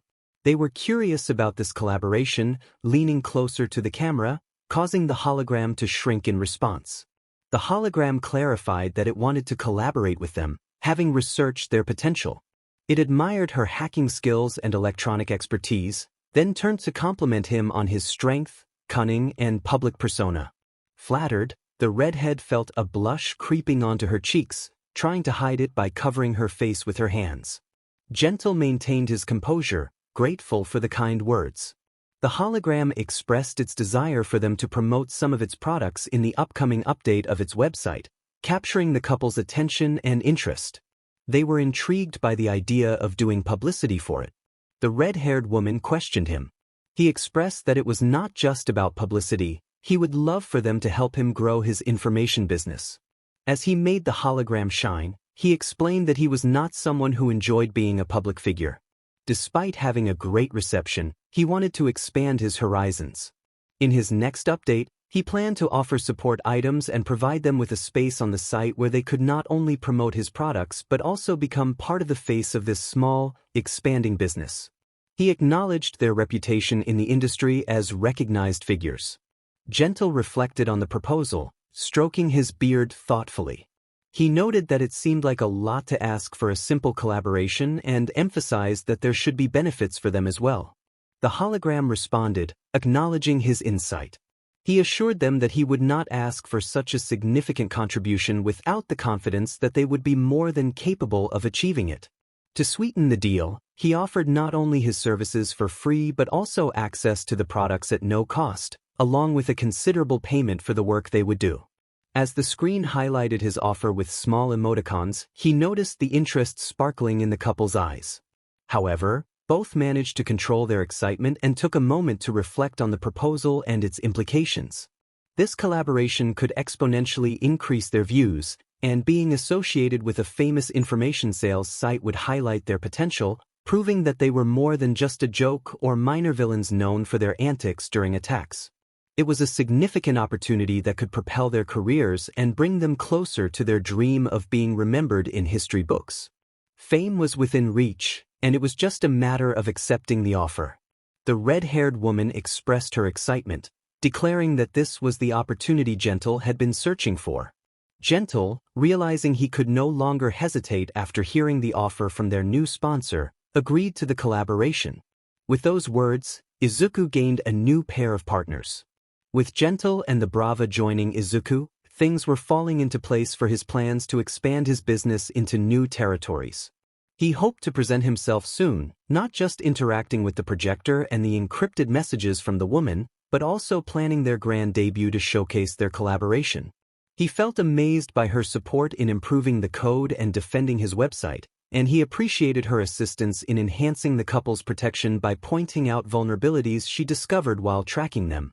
It could be said that he now had a hacker friend in the short time since they had established contact. He also felt relieved that by Wednesday afternoon, he had the chance to communicate with Shinso, who requested to meet the following day.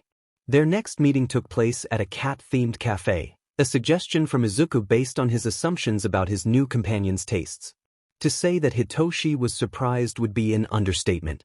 However, Izuku's relief that the other had not set a trap with heroes or police was evident.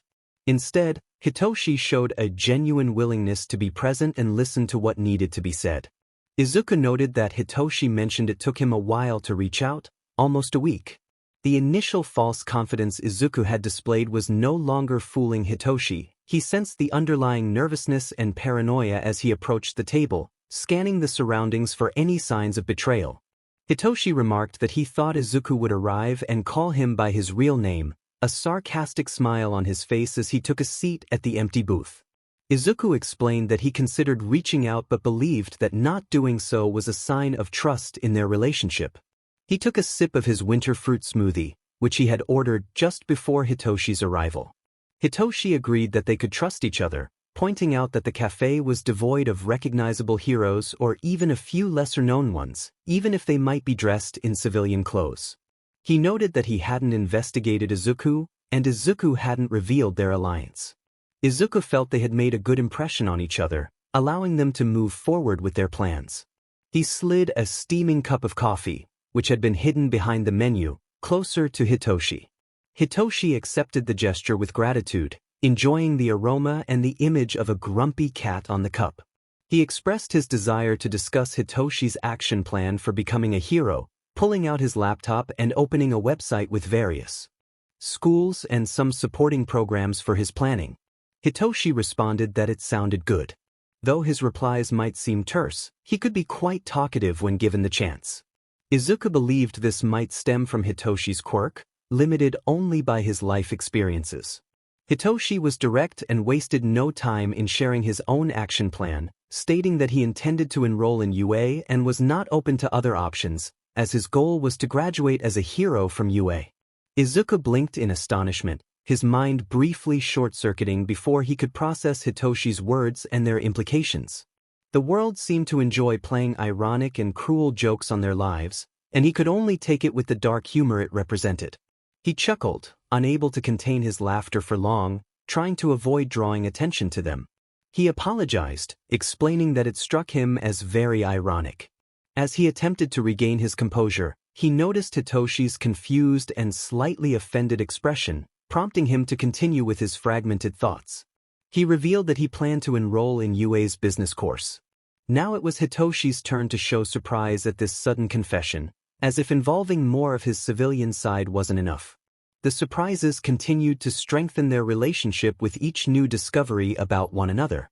They both thought about how small the world was, how Japan felt even smaller, and how their paths would inevitably cross in one way or another. Hitoshi expressed that it was indeed a surprise, trying to appear confident as he leaned back in his seat, though he was genuinely intrigued and interested. Things were becoming interesting and a bit fun, and he began to feel excitement, even if he didn't want to show it. Izuku agreed, also trying to maintain his composure as he played the role of informant. It felt like everything was aligning, and he sensed he was about to have someone with whom he could share both of his lives, someone deeply connected to both sides. Hitoshi reflected that this meant they would soon know each other's names, as a teacher or classmate might refer to them by name, ending the anonymity they had enjoyed. Izuku suggested that for now, they could maintain anonymity, seeking to create comfort for Hitoshi. He was aware of the implications of both entering UA, which could either benefit or harm them. He hoped for the former. Hitoshi preferred to keep things as they were, stating that they weren't yet at a level of trust. Izuku felt pleased that his words had the desired effect, realizing he was making good progress in building a relationship with the other teenager.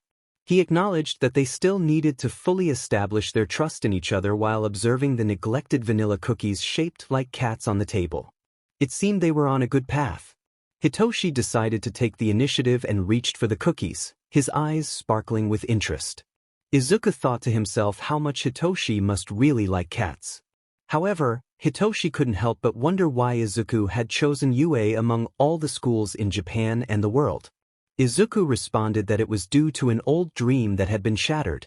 Each time he spoke of it, the pain of his crushed hopes still lingered, but that pain was gradually being replaced with a new vision of the world and a new dream that still lacked a name. He added that it was also about seeking some prestige, trying to mask the traces of sadness that were visible in his eyes, despite his attempt to cover it with a carefree smile. Hitoshi teased him about seeking more prestige, hiding his amusement behind his coffee cup. Izuku questioned if Hitoshi thought he was someone who would show his true face. Izuku's face showed his indignation at the other's assumption, his expression momentarily blank, revealing the obvious truth. He wasn't sure if his response was correct, but it felt evident to him. The other person acknowledged this and lowered his voice, indicating that he needed to balance his life as an informant with that of a civilian. Izuku reminded him that he wasn't doing a very good job if he had been caught while acting as a civilian, recalling the moment they first met when he had caught him off guard. The other person admitted that he had indeed let his guard down, but it was because he found Izuku to be very interesting and full of potential. Now that Izuku mentioned wanting to attend UA, he needed to consider the best strategies. While basic studies were important, they also needed to focus on improving his physical condition. Izuku felt offended and questioned what was wrong with his body. He believed he was fit enough and didn't expect to have to do more exercise, especially in such a short time. The other person reassured him that there was nothing wrong, but the entrance exam was challenging. Academically, it was complex, and the physical aspect would likely be even tougher. UA had a strong focus on that part of the exam, but he could find a way to breach their interface without leaving a trace, providing them with insight into what to expect and how to tailor their physical training. Despite the conversation, he continued typing on his computer, only occasionally shifting his attention to Izuku or their surroundings. Izuku expressed confidence in his physical abilities, believing his quirk would be more than sufficient to secure a place in the hero course. The other person acknowledged this but reminded him that his quirk fell under mental powers. While UA had been emphasizing physical or extravagant abilities in recent years, favoring raw power. Izuku felt a knot in his stomach as he reflected on his dreams of becoming a hero and the harsh reality that the exam might not offer him a chance. His understanding deepened as his research revealed patterns at the school he had always dreamed of attending. Even with the removal of the rule against those without quirks, his chances of success seemed almost non-existent. He realized that while UA didn't reject other abilities, they allowed for changes in other courses, which made general education highly sought after, seen as a stepping stone. He thought that had he known this earlier, his path might have been different. He had been so focused on one route that he had ignored alternatives. Taking another sip of his drink, he noticed the embarrassment on the other's face, even as he tried to hide it behind his large coffee cup. With a hint of mischief, he asked if the other had also applied to general education. The other person admitted he had, knowing. There was little benefit in lying. However, he quickly shifted to a defensive stance under Izuku's gaze, explaining that he wasn't leaving his future to chance and was taking this risk to secure a better plan. Izuku appreciated the trust placed in him, recognizing that it was wise for the other to have a backup plan in case things didn't work out on the first try. They both acknowledged the urgency of their situation, with only 3 months until the exam at the end of February. The pressure was immense, especially since it was just the two of them undertaking this challenge. Izuku was reading the UA admission rules online when he stumbled upon a section that most would overlook. A smile formed on his face, indicating he was devising a plan. The other person questioned whether using support equipment was against the rules. Shinso asked, having heard and seen something about the use of support gear during the exam. Izuku explained that many seemed to forget it was allowed as long as it posed no risk and was indeed support equipment that could enhance or assist one's quirk or abilities. He read from the specifications, having accessed the FAQ link related to support gear. A vocal modifier that imitated or distorted one's voice was feasible, as well as a belt for auxiliary items, smoke bombs, sticky bombs, glitter bombs, electric bombs, magnetic bombs, retractable hooks, pepper spray, a basic first aid kit, and perhaps even some candies. He mused that a combat staff could be useful, requiring good preparation. Even clothing could serve as a facilitator: combat gloves, a holographic mask, stealth shoes, quick change or disarmable garments. It was important to consider the weather and ensure the clothing was waterproof yet breathable. Shinso interrupted, asking him to slow down. He had never expected to see Izuku murmur so quickly and frantically, leaving him confused and struggling to keep up. He felt the need to stop him before he caused a headache. Izuku apologized, realizing he could be a bit overwhelming with his rapid speech, revealing one of his more genuine traits. Shinso admitted that he indeed was overwhelming but decided to focus on the support gear instead. He questioned how Izuku planned to create a personalized support team for him in such a short time. Izuku reassured him, claiming to have his methods and contacts to get something ready. His mind raced with possibilities, excited about the new project he had on his hands and the limited time to make it happen. He decided to keep his explanations to himself until he had something complete. To do that, he needed to gather information about the UA's entrance exam for his partner. He was already considering whom to approach to ensure Purple Cat had every possible advantage.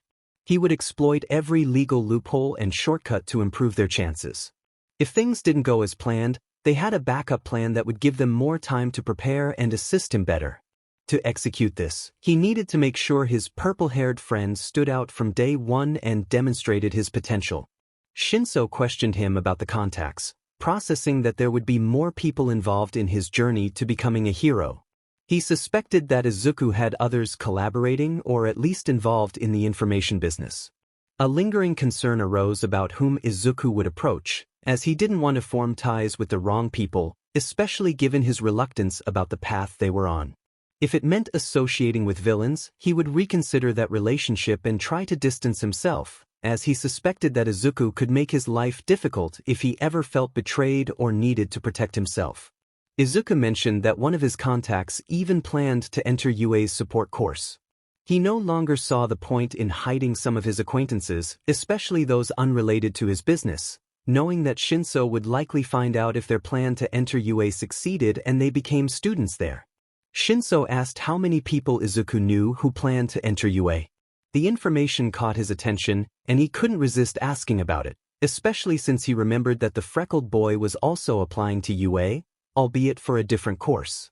He calculated the numbers and realized that there weren't many applicants, but he knew they weren't all applying for the same program. Only one other person was planning to enter the hero course, so he reassured himself that he didn't need to worry about that individual. They would be too focused on their own entrance exam to see him as a potential threat. He reflected on the fact that he now knew one of his future rivals. However, he decided it was best to focus on his own training and not on anyone else. He revealed part of his relationship with the other two teens and established new rules, considering the implications that could arise once they were all centralized at UA. He reminded his companion that they were on his side, so if they encountered those two, it would be best not to discuss any of this. He assured his friend that his lips were sealed. Acknowledging the other's discretion and seeing how their worlds were colliding, he couldn't help but make a joke about the situation, trying to return the confidence that his companion was showing him. For now, the only thing he could do was keep the secrets of the green-haired boy. It was time to set up a training program. He managed to extract some information about the exam without leaving a trace, thanks to a little support from his new partner, who was more than eager to help and test what they could accomplish together. The outlook seemed promising for everyone. After saying goodbye to Shinso, he decided to arrange another day to discuss his training in more detail and to deliver the new support equipment he would use during the exam. If everything went well, he might even introduce Shinso to Mei. He wasn't sure how she would react, but as long as they stayed focused on the exam and not on his illegal business, he had nothing to worry about.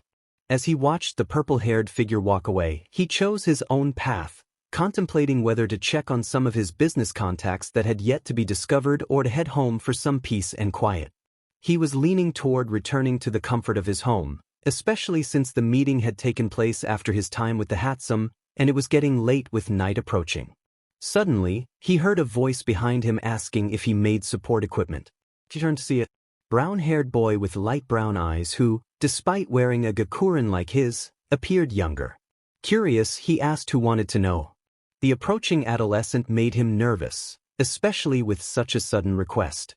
He instinctively began to back away, searching for a way out of this unexpected situation. The other boy, however, continued his approach, and as the streets began to empty, he felt more confident about what he was about to do. He wanted to try to handle things amicably, but noticing the reluctance of the green-haired boy, who was now protecting the bag he carried, he realized he might have to resort to less friendly measures. The boy admitted that he had overheard part of his conversation with Shinso and wanted him to create something for him. As he cornered the green-haired boy in a nearby alley, Izuku, distracted by his thoughts about the other boy, barely noticed where he was walking and cursed himself for losing focus. He questioned why the boy didn't just go to a support equipment store. He knew he was in danger and quickly analyzed his possible escape routes, considering whether he could hit the boy with his computer and run. His training with Himiko might give him an advantage, but he was in an unfamiliar situation with too many eyes watching. He tried to exit the situation civilly, but he was just a step away from pulling out the taser built into his computer. The boy explained that there was a simple reason for his request. As a purple gas began to emanate from his body, he wore a wicked smile that felt eerily familiar, reminiscent of the blonde girl and her school bullies when things were going their way. He revealed that he wasn't a very good boy, moving closer to the green-haired boy's face, causing the gas to quickly fill his lungs and the sedative effect to take hold immediately. Izuku realized he needed to be more vigilant when he was off duty. A new problem and another dangerous situation had presented itself to Izuku. He wondered what others would think of this predicament. What support items could Shinso possibly use? How would Shinso get along with Mei once they met? How would Izuku escape this new dilemma? What kind of support item did this boy want? What would happen next? He reflected on when he would learn to always stay alert and expect the unexpected. How many times did he need to remember that anything was possible in this world? And now, what had he gotten himself into? He wasn't exactly sure where he was, and that fact was more than problematic in multiple ways. Falling unconscious at that moment, after seeing the gas emanating from the boy, indicated that he had used his quirk on him. Now that he was conscious, he hoped he was no longer exposed to that gas. He couldn't be certain if his awareness returned after being away from it for a long time or if it was an immediate effect. The only thing I can be thankful for is that it's not lethal, though I can't say the same for its user. Izuku took a deep breath, reminding himself to stay calm and analyze the situation. This wasn't the first dangerous scenario he had found himself in, and it certainly wouldn't be the last. The boy had approached him for support equipment, which he could use to his advantage. However, he was still in the dark about his surroundings. The room provided little information about the place or time. He knew it was around 6 or 7 in the evening, with daylight fading into dusk, indicating that night was approaching. The way the boy had approached him suggested he was likely alone, meaning he hadn't taken Izuku far. The room's decor, more suited for a teenager, indicated that he was probably in the boy's house, specifically his bedroom. This meant the boy lived near the cat cafe, as Izuku's unconscious state would have drawn too much attention if he had been moved elsewhere. Currently, Izuku found himself with his hands tied behind the back of a gaming chair, which was frustratingly stuck on the carpet beneath it. The bindings felt improvised, likely made from clothing in the room, based on the texture he could perceive. He was relieved not to be gagged or blindfolded, though that could be a bad sign. It suggested the boy didn't mind being seen. After all, Izuku had already seen him in the alley, so it made sense. The lack of a GG meant there was potential for dialogue. He might have had more time to think about what could happen next or what his plan of action should be, but his attention was drawn to the creaking of the door.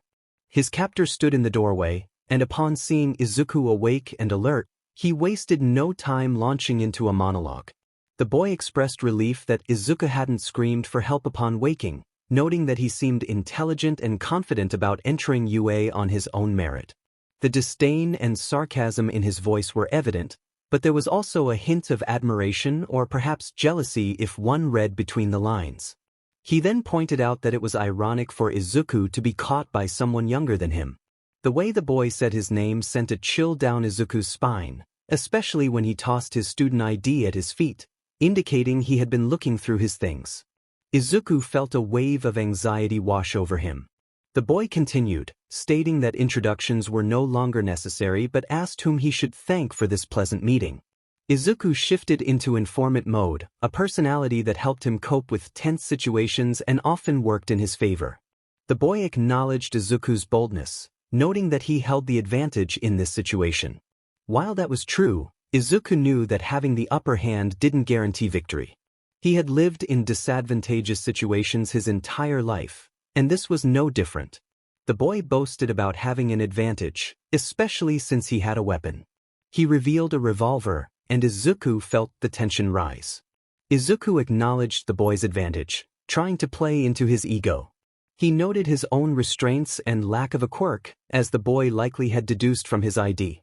He mentioned that he had been disarmed, admitting that he only carried tools for work, not for defense, as he preferred to avoid conflict, even if it pursued him. He mentally noted that he should consider carrying a discreet weapon in the future. The boy seemed to swell with pride at Izuku's words, and Izuku thought it might be time to deflate that ego a bit. He pointed out that the boy was keeping him alive for the same reason he had approached him. He needed Izuku to create support equipment.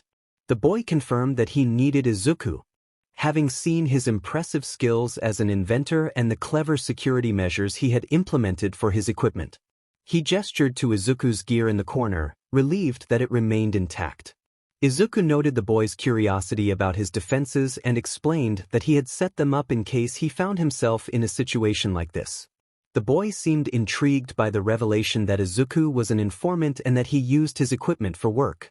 The boy remarked that Izuku had compensated for his shortcomings well, though he tried to sound offensive. Despite the tone, Izuku could tell he had impressed him. The boy played with the revolver in his hands, as if contemplating his next move, before sitting on the bed, leaving Izuku in the only available chair. After a moment, the boy pointed the gun at Izuku, stating that he was now convinced of Izuku's ability to create the support equipment he needed. Izuku took a deep breath and asked what kind of support equipment the boy was looking for. The question was posed while maintaining composure, aware that the situation could deteriorate at any moment. The response was serious, requesting something to help control and redirect the gas. The acceptance came without hesitation or questions, resulting in a look of absolute astonishment. The incredulity was evident as he adjusted the trigger of his weapon, which may not have been the best plan of action. He demanded to know what was being offered in exchange, questioning the motives behind the acceptance of his request. The obvious advantage he held was highlighted, ensuring not to offend him by reminding him of his position. The next request was for freedom, explaining that to create the support equipment he needed, access to his gear and materials was essential. Doubt flickered in his eyes as he contemplated this information. It was also mentioned that there was no benefit in alerting the police, as it would jeopardize his own business as an informant. This seemed to ease his tension, leading him to lower his weapon, providing a bit more comfort in the precarious situation. It was suggested that a couple of questions about his quirk would be necessary to tailor the equipment to his needs. Given the exceptional nature of his ability, it was hoped he would be willing to share some details. After a moment of reflection, he agreed to share information, asking what was wanted. The first request was for freedom, promising not to attack. It was a risky move, but the discomfort from the bindings was unbearable. To the surprise, he stood up and moved behind, loosening the restraints. Once free, the wrists were rubbed to alleviate the marks left behind, which would need to be concealed until they faded. A warning was issued, threatening that any strange behavior would result in dire consequences. The weapon was pointed at his head again before being returned to its place on the bed, leaving the bindings behind. With a more civilized understanding developing, it was suggested that he introduce himself since personal information had already been exchanged. He reluctantly revealed his name, expressing annoyance at the meaning behind it. It was clear that referring to him by his name might irritate him, so an offer was made to use a nickname instead. The idea was presented as a strategy for coded communication, sharing that in the underground world, he was known as Nobody's Secret. After a moment of contemplation, he quickly provided an alias, Mustard. The reference was questioned, leading to a brief exchange about its meaning. Despite the teasing, progress was being made with this young man. The nickname was deemed fitting, especially considering the nature of his quirk. He explained that his gas was a sleeping agent, released in a cloud that he could not control. It was necessary to keep it active at all times, and he was also affected by its effects. A gas mask was indicated as essential for using it over long distances. Despite the challenges, he could sense fluctuations around him, allowing him to know who or what was nearby. A question arose about how he managed to capture and bring someone here if he was also affected by the gas and could not control its direction. He questioned while pointing to his room, already suspecting that he might live nearby, but what he revealed surprised him greatly. He disclosed that his family managed the cat-themed cafe located on the ground floor of the building, maintaining a serious expression.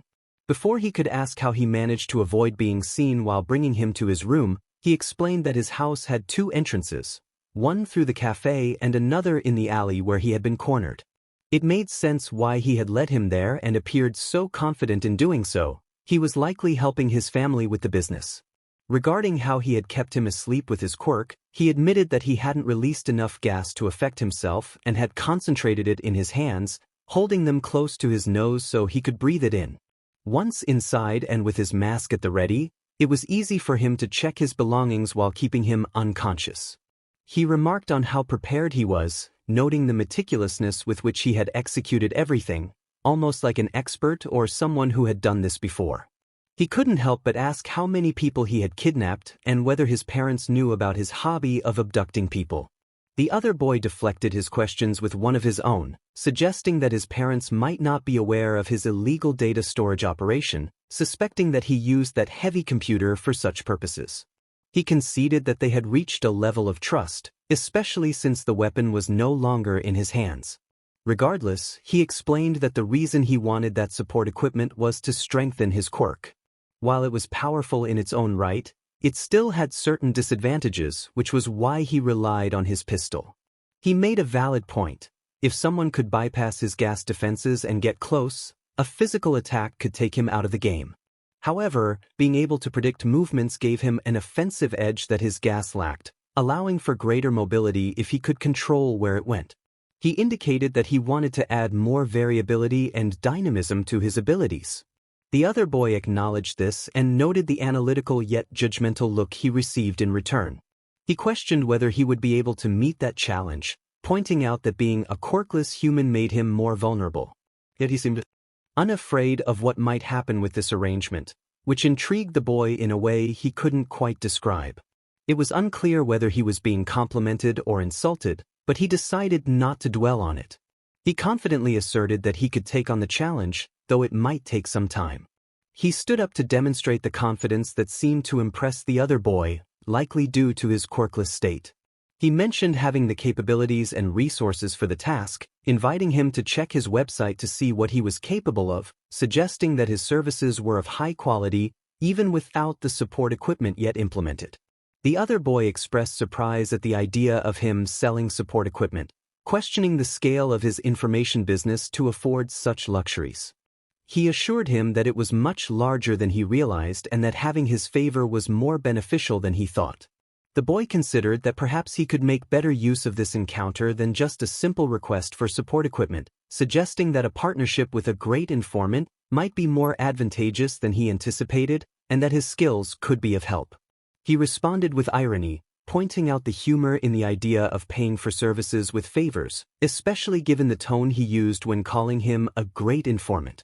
The other boy seemed intrigued by the prospect of a mutually beneficial partnership, suggesting that it could be a good collaboration. They exchanged contact information, and as a bit of revenge for the nickname, he added a star to it, which the other boy didn't notice. He sent him a link to his website once they were connected, telling him to check it out later, along with a complimentary access code as a gesture of gratitude for letting him go. Before parting, the boy warned him to fulfill his end of the bargain or he would come after him, having learned everything about him. A little motivation wasn't a bad thing. He left through the same entrance he had been brought in, intact and with all his belongings, including his phone, which revealed it was 10:25 p.m. He felt relieved knowing he could still catch a train. He wondered if he had gained another collaborator for his business. He would have to think about that later. For now, he just wanted to get home and perhaps go to bed early that night. What do you think will happen next? Thank you for reading. With that, I bid you farewell. In their next meeting at the warehouse, Himiko scolded Izuku for not using the self-defense techniques she had taught him. She expressed her frustration, noting that he had been caught off guard not once, but twice during his recent adventures. Izuku tried to defend himself, explaining that he hadn't expected to be caught in those situations while he was busy monitoring various meeting points, marking those already under surveillance by heroes or compromised by villains. He hoped that things would stabilize soon, as he was quickly running out of safe zones, especially after the recent auction. Himiko emphasized the importance of being prepared at all times. She reminded him that he was no longer just a civilian who could flee without thinking, He had to be aware of his surroundings and the people around him, even if he wanted to maintain the appearance of being an ordinary person. Izuku understood her point but felt that when he was just Izuku Midoriya, the role of an informant shouldn't affect him. Himiko urged him to blur the lines between his two realities, suggesting that he needed to merge them. She pointed out that he was both identities, not two separate entities, and that doing so would allow him to be more authentic, just like her. With a bright smile, she changed the subject slightly, expressing her relief that the situations had turned out in his favor. Izuku added a touch of humor, suggesting that there were 3 favorable situations if they counted her as well. Curious, Himiko asked how he had managed to bribe the boy they encountered. Before he could answer, she continued discussing mustard, noting that he had been ruder than the other boy, albeit by a small margin. Izuku explained that he had used support equipment, which left him with more technical work to do. He finally managed to mark the last of the meeting points under hero surveillance, hoping to finish with the villains' locations by the end of the day. Himiko's expression shifted to one of annoyance as she warned him to be more careful. She expressed her genuine affection for him, stating that even though their time together had been short, her feelings were real. In a playful yet serious manner, she closed his laptop and placed it in one of the wooden boxes nearby, insisting that he needed to improve his reactions. With that, she threw a knife at him, which he narrowly dodged thanks to his training. His reflexes were decent, but he knew he needed to work on his social skills if he wanted to thrive in this world, or he would find himself in more trouble than he wished. It seemed he had a new goal. But first, he had to survive today's training. Himiko reminded him not to get distracted, as the training was just beginning. She skillfully wielded her knife, moving with agility as she attempted to stab him, teasing that a little blood on his face wouldn't make him look bad. Despite her wild nature, Izuku felt a strange sense of comfort. He believed she wouldn't truly harm him, even if he might end up with a few cuts along the way. Her training had elevated his skills, and while her methods were unconventional, they came from a place of care. He recognized that her love was unique but genuine, and he would have to accept it. He could also use these training sessions to prepare for his encounter with Purple Cat, although he planned to approach that situation more cautiously. As he focused, he noticed her pulling out a second knife, realizing that the intensity of their training had just escalated. Izuku knew he couldn't give up. She was relentless, always going all out. If he couldn't match her now, he would feel the pain of his injuries tomorrow. He had to use everything he had learned, even if he was at a disadvantage, something he had always faced. He needed to push harder. Just as he spotted an opening, a moment when she bent her elbows to gain more momentum for her move, he seized the opportunity. Without fear of getting hurt, he stretched out his arms, not to block the strike with his hands, but to grab her by the wrists. He caught her off guard, lifting her slightly and then throwing her against one of the large wooden crates in the warehouse. She opened her eyes wide in surprise, but her experience allowed her to cushion the impact with her shoulder before hitting the wall.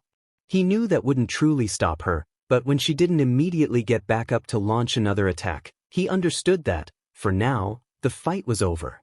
It seemed she acknowledged his growth as she leaned against the crate, and he moved closer to help her up, extending his bloodied hand.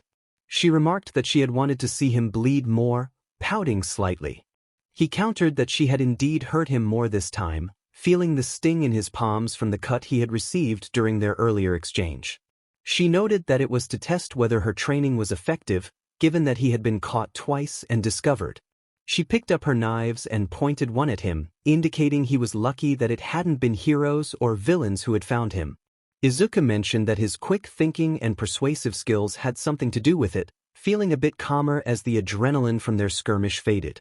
She agreed, saying he knew how to connect with people, then her gaze fell on his still bleeding palms, suggesting he should take care of that. He asked if she knew how to stitch wounds, admitting his experience was more with bruises and burns than cuts, and he doubted he could manage with both hands injured. She casually replied that she knew a bit, being someone who understood cutting more than healing. She rummaged through her pockets and produced surgical thread and a needle, surprising him with her preparedness. She smiled, ready to help him as they sat on the floor. She used a cloth to clean away the excess blood so she could see the cuts and bandage them properly. He felt that a little help would suffice. Going to a hospital would require explanations he wanted to avoid, especially concerning his guardian. Realizing he was about to reveal too much about his private life, he stopped, feeling a twinge of guilt. Although he trusted her, that part of his life still felt off-limits. She teased that she thought she would learn more about his life today, but she didn't seem upset about his reluctance to share. He explained that he wanted to keep his lives separate. The person she referred to was from his civilian side and knew nothing of his current situation. She understood, acknowledging the double life he led, but urged him to blur those boundaries, insisting he was one person, not two. He promised to consider her advice, thanking her as she finished stitching and cut the thread with her teeth. The stitches might be a bit rough, but they would serve their purpose. With winter's arrival, wearing gloves would help him keep his injuries hidden from his classmates until the Christmas break began. Izuku allowed Himiko to leave the warehouse first to take advantage of the privacy. She had warned him to expect a visitor shortly after she departed. He knew it was only a matter of time before the person he was expecting would contact him. It was naive to think he could evade it for long.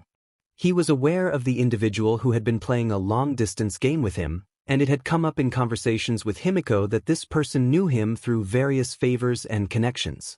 This meeting was intended to strengthen his network. It was foolish not to ally with someone influential, but he needed to set the terms. As he prepared for his guest's arrival, he donned the mask he had used in the video when he initiated changes to his site and put on gloves. With his close allies being those who had discovered him, he felt no need to hide his face from them. However, with this man he would maintain anonymity for now, and it was only a matter of time before he appeared. The older man expressed relief that Izuku had waited and hadn't slipped away as usual, suggesting it felt personal that he had been evaded. He lit a cigarette and took a deep drag, stating, "Nobody's secret." Izuku replied that he wasn't quite ready to be close to someone of his level in this underworld.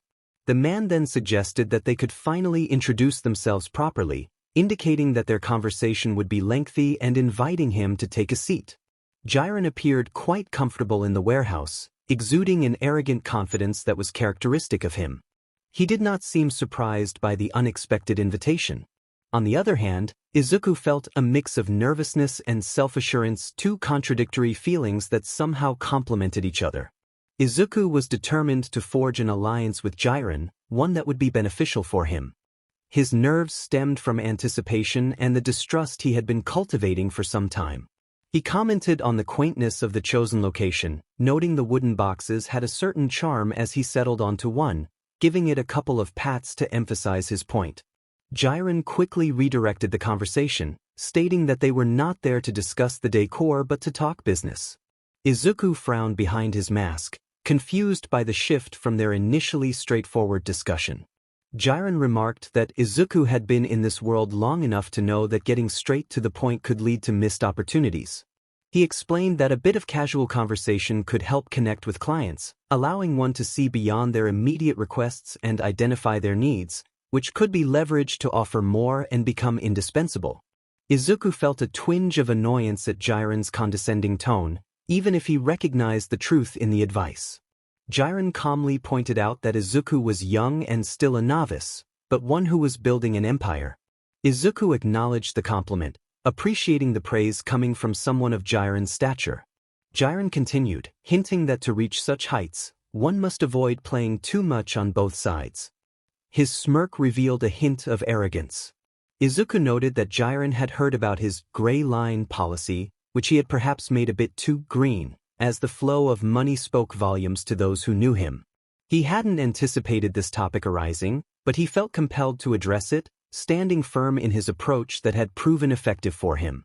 Jiren acknowledged this but added that it wasn't just comments that brought it up. Izuku's working style betrayed him.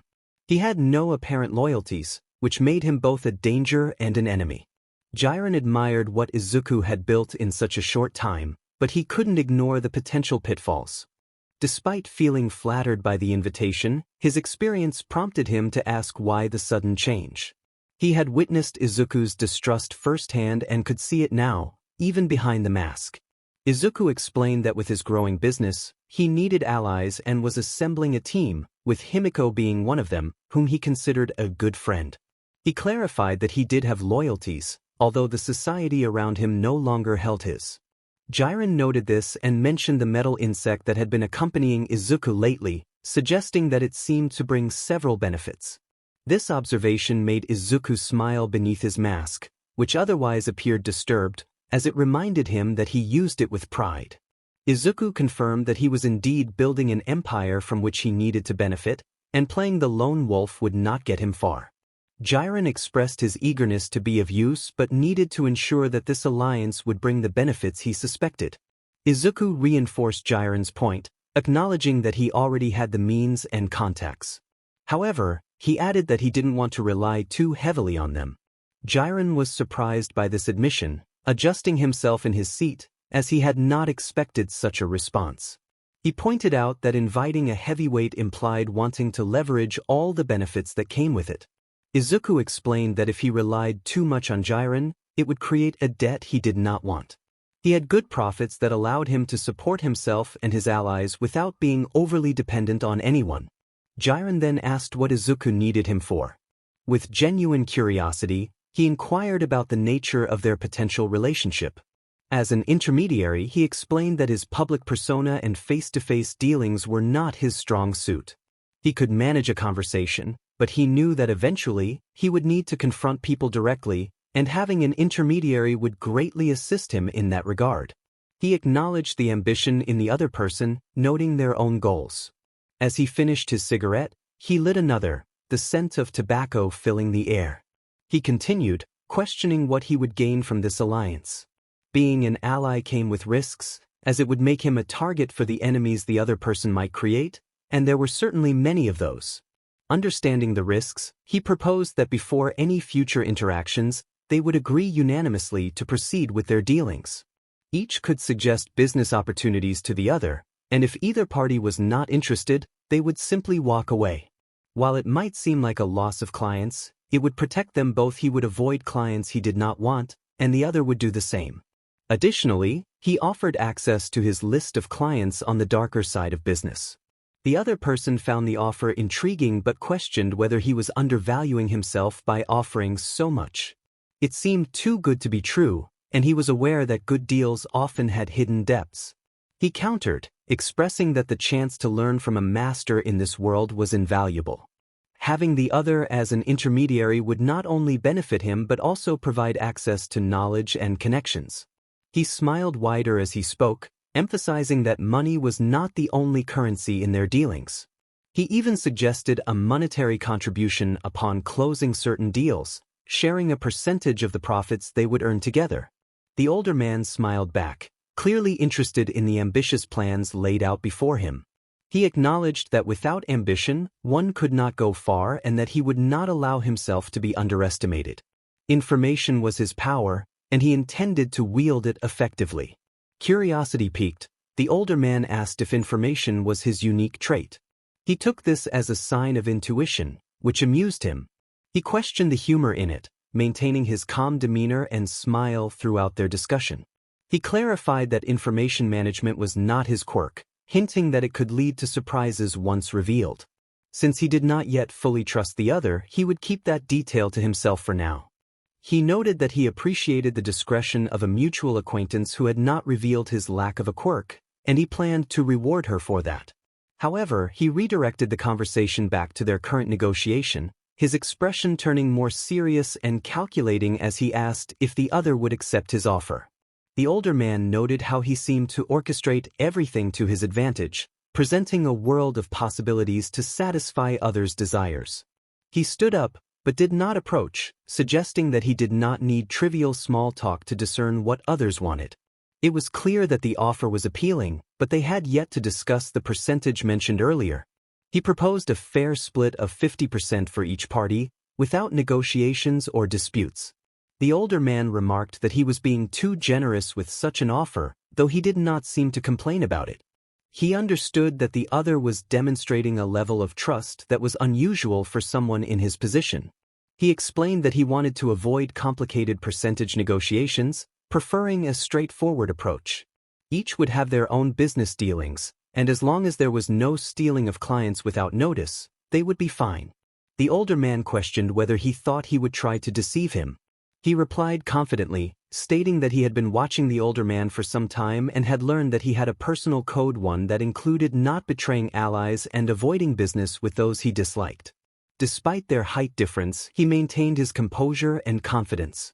The older man complimented him on his astuteness, clearly pleased that he had taken the time to understand his way of working.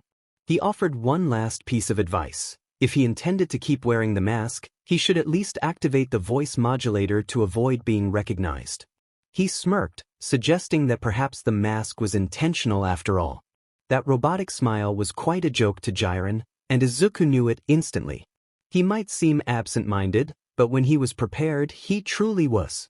He expressed that inviting Jiren was a small show of trust. He had noticed that Izuku was young from his voice, which was why he had kept calling him kid throughout their conversation. Thus, Jiren could deduce that Izuku's goals and ambitions were aimed at creating a future for himself. Jiren was excited and asked what those goals were. Izuku's dramatic pause added weight to his words, leaving the older man intrigued as he revealed that he still didn't know what kind of future he wanted. Jiren found it fascinating that Izuku wanted a future but was still uncertain about what it entailed. Izuku admitted that while he might not have everything figured out, he had the basics. He was alive, not behind bars, and had some recognition in society. The world was already providing him with several opportunities, and it would be foolish not to take advantage of them. Jiren acknowledged the benefits came with many risks, to which Izuku replied that those who don't take risks don't win. He noted that Jiren also took significant risks daily, as they both knew that villains weren't the most reliable clients. Jiren didn't deny it, but he mentioned that he had loyalties among them, and he was one of those loyalties. He took a step closer to the younger man, proposing a 50-50 arrangement where they would exchange information, allowing Izuku to benefit from Jiren's experience while Jiren gained the favor of the younger man. They reached an agreement, with Jiren extending his hand to seal the deal, stating it would remain until one of them wanted to improve or gain more from it. Izuku accepted the handshake, marking the conclusion of their business for the day. Meanwhile, Hitoshi was following the directions Izuku had given him. It was Tuesday, and he had managed to evade his pursuers to reach the train calmly and safely. When he arrived at the building, he didn't hesitate to enter. He approached the reception desk where a woman with pink hair tied in a ponytail was checking part of the exterior inventory. Suddenly, an explosion echoed from the ceiling. The woman called out for May, and a voice from above responded, apologizing for wanting to finish before Purple Cat arrived. Hearing that nickname made Hitoshi hesitate, especially with the connection to the explosion. He gathered his courage and called out to the woman, who turned to look at him intently. He introduced himself as Purple Cat, unsure if it was the right thing to say, but trusting Izuku's message that he could use the nickname and that these people were trustworthy. Despite his natural distrust, he had found Izuku to be honest most of the time, so he decided to play along. The woman mentioned that he was the new friend of Lokito, which puzzled Hitoshi. Remembering Izuku's lack of creativity with names, he couldn't help but let out a small chuckle. She continued, expressing her confusion about why their mutual friend wanted to keep their nicknames until they both entered UA, which she found endearing. She then invited him to follow her, saying that Izuku was waiting for him in the workshop and had been busy lately. She called out to Mei, informing her of Hitoshi's arrival. As Hitoshi made his way toward the workshop, he quickly spotted the familiar green hair of Izuku. Seeing him so focused, Hitoshi decided to surprise him. He moved as quietly as possible, drawing on his experience to avoid being noticed. Just as he was about to jump out and say, "Boo," he was abruptly halted. Izuku acknowledged his arrival, raising a blowtorch as if it were a weapon. He complimented Hitoshi on his stealth, suggesting it would serve him well as a hero. Hitoshi replied that it wasn't as effective against someone as perceptive as Izuku. He took a seat next to him and smiled, calling him Lokito. Izuku explained that it was the best name he could come up with, as everyone knew his real name. He believed it was wise to maintain anonymity until they entered UA. Hitoshi was curious about who they were. He was unsure how to ask the question or which one he wanted to pose, but he conveyed a clear context of what he wanted to express. He clarified that they were just good friends, and Mei, who would arrive soon, was the one he mentioned who wanted to join the support course. This provided understanding to the purple-haired boy about why he had brought him to that place. With a confident smile, the girl revealed that as a future hero, he would be a great client for her inventions. She was holding a type of bracelet. He noted that she was well aware of his goal, which he pointed out with a curious glance at the object. Izuku, without looking up, indicated that it was obvious she needed to know, as she was very talented. Hitoshi, however, remained skeptical, especially considering how they had arrived at that location. Mei quickly defended herself, explaining that she had been in a hurry, and that only demonstrated her progress. She handed the bracelet to Hitoshi, urging him to try it and see how good she was, convincing him he wouldn't want another inventor. Hitoshi glanced at Izuku, who nodded enthusiastically. Despite his lingering doubts, he recognized that his options were limited, especially with the pink-haired girl beside him, watching him expectantly and excitedly. Reluctantly, Hitoshi took the object and put it on. He noticed that it was more than just a bracelet. It was a flexible metal wristband reinforced with leather, designed to fit snugly over his palm and stay in place thanks to a strap that passed between his thumb and index finger. He quickly noticed a panel on the underside, but what intrigued him was the metal part on top that activated when he closed his fist, revealing an electromagnetic slingshot. Two small metal tubes emerged from the base, aligning perfectly with a purple circle at the end of some lines of the same color, indicating a path at the end of the wristband. He wondered if it was what he thought it was, hoping for confirmation from the girl. She assured him it was, explaining that it only needed ammunition. She produced a small marble, no more than an inch in diameter, stating it was safe and wouldn't cause much damage. All he had to do was lower his wrist with force, and it would fire as long as his hand was closed. With that, she handed the marble to him, and with excitement, he placed it in the glowing circle, which, despite having nothing to keep it in place, didn't roll or fall out. He searched for the emptiest spot in the room and found it in the far corner. He steadied his aim and, following her instructions, lowered his wrist, watching as a current of electricity flowed between the two small rods, generating the energy needed to launch the marble. It shot out with such force that they barely saw it hit, and before they knew it, a large cloud of what resembled pink fire-retardant foam erupted. He admired the object, instinctively opening his hand and noticing how the firing mechanism disappeared. He asked if this would be the support equipment they had planned for him, filled with curiosity, as he never expected to receive something like this, which was much more than he had anticipated. Mei responded that it wasn't just that. Izuku was also working on a voice modifier. She almost revealed the green-haired boy's name out of excitement but quickly composed herself. Despite this, Izuku chose to intervene, handing Hitoshi a steel mask. He explained that it was still a bit warm from the torch, but not too hot for him to try it on. Hitoshi felt the warmth on his face, confirming that Izuku had indeed been truthful about its temperature. He noticed the controller on the side as something rolled against his cheek, prompting him to take a few test turns and speak. He asked how he looked, clearly hoping for a confident response from the green-haired boy. Izuku told him he looked good, and in that moment he felt his mind drift, his gaze becoming vacant, which didn't go unnoticed by Mei, who looked on in astonishment. When he snapped back to reality, he noted that it seemed the mask didn't affect his quirk, which was a positive outcome. Mei expressed her amazement, noting that the modulator worked regardless of the voice it generated, and if he could amplify it, it would be fantastic.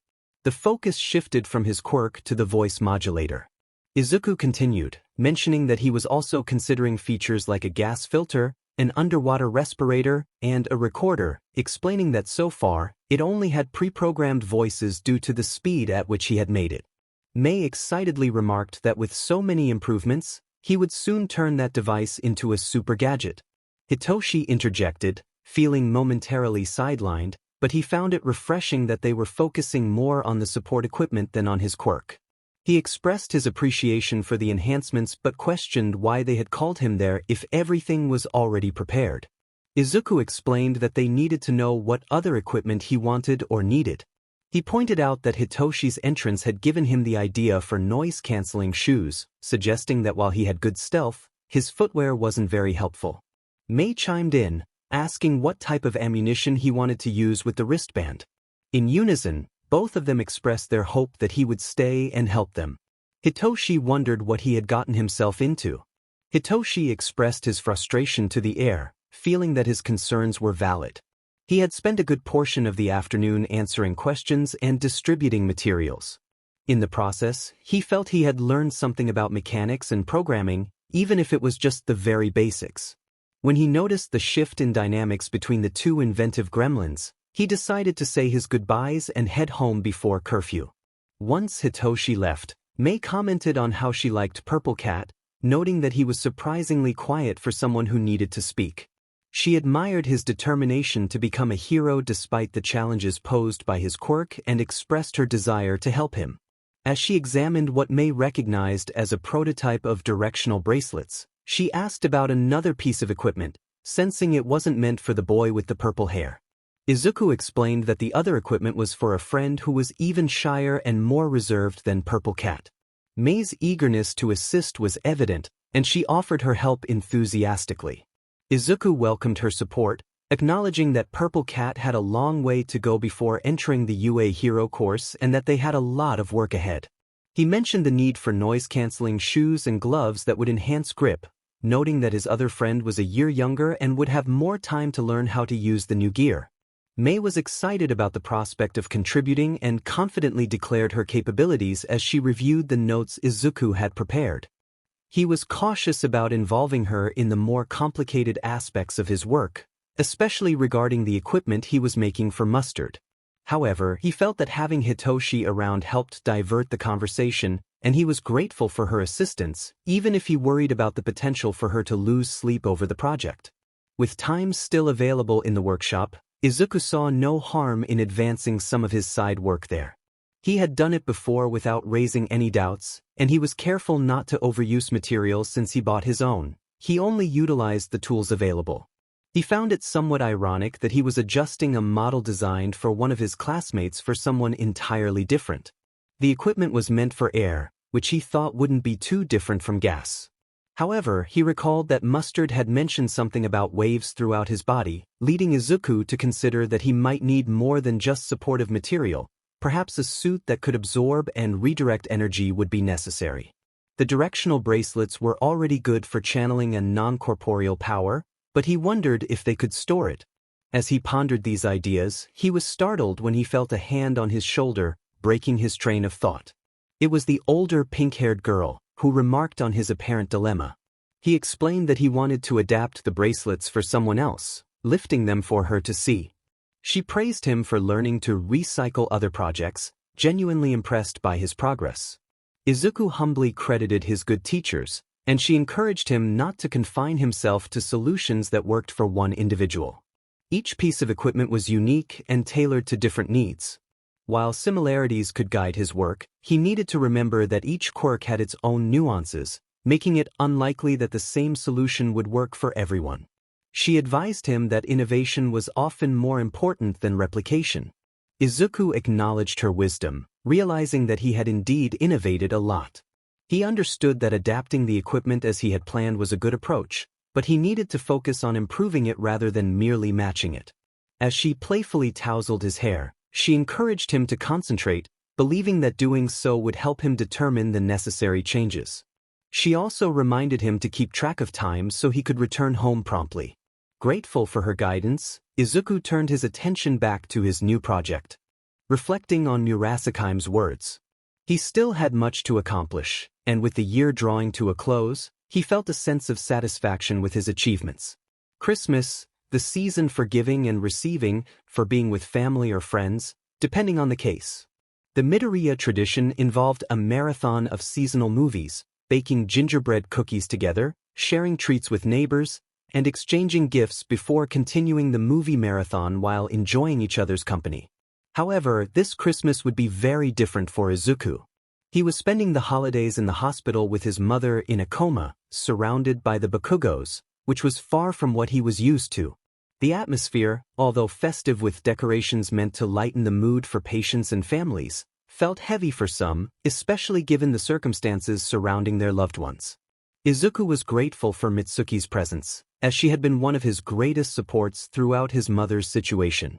On the other hand, he felt uncertain about Katsuki's presence.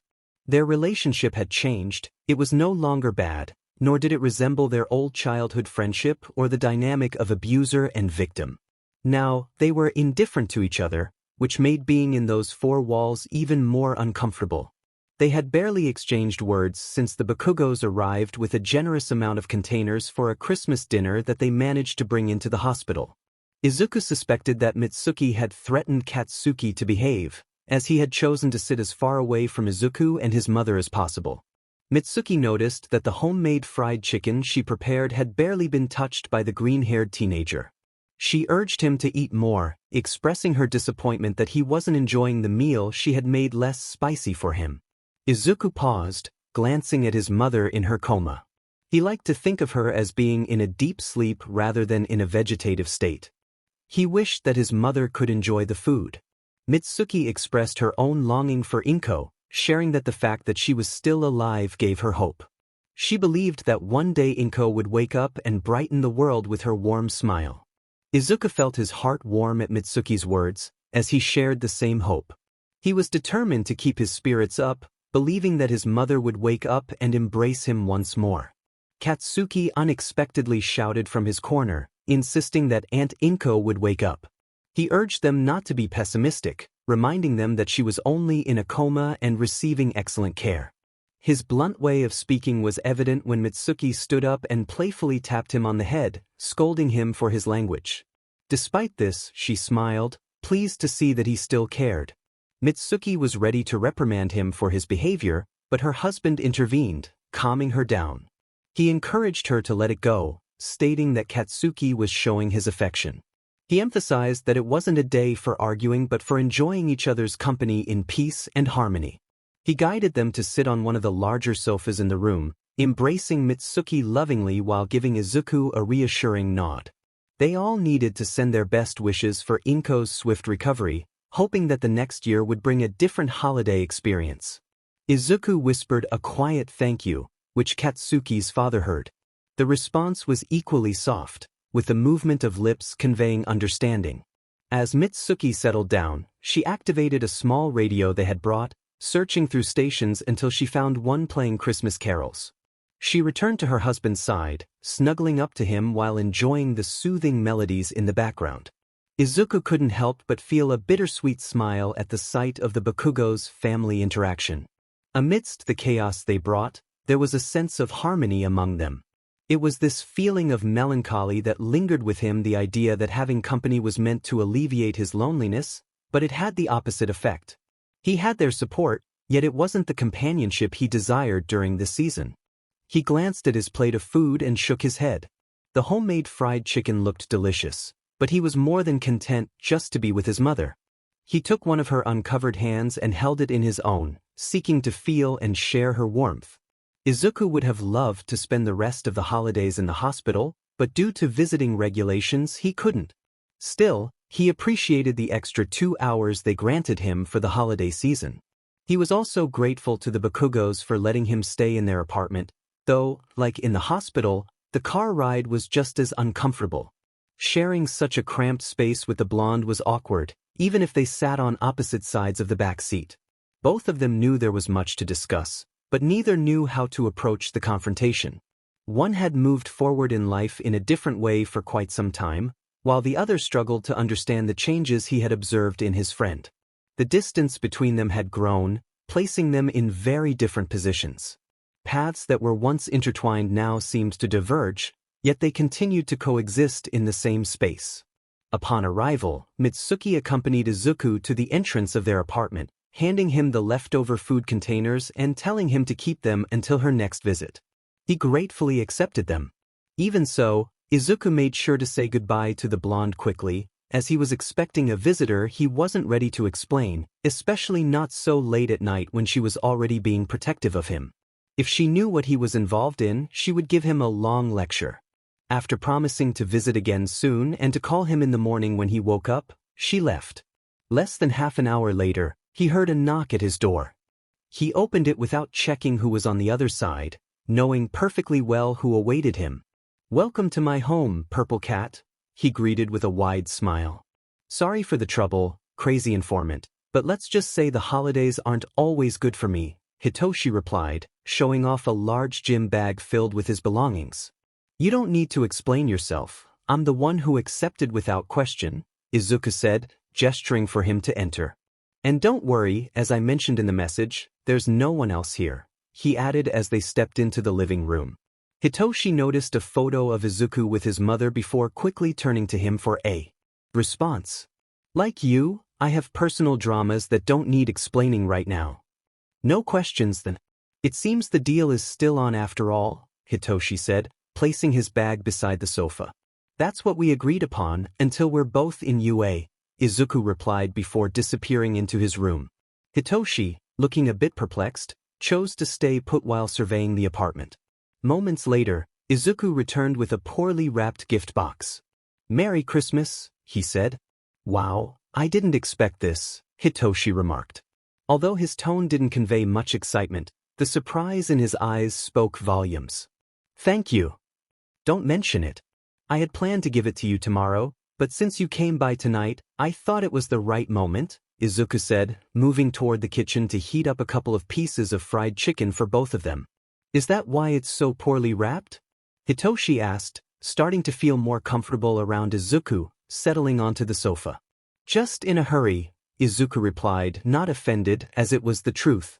Now I feel bad for not bringing you anything, Hitoshi said, still holding the poorly wrapped box.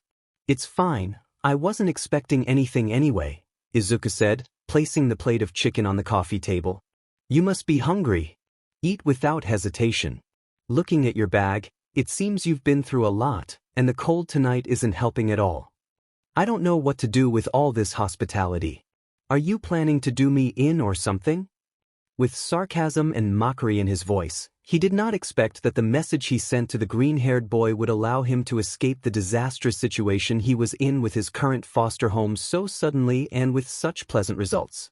He expressed with amusement that if the other boy offered to be a test subject for his inventions and maze, he wouldn't complain, all while bringing 2 mugs of hot chocolate and wearing a sly smile.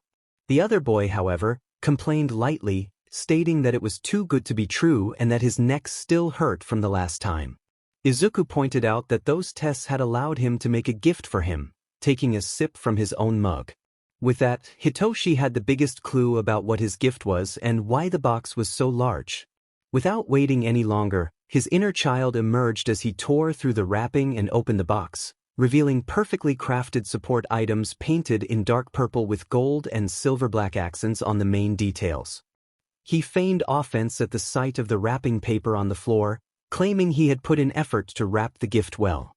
Hitoshi responded, acknowledging that he knew this would happen when he received it, and then turned his attention back to his present, expressing gratitude and promising to repay the favor. Izuku warned him that such words could come at a cost, knowing well the implications of such declarations. Although it was stipulated in their agreement, it was a genuine warning. Hitoshi insisted that it would be worth it, stating that Izuku had done so much for him and he hadn't had the chance to return the favor. As he pulled the voice modulator from the box, he admired the details given by the paint. Izuku considered introducing him further into the business in a way that wouldn't compromise him too much. He had been thinking about it for a while, noting that Hitoshi was someone who could blend in well. If he could make others reveal secrets, it would be a great help. Hitoshi remarked that it sounded like Izuku wanted him to be some sort of informant. While he didn't think it was a bad idea, he realized he could manage it since his ability had a short-term amnesic effect. Izuku joked that he could be like a spy cat, referencing the nickname. Hitoshi immediately understood the Cold War and American reference, playfully challenging him on it. Izuku thought it was a good joke, but Hitoshi found it not so great, though he accepted the irony. As their casual conversation began to wind down, he asked what would happen next. Izuku offered that Hitoshi could stay the night on the sofa, promising to bring extra blankets. He provided basic directions, noting that the bathroom was the first door on the right, his room was at the far left, and the other room belonged to his mother, asking him not to enter there. Hitoshi acknowledged that he understood the house rules and knew when not to intrude. Izuku inquired if he had personal experience with that. Izuku questioned whether his backpack could provide a clue, even though he already knew the answer. He received a simple affirmation, which felt like a boundary they had yet to cross. He understood and began making his way back to his room, continuing to speak as he walked. It was getting late, and he suggested bringing blankets and getting some sleep, as tomorrow would be a big day. Hitoshi agreed, a teasing smile creeping onto his lips as he had his own idea, calling Izuku Santa. The next morning, Izuku knew the package had arrived when he received an email on his Nobody's Secret account. It contained a photograph of the full-arm gloves he had designed, enhanced by the base of the directional wrist supports he had implemented to provide more move and stability. The gloves were interconnected with thin hoses that added to their style, and the black rubber gleamed in the light. The photo was accompanied by a message expressing admiration for Izuku's skills and suggesting that their partnership would be fruitful. Izuku couldn't help but wonder if it was really necessary to wrap it like a Christmas gift. The sender replied, pleased that Izuku liked the gloves, and mentioned that it was the best season for gifts, hoping he would enjoy it as one of the first beneficiaries of their collaboration. Izuku assured him he would make the most of it. His gratitude continued as he received another photo from the Hatsum family, showing them in the ugly sweaters he had bought for them, along with the protective goggles he had crafted in his spare time. They held a gift box with a clear label that read, "For Izuku." A genuine smile formed on his face, and he quickly promised to repay them and thank them for the thoughtful gesture, saying he would visit their shop later to chat more comfortably. As he continued checking his emails, he found one from Gentle and La Brava, which included a thank you letter for the white tea package and the new video camera he had sent, along with a QR code for a 10,000 yen gift card. He accepted it humbly, recognizing it as a sincere gift from afar. Finally, received a message from Himiko, which was a video of her wishing him happy holidays while joyfully hugging a large bat-shaped plush backpack that contained more blood dials and a set of pink-handled knives. Like the Hatsum family, she also showed a small gift box with a note expressing her eagerness to give it to him in person. Izuku reflected aloud that it hadn't been such a bad Christmas, feeling a sense of recognition and reciprocity from the many people who cared for him. For Izuku, it was relatively easy to keep Shinso in his apartment during the New Year week. He only needed to ask him to hide in his room while he entertained Mitsuki with quick, casual conversations, mainly about New Year's resolutions. He struggled to contain his manic laughter when she asked about his goals for the new year, as he had something big planned to kick off the year. He had been orchestrating the surprise for some time and would have the chance to reveal it once midnight arrived. Although he wouldn't be present to see the reactions when his plan unfolded since he would be at another dinner with the Bakugos and their mother in the hospital, his excitement was palpable. The countdown for the auction that weekend had been postponed, but Izuku couldn't shake the feeling that everything was aligning in his favor, especially since New Year's Day fell on a Saturday this year. He wouldn't arrive with an offer this time, but he would present a new update. The longtime visitors of the website were greeted with a black screen displaying one of the familiar ghostly rabbits and a countdown timer synchronized with the New Year countdown. They were certain a new update awaited them, while newcomers braced themselves for potential errors in the system. Fortunately, the wait would be much shorter, as it began at noon on December 31st, resulting in a 12-hour pause instead of a 3-day wait. This shorter duration left them with less anxiety than before, but with new expectations for what this change would bring. As the moment approached, anyone near a significant event or even a simple clock could sense the exact moment the video screen lit up, coinciding with the chimes marking the start of a new year. When a familiar black fabric background appeared, along with a figure obscured from head to toe and a well-known LED cosplay mask that maintained a level of expressiveness, those on the website knew it was time for the announcement. The mysterious individual displayed a wide smile behind the mask as they began the pre-recorded video, just like before. They greeted their viewers with a cheerful, Happy New Year. As the masked figure made the opening announcement, fireworks illuminated the mask, emphasizing the importance of the words spoken. With the arrival of the new year, it was the perfect moment to start anew, and new surprises and opportunities were on the way. The figure turned in the same swivel chair as before, clarifying that the auctions would not be cancelled, although there would be none that day, so everyone should put away their wallets. The announcement was timed perfectly, even if it was a couple of hours early. However, there was something beneficial to share, but only for those who had previously earned approval. Not everyone had gained the figure's trust, but they would have the chance to access this opportunity. The dramatic pause added emphasis to the announcement, signaling the importance of what was to come. The figure revealed plans to sell support equipment, accepting orders and suggestions, while also offering general items that anyone would love for their versatility. A second screen appeared to the left, providing more space for the visual display. The figure encouraged the audience to trust not just them but also their collaborators, Gentle and the Brava. The applause from the pre-recorded audience added to the excitement of the reveal. The sound of running water filled the air as a warm, brown liquid poured into a fine teacup. At that moment, Gentle and the Brava were seen enjoying the hot beverage. Gentle spoke calmly, not looking directly at the camera, expressing that it was refreshing and a great way to start a new chapter in their lives. The Brava agreed, holding her own cup and mimicking her idol. Gentle continued, relishing the tea and recalling the purpose of the video, taking another sip before mentioning the new jumping boots he had been using in his recent performances. A montage of his new footwear appeared on the screen, showcasing how they allowed him to jump higher and farther than before, reducing the need to rely heavily on his quirk and avoiding unusual exhaustion. He added that they were very comfortable and ergonomic. He then pointed out his new contact lenses, which allowed him greater maneuverability while filming. He showcased the lenses, zooming in on the fine, almost transparent equipment, stating that they enabled him to focus solely on admiring Gentle. After sharing this, both took another sip from their cups and turned their attention to the camera, synchronizing perfectly to express their excitement about the great products that benefited them.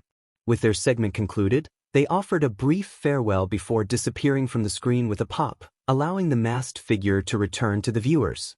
The figure noted that their new partners were pleased with the products, reiterating that these items could be collected at familiar checkpoints.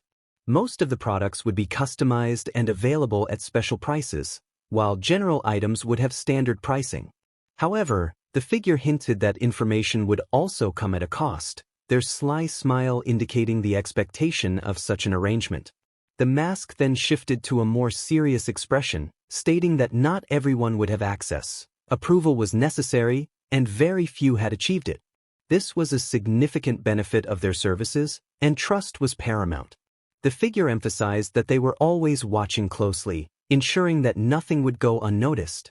With a gesture as if checking an imaginary watch, the figure returned their gaze to the camera, acknowledging that it had been a brief announcement. They hinted that more information would follow, mentioning Gentle and the Brava as part of the new face of the business. With a playful gesture to signal silence, the figure winked, leaving the audience curious about who else might join this section. As the screen faded, it was filled with a million ghostly rabbits before revealing the update date, 0101-2253. A glitch appeared on the site, refreshing to show that the auction timer had reset along with the page, confirming that there would be no auction that day. Instead, a small cream-colored selection button appeared, showcasing images of support items. Meanwhile, Tsukachi was at his sister's house for a family gathering during the holidays when, at midnight, his phone exploded with calls and messages. These were not New Year's greetings but work-related notifications. His sister shot him a reproachful glance, fully aware that the life of a law enforcement officer was demanding and unpredictable. With a simple hand gesture, he signaled for the individual to step away to a secluded area to handle what needed attention. He decided to open the messages, finding an overwhelming number related to the website Nobody's Secret, which made him let out a weary sigh, not expecting to deal with this on New Year's Eve. He wondered to himself if this person ever took a break, especially on such a holiday, as he glanced at the screenshots sent by those involved in the case. After a quick read, nearly spilling an imaginary coffee on his lips, he dialed the number of the person who would likely be most informed. He heard the voice of the informant on the other end of the line, acknowledging that the detective was already aware of the situation. The detective questioned how much further this would grow while reviewing the channel of new associates, noticing the exponential increase in views and followers. The informant explained that it couldn't be confirmed yet, as their reach was currently only in Japan. The fact that they were starting to reveal some of their allies and contributors indicated they were assembling a team, one whose full extent they couldn't yet see. The director expressed concern over the implications of this development, noting that their information and product exchange system was the most dangerous aspect, especially since they had no idea how much data had been collected from those unwilling to use monetary payment. The informant pointed out that this individual had likely identified their users and was already gathering people, which raised suspicions about potential infiltration in various places. The detective acknowledged that they had suspected alliances were forming, and this confirmation complicated matters further. He felt a sense of emptiness from not having brought a cup of coffee with him, even a small one. It seemed that the individual was still hiding in the shadows, possibly not someone who engaged in physical contact. The informant speculated that their abilities might not be combat-related, perhaps leaning towards mental powers, but he was not ready to dismiss any possibilities. The detective reaffirmed that they couldn't rely on the peculiar database to reduce their workload, as there was a chance the data could be falsified due to hacking skills. Despite being a valuable tool, nothing online could be guaranteed secure when facing someone with such abilities. He lamented the disadvantages of living in a technological world, but noted that the paper trail still existed. This person was becoming a more significant figure, and larger figures were more visible. The fact that they were showing themselves, even indirectly, meant there were connections to pursue. Gentle and La Brava would now be among their targets to track down their mysterious manager. The detective felt grateful that the informant, despite everything he had been through, was on the side of good and supported them in these cases. He would not want to have him as an enemy. The informant clarified that he was not being optimistic but rather practical and logical, emphasizing the need to act before this individual built a larger network of allies that would be difficult to connect. They might still be unaware of the rest, but they had two public figures to work with, and if their videos provided a clue, it would be beneficial. At least they were not the type to put people at risk.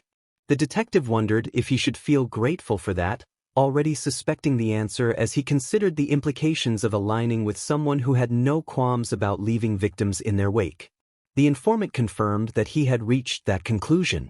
As the sound of typing echoed on the other side, he noted that for now, they should be thankful for a week with fewer worries due to the auction that day.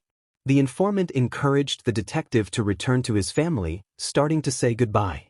Just before hanging up, he wished him a happy new year. The detective reciprocated the sentiment with a slight smile at the small gesture, and that was how they parted ways.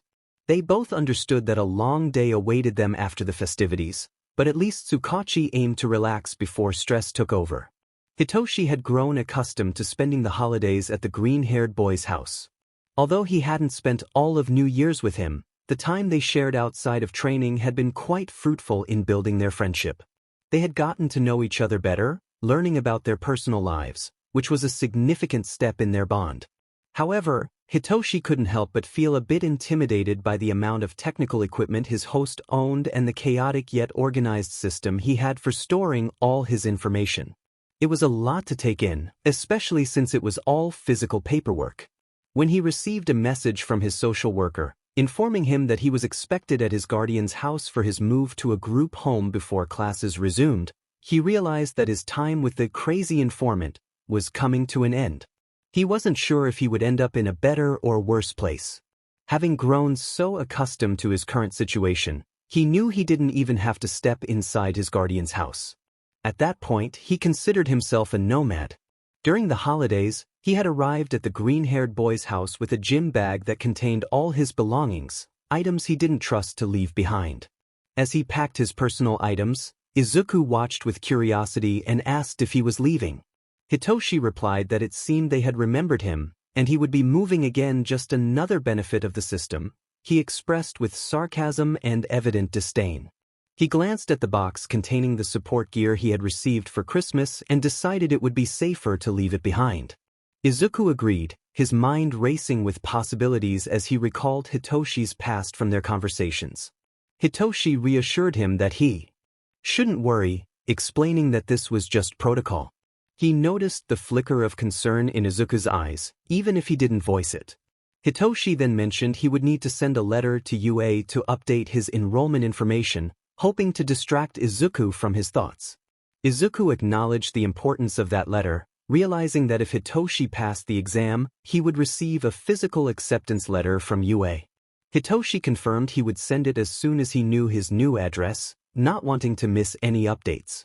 As he prepared to leave the apartment with his few necessary items, Izuku playfully assured him that if that situation arose, he would make sure to inform him. Hitoshi, understanding the joke, couldn't resist asking how Izuku planned to inform him if he didn't even know his name. Izuku replied that he had his methods, gesturing toward his room with a teasing tone, hinting at his capabilities. Hitoshi smirked, noting that such actions would break their agreement and free him from Izuku's company. Izuku confidently stated that he was sure Hitoshi would pass the exam, which brought a genuine smile to Hitoshi's face. He thanked Izuku for his vote of confidence, and Izuku returned the gesture, wishing his friend well as they parted ways for the day, hoping everything would go smoothly with Hitoshi's new foster home. As the remnants of snow lingered, the return to school for the final term arrived normally. With time passing, it meant they had less time to improve their skills for their respective exams. Their study sessions and training intensified, and Izuku felt grateful for the support he received from his friends, like Brava, who helped him improve the code and defenses of his website, and Himiko, who assisted with physical deliveries. Despite feeling overwhelmed by the extra work from promoting the support team, he managed to balance his responsibilities while preparing for the future. Forming a study group with Mei and Hitoshi helped alleviate some stress, allowing them to make small adjustments to Hitoshi's support gear during their study sessions. When the day of the entrance exam arrived, the three had agreed to meet at the entrance to wish each other good luck. At 8:30 in the morning, the aspiring students began entering the imposing school, a dream for many aspiring heroes across the country, an opportunity many wish to achieve at some point in their lives. Izuku felt nervous but confident about the theoretical part of the exam, trusting in his knowledge and the support he had received from his friends during their study sessions. What had him filled with anticipation was his lack of knowledge about the practical exam for the business area. It wasn't as if he had been fully prepared for the hero practical exam at the time, learning only at the end what Shinso had shared after completing his own. It was as if Shinso had given him hints about what he might face, having managed to extract information from the UA network without leaving any evidence of his intrusion, as part of his strategy to give his friend every possible advantage. It was already 8:33 when the first glimpses of pink hair and familiar steampunk-style glasses came into view, signaling that part of his wait was coming to an end. He heard his name called from a distance, in the direction of the pink hair and glasses, and it was obvious who it was. He barely had time to brace for the impact, hearing the thud of the reinforced cardboard box hit the ground, accompanied by the unmistakable sound of metal clinking together, as strong arms wrapped around his neck with enthusiasm.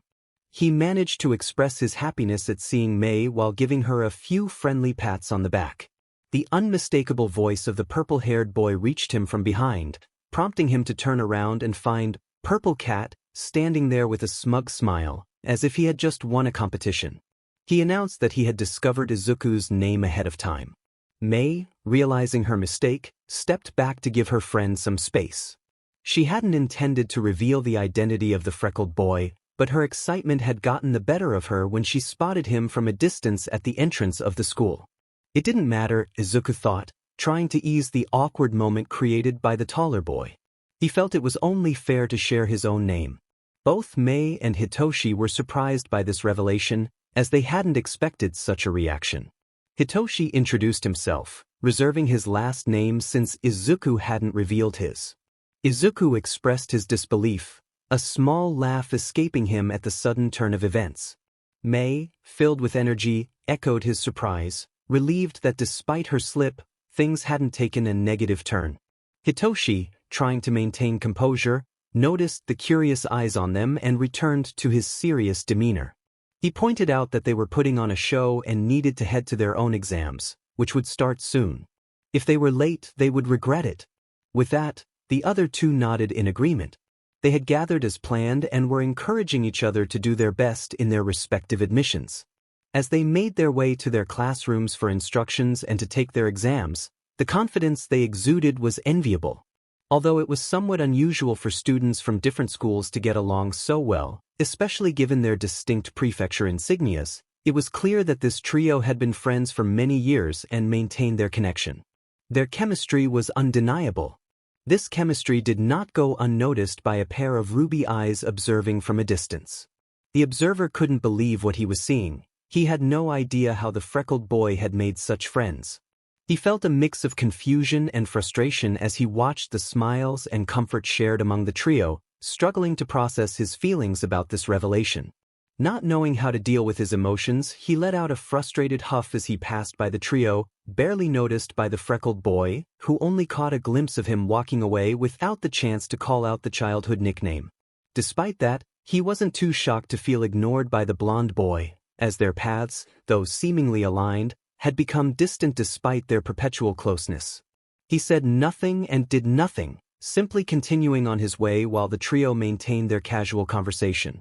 When they reached the intersection where they needed to head to their respective exam locations, Izuku finally decided to lower his backpack and retrieve its contents. He mentioned that he hadn't forgotten to bring the equipment, handing over a box with handles to make it easier to carry. He asked if it had been registered, wanting to ensure that nothing had been overlooked, as it was crucial for his work and plan.